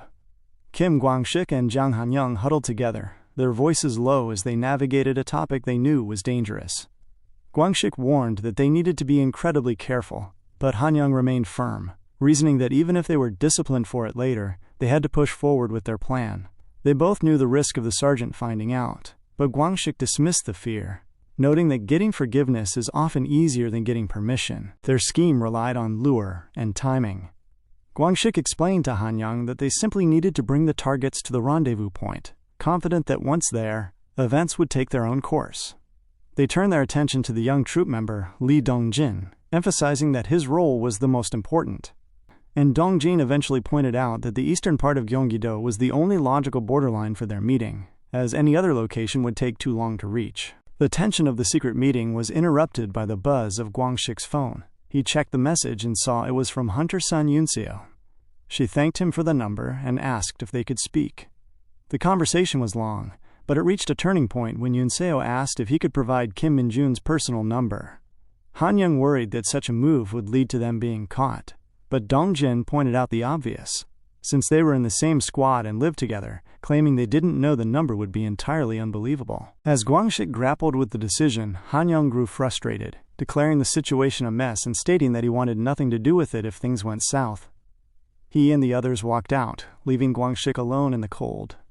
Guangxik called after them, wondering if the sergeant might actually want to hang out too, but his words were met with silence as his teammates disappeared into the camp. Inside the facility, Minjoon walked out of the training room, his focus entirely on his status window.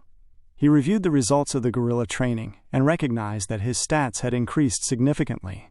He felt a sense of gratitude toward Choi Sung-woo, realizing that the intensity of their fight had been the catalyst for this growth. Though raising stats past 60 had become a slow, heavy grind, he noted with excitement that his agility had increased by 1 and his strength had jumped by 5. The quiet of the training ground was filled with the rhythmic sound of Minjoon lifting dumbbells. He was pleased with the progress until Lee Bonggu called out to him. Minjoon dropped the weights with a heavy thud, his annoyance clear as Bonggu asked if he could have some soup. Minjoon questioned why he was being asked for food when he had already provided Bonggu with money to take care of himself. Bonggu simply thanked him, his strange happiness only irritating Minjoon further. Bonggu then mentioned that he had discovered a mysterious aura. This caught Minjoon's interest immediately, and he scolded Bonggu for not leading with such an important detail. He asked if it was demonic energy, but Bonggu clarified that while it wasn't demonic, it was definitely foreign, an aura he had never sensed during his time in Isgard. Just as Bonggu was about to explain further, he stopped abruptly, stating that the soup had arrived and asking if he could finish the story after eating. Minjoon, berating him for the ill-timed break, gave up on his workout. Picking up his phone, Minjoon found a text from Son Yunseo. He felt a wave of disorientation, wondering why everyone was suddenly trying to contact him and how she had obtained his number. Before he could process it, Guangxik dashed into the room, screaming for Minjoon to stop before he could block the contact. Guangxik grabbed his hand, pleading with him to reconsider. He argued that such a chance was rare, and that as a sergeant moving toward higher positions, Minjoon needed to consider the mental health and morale of his subordinates. Minjoon was baffled, asking what on earth Guangxik was talking about. He quickly reasoned that Guangxik was the one who had distributed his number. Guangxik admitted to it, asking for understanding and explaining that they were all giving their best to the military, and small gestures like this kept them going. Minjoon's expression shifted into a strange, cold smile. He noted that they were currently in the training room and suggested that Guangxik better start answering his questions clearly and immediately. A week later, on a quiet Sunday, the scene shifted to the vibrant atmosphere of Thunderland. A large group of soldiers from Minjoon's battalion arrived, their presence grounding the space. Jong Hanyang thanked Minjoon for the opportunity, admitting he never imagined he would be there. Guangxik, still bitter about the earlier abandonment, called Hanyang a traitor and reminded him of what it took to organize the outing. Minjoon interjected, clarifying that they weren't there because of Guangxik's efforts alone. He noted that Jin Cheolho had expressed a strong desire to come, and they should be grateful to him instead. Hanyang laughed, adding that he was surprised Sergeant Lee Sungho had given permission so easily. Sungho replied that he simply thought this was better than hanging out with just the men all day. As the group looked around for the ladies from the 4th Battalion, they spotted them near the ticketing area. However, the atmosphere shifted instantly as they noticed a towering, stern presence standing behind the women, It was the father of Sun Yunseo. Henyang was struck by a sense of bewilderment, wondering if the man was a gangster. Sergeant Lee Sung-ho immediately called the group to attention, and they all saluted the imposing figure. Lee Dong-jin recognized the man as Son Taeho, the 107th Division commander, having seen him on television. The revelation sent a shock through the troop members.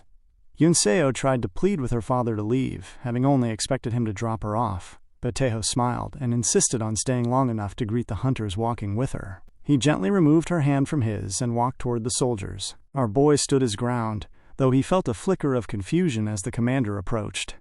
Son Taeho was a massive man, literally towering over Minjoon with a sturdy, serious demeanor.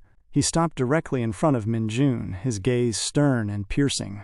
He questioned if he was indeed Kim Minjoon, his voice carrying the full weight of his authority. Much later, the atmosphere at the park shifted to a buzz of anticipation as the group began to collect their tickets for the rides. Cha-Mari was particularly swept up in the excitement, turning back to urge Minjoon to hurry since their time was limited.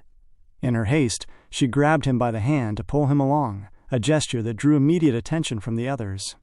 Corporal Yoon Hyeju observed the scene with a quiet sense of bewilderment, recalling that she had specifically advised Mari not to use such a formal tone with him. While they moved through the crowd, Jung Han-young and Kim Kwang-sik assured the ladies that they had planned the most efficient, time-saving routine possible, promising to handle everything.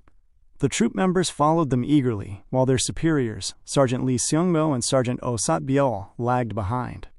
Sat-biol exhaled a weary breath, admitting she truly disliked crowded places like this. Sung-ho found himself in agreement, mentioning that he preferred spending his weekend working out alone. Sat-biol sensed a shared personality trait in him, though she suddenly shifted the topic to ask how heavy he could squat, a question that left him momentarily stunned into silence.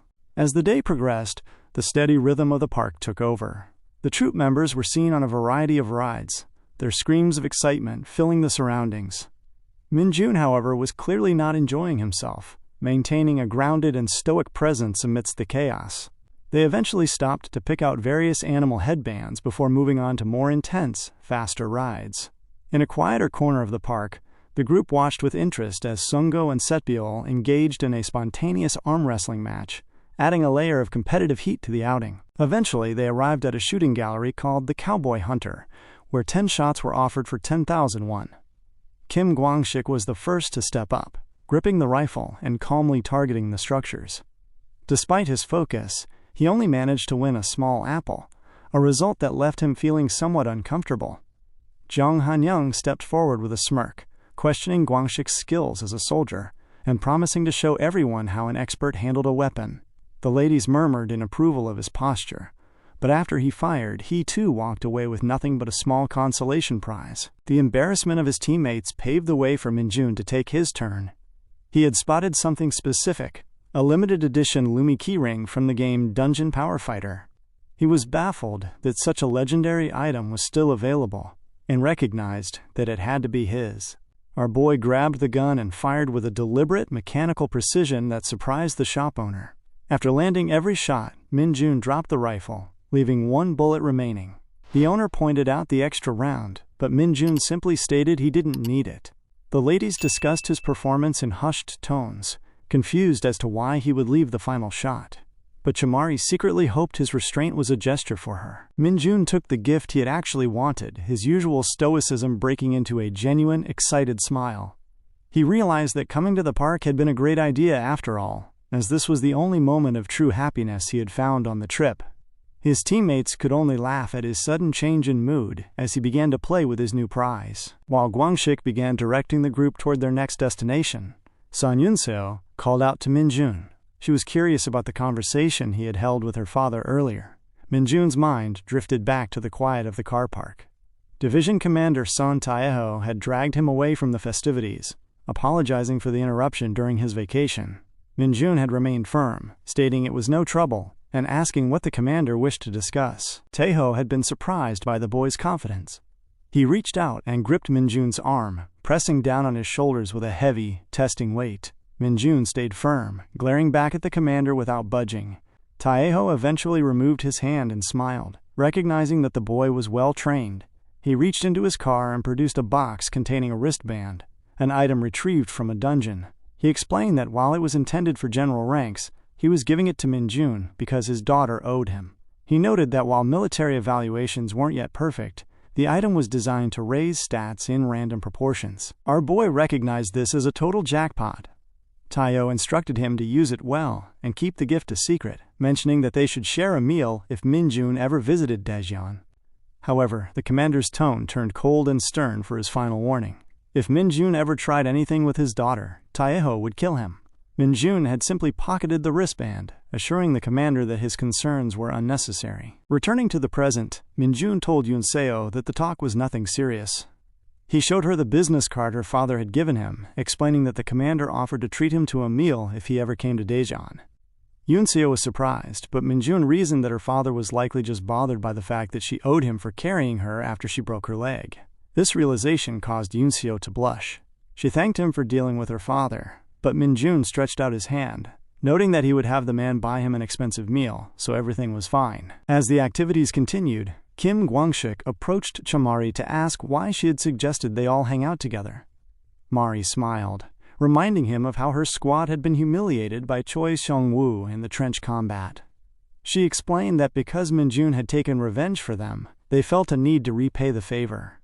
Sergeant Oh Sat-beol joined the conversation, confirming that lunch would be on the ladies. The ladies walked off to order, leaving the men standing in a state of sudden, distraught realization.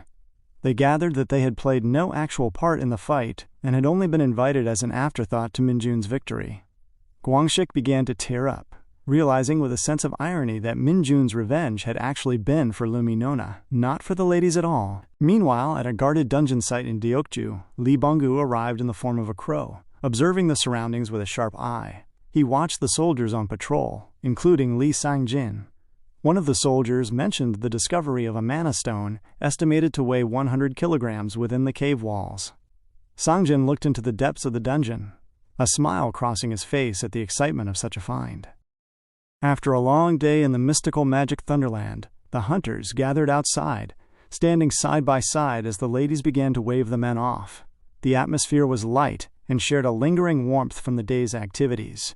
Chamari mentioned to the group that the experience had been truly fun, while Oh Setbiel told the guys to return home safely. Kim Gwangshik responded that they had enjoyed themselves as well, promising that the men would be the ones to pay for the meals during their next outing. Sun Yunseo gave a slight wave toward Minjoon as they prepared to depart for their respective stations. As the men walked toward the bus they were about to board, Minjoon's ears buzzed with a message from Lee Bonggu. The tone was urgent, with Bonggu calling out to his master that there was a problem. Minjoon felt a flicker of frustration, warning Bonggu that if this was another request to buy food, the consequences would be dire. However, Bonggu explained that the dungeon he was currently watching appeared extremely suspicious, noting that the site was supposed to be under investigation, and he had already planned to start his vacation in Daejeon the following day. Bonggu clarified that while there had only been restriction signs and guards recently, the area had suddenly become frantic with activity, signaling a genuine issue. Minjoon grew angry, instructing Lee Bonggu to keep reporting continuously until he arrived. The next afternoon in Daejeon, the bus arrived, and Minjoon stepped down into a scene he could only describe as a total mess. He made his way to the entrance of the dungeon, where the environment felt heavy and tense. Soldiers were busy pushing wheelbarrows filled with mana crystals out from the depths of the cave. Minjoon pulled the card from his pocket, wondering if showing it to the staff would grant him a tour of the facility, or if such a direct approach would be ineffective. Suddenly, a crow appeared beside him. Minjoon recognized the bird and questioned if it was Lee Bonggu, noting that his appearance seemed different. Bonggu confirmed his identity, mentioning that he had been on diligent watch duty until the very second Minjoon arrived. He explained that he had heard reports of 100 kilograms of mana stones being found. Minjoon understood the gravity of that number. Finding that much mana stone was a feat one might only achieve in Isgard with extreme luck. It was an amount nearly 100 times greater than a standard find. As they stood near the entrance, Minjoon sensed a strange foreign energy emitting from the depths. He asked if this was the otherworldly aura Bonggu had mentioned. Bonggu confirmed it, sensing an ominous energy he couldn't quite identify, especially since no monsters were yet detectable inside. Minjoon noted that it made sense Bonggu wouldn't recognize it, as he himself had only encountered it once in his life. Before Bonggu could ask for more detail, the situation at the gate escalated. Tentacles suddenly erupted from within the dungeon, lashing out to snatch the surrounding workers. The scene turned to chaos. Someone screamed for everyone to get away from the gates, and people began to run frantically. The commander ordered his men to abandon the mana stones and retreat. When troop members cried out that a platoon was still trapped inside, the commander strictly ordered them to stay back, rather than attempt a rescue. Minjoon saw his opening and dashed into the fray. He realized that this was a fake dungeon. A troop member tried to stop him, warning that the situation was dangerous, but Minjoon ignored the command. He identified himself as Sergeant Kim Minjoon of the 104th Division, and declared his intention to open the dungeon from the inside, requesting that the man report the situation to the division. Before anyone could fathom how he planned to do so, he jumped into the yawning mouth of the cave. The entrance sealed shut instantly, leaving the commander outside in a state of total shock, realizing they were in deep trouble. Inside, Minjoon received a notification that he had entered the dungeon. He stood on the ground and looked up to find 5 troop members, 2 privates and 3 private first-class soldiers, looking completely bewildered. Minjoon asked if anyone else was present, and when they questioned his identity, he introduced himself as a sergeant who had been passing by. He gathered that they were confused, so he promised to explain later, asking instead if anyone was injured and instructing them to check their equipment. The men dropped their gear, and Minjoon was annoyed to see how little they had. They explained they were only the transportation team, and that the inspection team had already departed. Minjoon sat down, his mind clouded by the illogical decision to leave a transportation team alone in such a place. He told them to take back their gear, explaining that they were currently inside a fake dungeon. The men were baffled, so Minjoon simplified it. They had to consider the entire dungeon as one giant monster that lures people in to swallow them, using the mana crystals as bait. Seeing their fear, Minjoon offered a small, reassuring smile. He took responsibility for their safety, promising to get them out of that shitty place if they followed his orders. He explained that they would have to fight their way toward the center. When one of the soldiers asked if there were monsters, Minjoon pointed out that the fight had already begun. From the ground behind them, mud-faced, slime-like creatures began to erupt, growling with a heavy sound. The soldiers were disoriented, but our boy didn't hesitate. He pushed off from his position and dashed toward the creatures. The impact was immediate and absolute. Minjoon's punches landed with such weight that the monsters exploded on contact. He took a firm stance and told the men to stay behind him. One of the troop members, Private First Class Lim Daeseong, realized who was standing in front of them. He whispered that this must be the man from the hunter community, who became a sergeant in record time. While they talked, our boy continued to lay waste to the horde, striking each creature down with a single, devastating blow. The invisible monster of the Hunter Corps was at work. What a beautiful, one-sided slaughter. Outside the dungeon entrance, the heavy silence was shattered by a booming voice calling for Lee Sang-jin. It was the division commander, Son Tae-ho. When Sang-jin attempted to respond with a formal salutation, Tae-ho cut him off with a roar of pure fury, grabbing him by the shirt and demanding to know what he had been doing. Sang-jin, visibly shaken, explained that he was merely retrieving the mana stones found within the cave. Tae-ho's anger only intensified as he questioned who had given such an order. He berated Sang-jin for failing to conduct the dungeon investigation he was ordered to do, expressing his disbelief that Sang-jin would dare deploy soldiers without a raid team in a fake dungeon of all places. Sang-jin attempted to justify his actions, claiming that after a 2-week investigation, the dungeon had been confirmed as empty, and he was only trying to secure the stones safely. Tae-ho dismissed this as nonsense, realizing that Sang-jin had put soldiers in a deadly situation merely to pad his own track record without permission. He threw Sang-jin aside, warning him to be ready to take off his uniform regardless of the outcome. He stared into the dark mouth of the dungeon, vowing that if there was even a single casualty, he would hold Sang-jin personally responsible and see him in prison. Deep inside the fake dungeon, Minjoon stood among the remains of the small monsters he had just laid waste to. He looked toward the troop members behind him, his frustration evident as he asked why they kept interfering when he had said he would handle the combat. The men sheepishly replied that they only wanted to help. Minjoon explained the mechanics of their environment with a calm, deliberate tone. He noted that they had to push through these parasites to reach the center. These creatures were extensions of the fake dungeon itself, designed to absorb any prey that wandered inside. He warned them that as they neared the heart of the dungeon at the center, the monsters would begin swarming in massive numbers. He reasoned that the men needed to save their stamina until then. because if they were injured now, the entire group would be in trouble. The troop members looked at Minjoon with a sense of awe. He offered a small smile, though he understood a truth he didn't share. While his explanation sounded plausible, his primary motivation was the massive amount of experience points this place provided. He intended to claim every last bit for himself. He then signaled for them to move forward, and the men followed with newfound enthusiasm. They soon arrived at a different area where more monsters erupted from the earth. In front of the horde stood a glowing orb, which the creatures seemed to be protecting. Minjoon observed the men behind him, deducing that their low stats were causing their stamina to drain just from being inside the dungeon's heavy environment. He knew that if he had forced them to fight, some might not have made it this far. He told the men that they were almost there, and that they just needed to smash the orb to escape. He instructed them to stay in the rear and focus entirely on defense, promising to finish the task in no time. The men saluted with a firm response. Minjoon then turned his attention back to the enemy and dashed forward.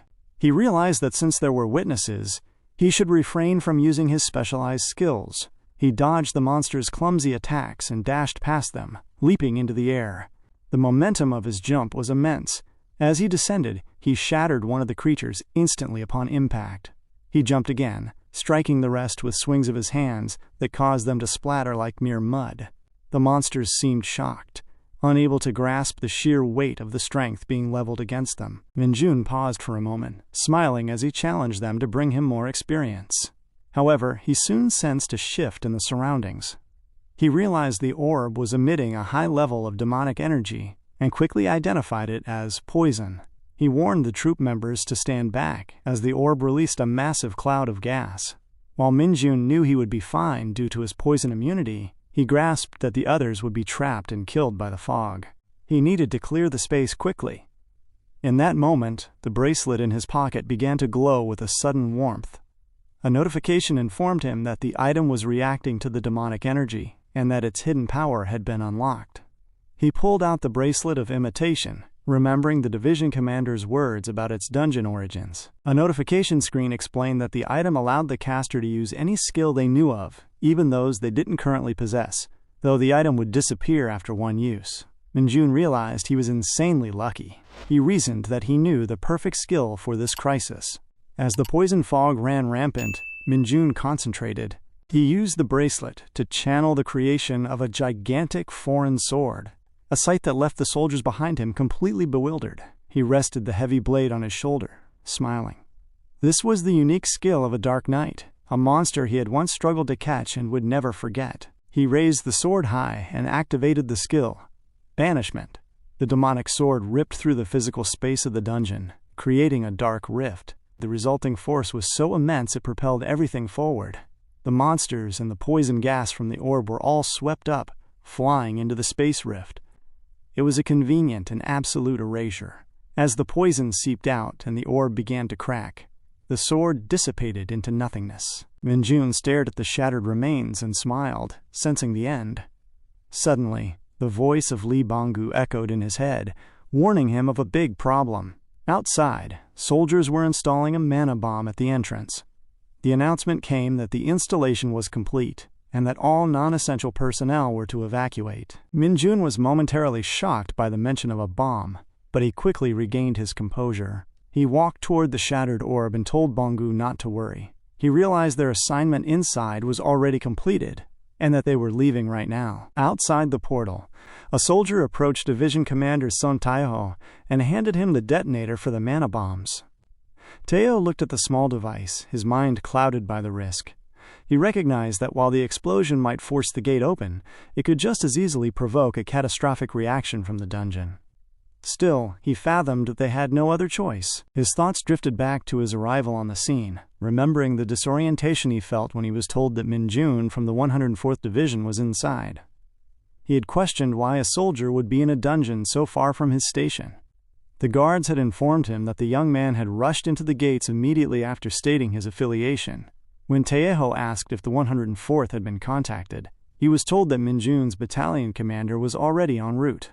Knowing Minjoon was inside provided a small, flickering spark of hope in an otherwise grim situation. In the present, Taeho looked at the detonator once more.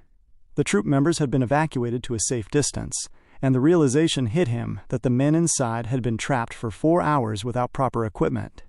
He wanted to trust in Minjoon, but he reasoned that they could no longer afford to delay. Suddenly, a strange, heavy wave of energy rippled from the portal. The stone-like seal covering the entrance began to crack with a sharp, tectonic sound. A soldier called out to the division commander that the gate was changing. Taiho didn't wait. He sprinted toward the portal, shouting orders for the medics to prepare convoys for survivors and for all field officers to arrive armed. Taiho reached the entrance and, with a display of raw physical power, grabbed the remaining seal and tore it to shreds. He ripped a hole through the barrier, his hands working with a mechanical rhythm as he cleared the way. An ambulance arrived swiftly, and a medic reported for duty, but Taiho simply ordered them to stand by as he continued to dismantle the portal's seal. Silhouettes began to emerge from the darkness. 3 troop members stepped out first, prompting Taiho to feel a surge of genuine relief. He called them brats as he grabbed them, checking for injuries. The soldiers informed him that everyone was safe, and the raid had been a success. Finally, Minjoon emerged, carrying the last exhausted soldier. Our boy looked a bit flustered as he found Taiho's gaze fixed on him. Despite the tension, Minjoon snapped into a stern salute. Taiho, his face softening, wore a smile and saluted back. That evening, the two sat in Taiho's office at the 107th Division headquarters, sharing tea.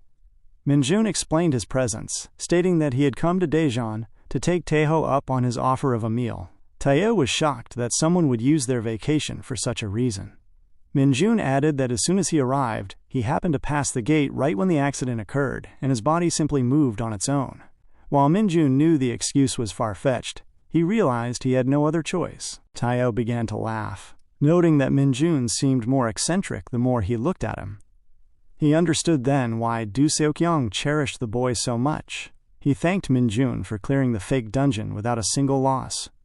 A truly great feat. However, the tone turned serious as Taiho observed that Minjoon was standing out too much. He cautioned that the Hunter Corps headquarters would already be paying attention to him. He promised that if any trouble arose, he and the 104th Division commander would step up to protect him. When Taiho offered to grant a personal request as a sign of gratitude, Minjoon asked for a promotion.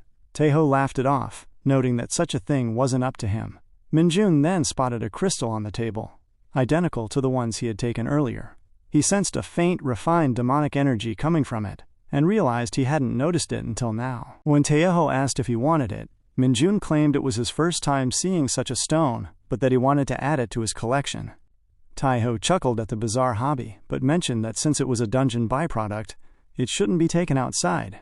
However, seeing the enthusiasm in Minjoon's eyes, Taiho mentioned a recent burglary at his house that had left him with only this one. Not realizing the rascal thief was sitting right in front of him, he handed the crystal to Minjoon. As Minjoon took the gift, he sensed a growing, comfortable bond with the commander. Taiho then cleared his throat and asked about Minjoon's relationship with his daughter. Minjoon firmly stated they were fellow hunters and nothing more. Visibly pleased by the answer, Taiho dismissed him, telling him to send his battalion commander in on his way out. Much later that evening, Minjoon sat outside with Lee Bonggu. Bonggu was noisily eating, drawing a sharp complaint from Minjoon to keep his mouth closed. In the quiet of the night, Minjoon crushed the crystal in his hand, absorbing its demonic energy. He felt his stats increasing. 1, 2, 3, 4 points. He reasoned that the effectiveness was reaching its limit as his energy grew higher. Suddenly, a notification appeared. He had unlocked the skill, Demonic Energy Whip. Minjoon was excited because this would go on to play a pivotal role in his combat method moving forward. Meanwhile, in Gyeonggi-do, a tense meeting was underway at the Hunter Corps headquarters. Lieutenant General Kim Chang-mo was shouting at Son Taiho, berating him for the accident. He warned that the 107th Division would soon be audited and that Taiho was lucky to still have his uniform. Do Seokyung sat silently in the room as Chang-mo ordered that Lee Sung-jin be sent to HQ the following day. Suddenly, the doors swung open. Kim Chang-mo stood and saluted immediately as a high-ranking man entered the space. The pressure in the room just doubled. The man carried the weight of 4 stars on his shoulder, his presence filling the room as he spoke. The man, the high-ranking General Ji-yu Hakchiol, simply smiled at the gathered officers. He told them that it was finally time. He then looked at them and asked if it was Minjoon again. It was clear to everyone in the room that a battle had officially begun to see who would finally claim Minjoon for their own unit. At the Hunter Squad base, a sleek golden car skidded to a halt near the corner of the building. The door opened, and Colonel Lee Junbyum, the battalion commander, stepped out with a heavy, fuming stride. He moved through the halls with an intensity that signaled a storm was brewing, heading straight for the company commander's office. When he threw the door open, the officers inside snapped to attention, their voices ringing out in a loud salute. Lee Junbyum didn't waste time on formalities, demanding to know what was happening and where the people involved were. Platoon leader Kim Cheolman was momentarily bewildered, asking for clarification. The battalion commander asked if the target was who he thought it was. When Kim Cheolman confirmed that it was indeed the case, Lee Junbyum sat down heavily in a chair, cursing under his breath. He realized that those involved must have deliberately timed their move for a moment when he wouldn't be around to intervene. 1 hour ago, Kim Cheolman had been sitting in his office, facing 2 sergeants from the Hunter Special Task Force, Yu Taiwan and Jang Min-soo. The atmosphere was thick with tension. Kim Cheolman had been trying to reason with them, noting that it was quite early in the morning to be requesting an audience with a soldier who had only just returned from vacation the day before. However, the STF officers cut him off, reminding him whose orders they were operating under and asking for his cooperation. They explained that their goal was to have a brief, quiet meeting with the soldier in question and then depart. They insisted that Minjoon be summoned immediately. At that moment, a knock sounded at the door. Minjoon walked into the office, offering a crisp salute and identifying himself as Sergeant Kim Minjoon. He noticed the distinctive markings on the visitors' clothes and recognized their high ranks. He fathomed that they belonged to the elite special unit directly under the Hunter Corps headquarters. Kim Cheolman tried to introduce the guests, but Yu Taiwan interrupted, confirming Minjoon's identity with a sharp gaze. He introduced himself as a member of the Hunter STF and shook Minjoon's hand, offering a familiar pat on the back. He mentioned Minjoon's recent feat of jumping into the fake dungeon in Daejeon to rescue fellow hunters, calling it truly amazing. He suggested they sit down and have a chat, and Minjoon took a seat beside his platoon leader. Yu Taiwan wasted no time, stating that the Hunter STF needs competent personnel like Minjoon. Minjoon sensed a scouting offer was on the table. While Kim Cheolman looked on with a growing sense of unease, Taiwan described the nature of their unit. He explained that unlike regular hunters, they are deployed for high-risk situations like dungeon raids, VIP protection, and overseas missions. Our boy listened to the long list of duties, but he understood that the details of the work didn't matter much to him. His interest lay entirely in the possibility of a significant promotion. Yu Taiwan continued, noting that because they deal with crimes committed by civilian hunters, exceptional combat skills are a mechanical necessity. Minjoon's attention perked up at the mention of a special promotion, a reaction that clearly let Kim Cheolman down. Taiwan explained that while the unit doesn't typically accept regular soldiers, if Minjoon volunteered to join the Hunter Special Task Force, headquarters would promote him to staff sergeant immediately. Jang Min-soo added that the STF offers more opportunities for advancement than the rest of the Hunter Corps, as their missions allow soldiers to rapidly increase their professional accomplishments. As Minjoon considered this, Yu Taiwan's phone tapped on the table. Minjoon noticed the device and realized it wasn't a standard smartphone. Taiwan explained it was a specialized security device issued to the STF, as their work is strictly confidential. Minjoon's next question shifted the tone of the room. He asked if he would be allowed to use the internet and computers as much as he wanted. The STF officers informed him that because security is the highest priority, the use of the internet and personal electronics is strictly prohibited in the barracks. They noted that such devices are only for use during vacations, calling it a small inconvenience compared to the honor of the duty. Upon hearing this, Kim Cheolman deduced that the STF officers had no idea how much this would affect Minjoon's decision. Yu Taiwan offered a card, telling Minjoon to think it over, but Minjoon didn't hesitate. He stated firmly that he would stay where he was. The refusal was shocking to the 2 sergeants. They glared at him, demanding to know his reason. Minjoon went on a long rant to explain his position, which fell on deaf ears as the sergeants screamed in annoyance. Jang Min-soo stood up in disbelief, shouting about dungeon power fighter. He was outraged that Minjoon would throw away a career-defining opportunity for a game. He mentioned that the generals had held meetings specifically because of Minjoon, and he accused the young man of trying to be funny. Minjoon remained calm, stating that he wasn't joking. For him, the game was a vital source of energy for which there was no substitute. Yu Taiwan stood up, his expression stern. He noted that he understood Minjoon's stance and that his will mattered most, so they would be leaving. Kim Cheolman quickly opened the door, his subtle laughter evident as he ushered them out. However, Jang Min-soo couldn't leave without a parting shot. He turned back to Minjoon and claimed that the reports of his feats were likely exaggerated. He suggested that Minjoon was simply making up lame excuses, because he was scared and wouldn't last in the STF anyway. Minjoon's calm demeanor vanished. He looked at Jang Min-soo and asked how he could be so sure of that. Kim Cheolman felt a wave of disorientation, wondering why Minjoon was provoking them again. Jang Min-soo walked up to him, looking down on our boy with annoyance, and asked if he wanted him to prove it. Tensions boiled over. Kim Cheolman tried to stop the confrontation, but Yu Taiwan grabbed him by the shoulder and asked to use the training center for a bit. The scene shifted to the training facility. Minjoon and Jang Min-soo each held a practice weapon, while Yu Taiwan and Kim Cheolman stood by to watch. Jang Min-soo explained that the entrance test was a freestyle duel against a senior member of the Special Forces, giving Minjoon one last chance to back out. Minjoon responded that while he didn't plan on joining, he expected a polite apology for the insults if he passed the test. Outraged by the perceived arrogance, Jang Min-soo vowed to fix Minjoon's attitude. Yu Taiwan announced they would proceed with 3 rounds of 3 minutes each. The two combatants took their stances. As soon as the buzzer sounded, Jang Min-soo dashed forward with a burst of speed, swinging his sword with heavy intent. Minjoon dodged the first impending attack with a smooth, deliberate shift. Jang Min-soo followed up with a sharp thrust, but in an instant, our boy leaped backward, creating a massive distance between them. Then, the unexpected happened. Minjoon suddenly hit the ground, looking as though he had taken a direct hit. He lay there, apparently fainted. Jang Min-soo and Kim Cheolman stared in total bewilderment at the sight of the sergeant passed out on the floor. It appeared he had lost.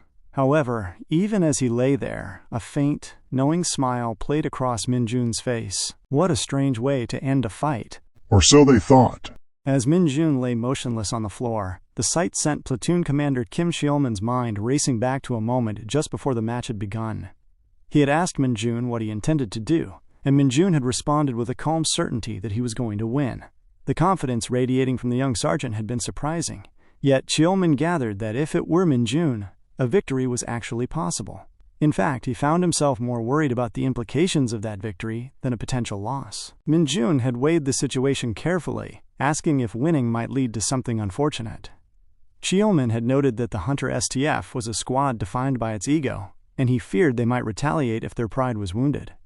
After pondering this for a moment, Minjoon had decided that for the sake of appearances, he would allow Jang Min-soo to land a single hit. That was exactly what the onlookers were witnessing now. Minjoon remained on the ground, seemingly defeated, prompting Jang Min-soo to turn and begin walking away, satisfied that he had laid waste to his opponent. Yu Taiwan stepped forward, declaring the match over and calling for the medics to take Minjoon away. Kim Cheolman felt a wave of wary embarrassment for the STF officers as Yu Taiwan attempted to offer a bit of comfort. He told Cheolman that they should be proud Minjoon had at least managed to dodge the first ultimate attack, much to their surprise. Minjoon suddenly rose to his feet with effortless grace, cutting Taiwan's words short. He called out to Jang Min-soo, stating that it was not over yet. Min-soo spun around, his face twisted in shock. He was sure his attack had hit exactly where it should have, yet Minjoon stood there, healthy and sound. Yu Taiwan questioned if Minjoon truly wanted to continue, warning that it would be difficult to explain if he were injured by pushing himself too far. Minjoon simply offered a small smile and insisted they go again. Jang Min-soo grew visibly annoyed, accusing Minjoon of being arrogant rather than determined. He vowed to make the sergeant regret standing up. Minjoon merely smiled and began to imbue his weapon with demonic energy. He activated a skill called Demonic Energy Singularity. Rendering his energy colorless and odorless, he then utilized Demonic Energy Whip, concentrating that energy into the long, flexible form of a lash. Jang Min-soo, fuming and calling Minjoon an arrogant brat, dashed forward.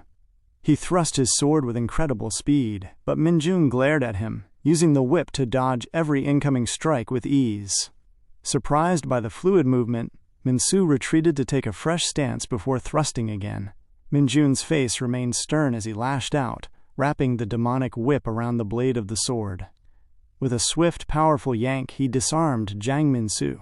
The sword flew through the air, clattering to the floor far out of reach. Yu Taiwan and Kim Cheolman watched in total bewilderment as Minsu was left defenseless.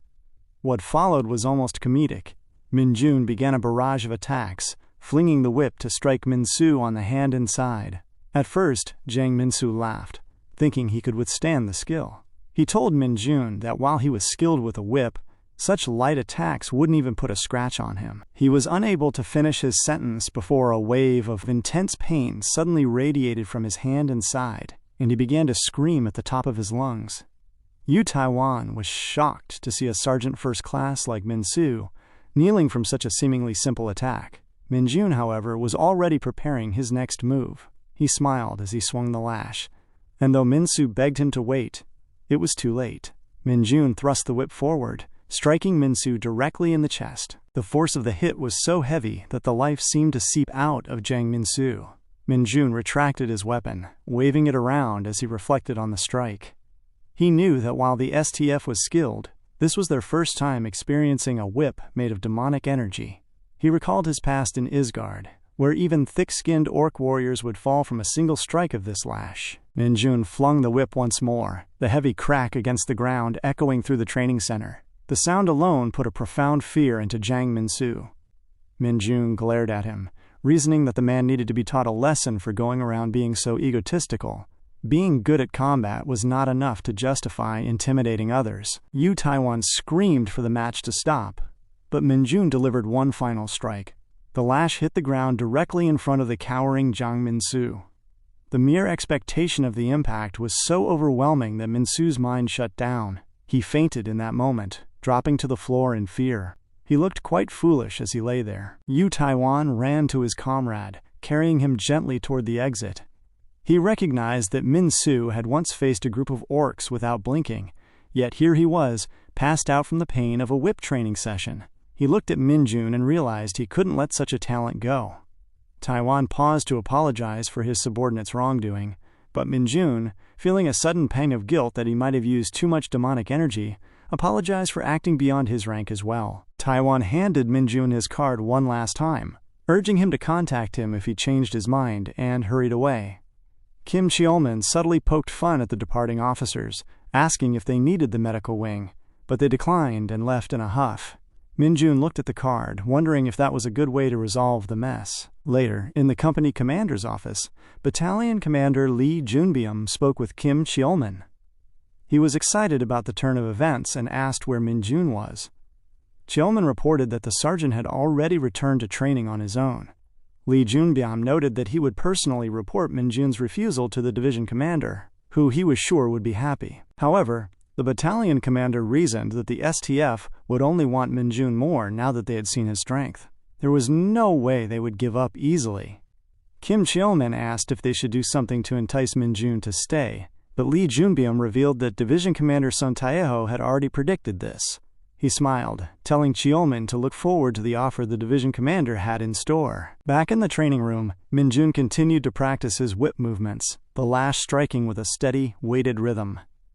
He had no idea that his superiors were already busy planning for his future. In a different office, the sound of loud, boisterous laughter filled the room as Division Commander Du Seokyong sat across from Colonel Lee Junbyum. Seokyong noted that Minjoon had done an excellent job, expressing his satisfaction that the arrogant members of the Hunter STF were likely quite upset after their encounter with the sergeant. Both men shared a laugh over the recent events. Seokyong reasoned that no matter what privileges were promised, they wouldn't have been able to stop Minjoon if he had truly decided to join the STF. He admitted that he had been cautious for that very reason, but he felt the situation had resolved itself perfectly. Lee Junbyum agreed, suggesting that it was finally time for them to step up and show their own appreciation for the young man. Seokyong reached for the phone, mentioning that he needed to express his gratitude properly. As he picked up the receiver and asked if a certain item was ready, Lee Junbyum looked on with a trace of confusion. When the person on the other end confirmed it was prepared, Seokyong ordered all related files to be brought to him immediately. The scene shifted to the troop barracks, where Minjoon stood beside Sergeant Lee Sung-ho. They were addressing the assembled troop members, and a noticeable change had been made to Minjoon's uniform. The sight left the other soldiers shocked, and they began to wonder what was happening.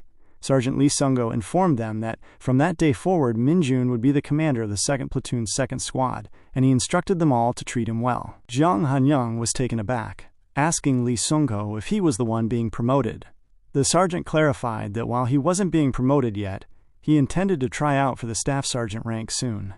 He explained that he already possessed enough points for a promotion, so he was handing over his current position to Minjoon. He added that he assumed there would be no complaints. Upon hearing this, Kim Kwang-sik and Jung Han-young were excited. Kwang-sik noted that there was no one better than Minjoon to take over the role. Lee Dong-jin then stepped forward, asking Minjoon if the rumors were true about a soldier who had cleared a fake dungeon single-handedly during a vacation. Kwang-sik added that the entire hunter community was in an uproar over the incident. Minjoon confirmed it casually, stating that he had simply been in Daejeon by coincidence and got swept up in the event. The surrounding troop members were stunned, expressing their amazement and asking if he had been hurt anywhere. Our boy demonstrated a few movements to show he was perfectly fine.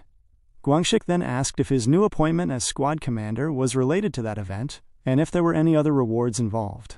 Minjoon confirmed that there were, but as the curious soldiers began to crowd him, he started pushing their faces away to regain his personal space. A few days later, at the Goblin Colony dungeon, the troops were busy clearing out the monsters with efficient, practiced movements. Amidst the sounds of clashing steel, a few soldiers discussed Minjoon's recent history. One mentioned the scouting offer from the Hunter STF, and how Minjoon had flatly rejected it. Another added that he had even beaten a sergeant first class to a pulp during a sparring match. Some were skeptical, reasoning that such stories sounded too incredible to be believed outside of the military. Regardless of the rumors, the fact remained that the division commander had appointed Minjoon as their squad commander and promised him a promotion to staff sergeant within a year if he gathered enough points. Jung Han-young noted that even Sergeant Lee Sung-ho had agreed to the arrangement, despite his known feelings toward the STF. Suddenly, a loud, guttural roar tore through the air, snapping their attention to a corner of the dungeon. A massive goblin emerged, towering over the others and gripping a heavy mace. The soldiers felt a wave of discomfort as the creature roared again, but they held their positions. As the goblin dashed forward, a whip suddenly cracked into the frame. The strike was precise, hitting the massive goblin directly in the eyes. The creature dropped its mace and began to shriek, clutching its face in heavy pain. The other troop members watched, unbothered, as the whip struck out again and again with a rhythmic mechanical weight. The creature eventually fell to its knees, shrieking in a way that sounded almost like it was begging for mercy. Minjoon walked into the center of the space, calmly wielding his new weapon.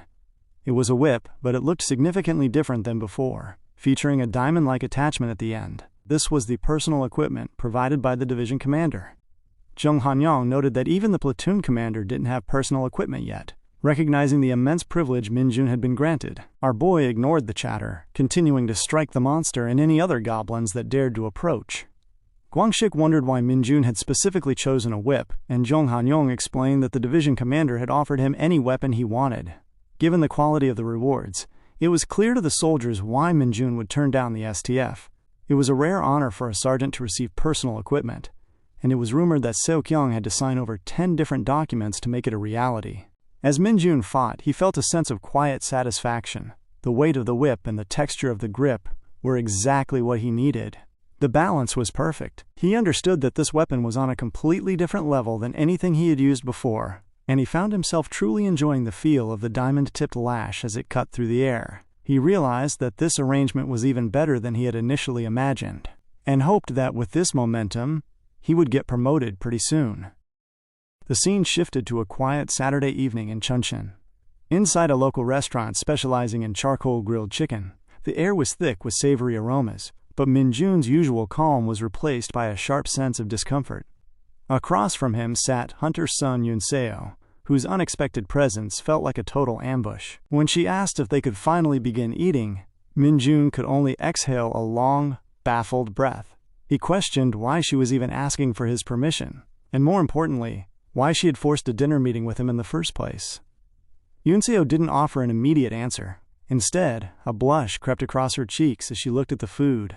mentioning how delicious the spread appeared. When the server finished at the grill and told her the food was ready, she thanked him with a bright smile and began to eat with singular focus. Minjoon remained unhappy. He could tell the food was excellent and the restaurant was pleasant, but he couldn't get past the mystery of her arrival. When Yunseo eventually looked up and asked why he wasn't eating, she tried to reassure him by offering to pay the bill and encouraging him to have as much as he liked. Minjoon shook his head, clarifying that the money was never the issue. He pushed her for answers, demanding to know how she knew he was off duty or that he was even traveling to Chuncheon. His voice carried a clear hint of annoyance as he questioned how she could have tracked him to this exact restaurant. Midway through his questioning, a sudden realization struck him. It had to be Corporal Kim Gwangshik. He felt a wave of genuine anger toward the man, certain that the bastard was the one who had orchestrated the entire encounter. Seeing his mounting frustration, Yunseo initially claimed their meeting was a mere coincidence. However, as she watched him grow more annoyed, she finally apologized and admitted she was the one who had pressured Kim Gwangshik for the information. She pleaded with Minjoon not to be too hard on the corporal, but he wasn't interested in forgiveness, stating that whether he stayed mad was his own business. Leaning forward, Minjoon told her the entire situation felt incredibly strange, and he eventually asked her point blank if she actually liked him. The restaurant fell into a sudden, spicy silence as nearby patrons turned to watch the tension at the table. Yunseo's face turned bright red as she shouted back, calling his question nonsense and demanding to know why he was suddenly speaking so casually to her. Minjoon remained unbothered, pointing out that since they were the same age, she was free to speak casually to him as well. She acknowledged he was right but quickly doubled down, insisting her presence had nothing to do with romantic feelings and telling him not to get the wrong idea. As the servers laughed softly at their bickering, Minjoon remained unconvinced. He reasoned that she must have taken a vacation the moment she heard he was out for the day. Yunseo admitted that was true, but she awkwardly brought up another reason: her curiosity regarding the enclosed dungeon at the training center and the recent incident with the fake dungeon. She confessed she was simply wondering if something strange would happen around him again, though she immediately felt a wave of embarrassment at how ridiculous the explanation sounded. The two locked eyes in a moment of silence before Minjoon suddenly burst into loud laughter. Despite the laugh, his face remained tight with discomfort as he joked that he wasn't some kind of walking natural disaster. Yunseo could only glare at him, bewildered by the reaction. Deep down, however, Minjoon's mind was racing. A terrifying thought took root that she might have finally uncovered his true identity and secret activities. The dinner date was still in full swing when Minjoon noticed a new badge on Son Yunseo's uniform. He recognized the insignia immediately. She had reached the rank of corporal. She exhaled a long breath, mentioning that she had passed the promotion exam only last week. Minjoon smiled at this, noting that she had cleared the test quite quickly, though he admitted he wouldn't expect anything less from her. He couldn't help but add that Wang Shik had failed yet again. Son Yunseo asked if he was making fun of her. She questioned why he continued to speak so casually to her. Minjoon glared at her playfully, reminding her that he had already told her to do the same. However, the warmth of the moment was abruptly cut short. Minjoon sensed a strange, heavy demonic energy manifesting behind him. He peered into the distance, his focus shifting as he realized an ominous energy was hovering near a park in the residential area. He felt a wave of annoyance, wondering why this had to happen right in the middle of his meal with Son Yunseo. He knew she was far too smart to be easily fooled, and he fathomed that escaping her company without raising suspicion would be difficult. The reality was that Minjoon had taken another vacation specifically because he knew a gate was scheduled to appear in this vicinity. Having been briefed on the situation beforehand, he realized he had no choice but to act. He told her that he needed to use the bathroom and took the opportunity to slip out of the restaurant. He moved quickly toward the park, following the scent of the demonic energy. As he arrived, a crackling sound echoed through the air. He scanned the area, noting that the disturbance was close. From behind a bench, a familiar figure appeared. Minjoon praised his summon, calling them his best employee for getting things done the moment they were told to work, and shared some demonic energy with them as a reward. He glanced around, wondering where Lee Bongu had disappeared to, as he hadn't heard from him in a while. Above, the sky began to crackle with strange, violent energy. Minjoon exhaled, observing the stillness of the winter weather. He reasoned it was a good thing the cold kept people off the streets. Suddenly, A gate tore open in the middle of the residential space.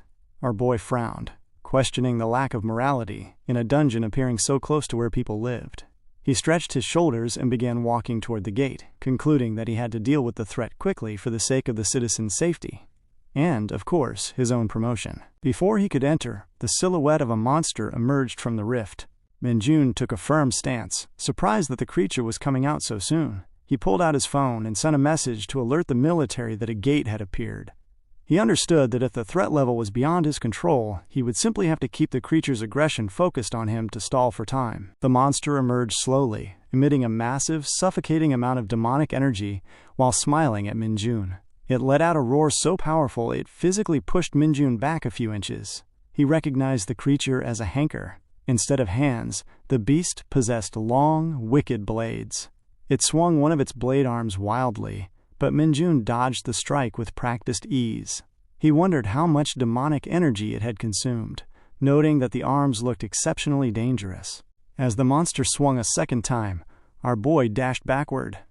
He began to generate his own demonic energy, observing that while the blades were sharp, they were useless if they couldn't touch him. He prepared to use Dark Arrow, but before he could launch the skill, the hanker's blade arm went flying toward him, revealed to be attached to a long chain. Minjoon was shocked by the trick, watching as the weapon struck the ground and triggered a massive explosion. Minjoon was able to dodge the strike, and he grabbed onto the chain, tightly restricting the hanker from pulling it back. But Minjoon unfortunately went flying in the air as the hanker pulled firmly. Sensing an opening, the hanker propelled its other chain arm toward him while he was still suspended in the air. In a display of incredible agility, Minjoon twirled his body mid-air, dodging the second strike. Now, the hanker was the one in a vulnerable position. Minjoon dashed through the air toward the beast, folding his arm and delivering a devastating punch straight to the monster's face, and it fell limp to the ground. The force was so immense that the hanker's jaw tore. Minjoon looked at the fallen beast, sensing that the fight wasn't over yet as the hanker began to rise.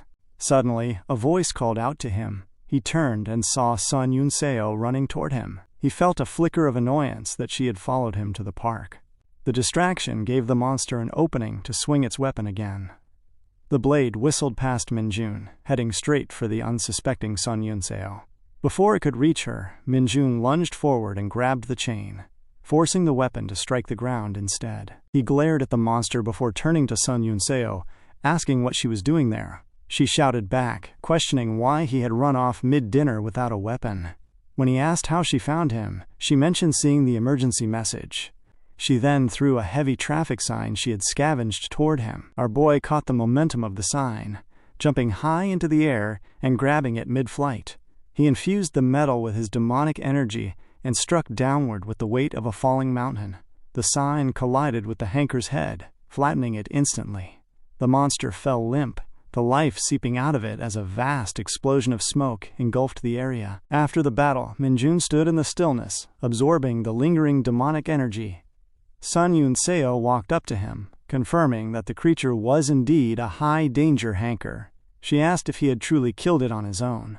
Minjoon smiled, noting that a certain someone had helped him, though he privately thought the fight would have been easier without the distraction. Sun Yun-seo inspected the corpse, noting that it was an irregular monster, a hanker with chain blades. She turned a serious gaze toward Minjoon, stating that they needed to have a long talk. However, their attention was pulled back to the gate as another silhouette emerged, followed by several more. Sun Yun-seo grew worried as 5 hankers stepped out of the dungeon.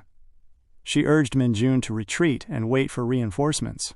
Minjoon paid her no mind, walking calmly toward the emerging monsters. He suggested that she should be the one to leave and join the reinforcements. She screamed at him, asking if he was out of his mind to fight them alone. The monsters roared in unison, but Minjoon simply took a fighting stance with his makeshift weapon. He dashed toward the pack of hankers, laughing with a frantic, focused energy. He told them that it was time to secure that staff sergeant promotion. He was ready for the fray. And that is the end of Season 1. If you are still watching after 5 hours, you are a real one. Big thanks to everyone who followed the channel today. Thanks for joining the 10,000 growth journey, and please subscribe if you haven't. I am leaving for now, but I will see you in the next video. Bye for now.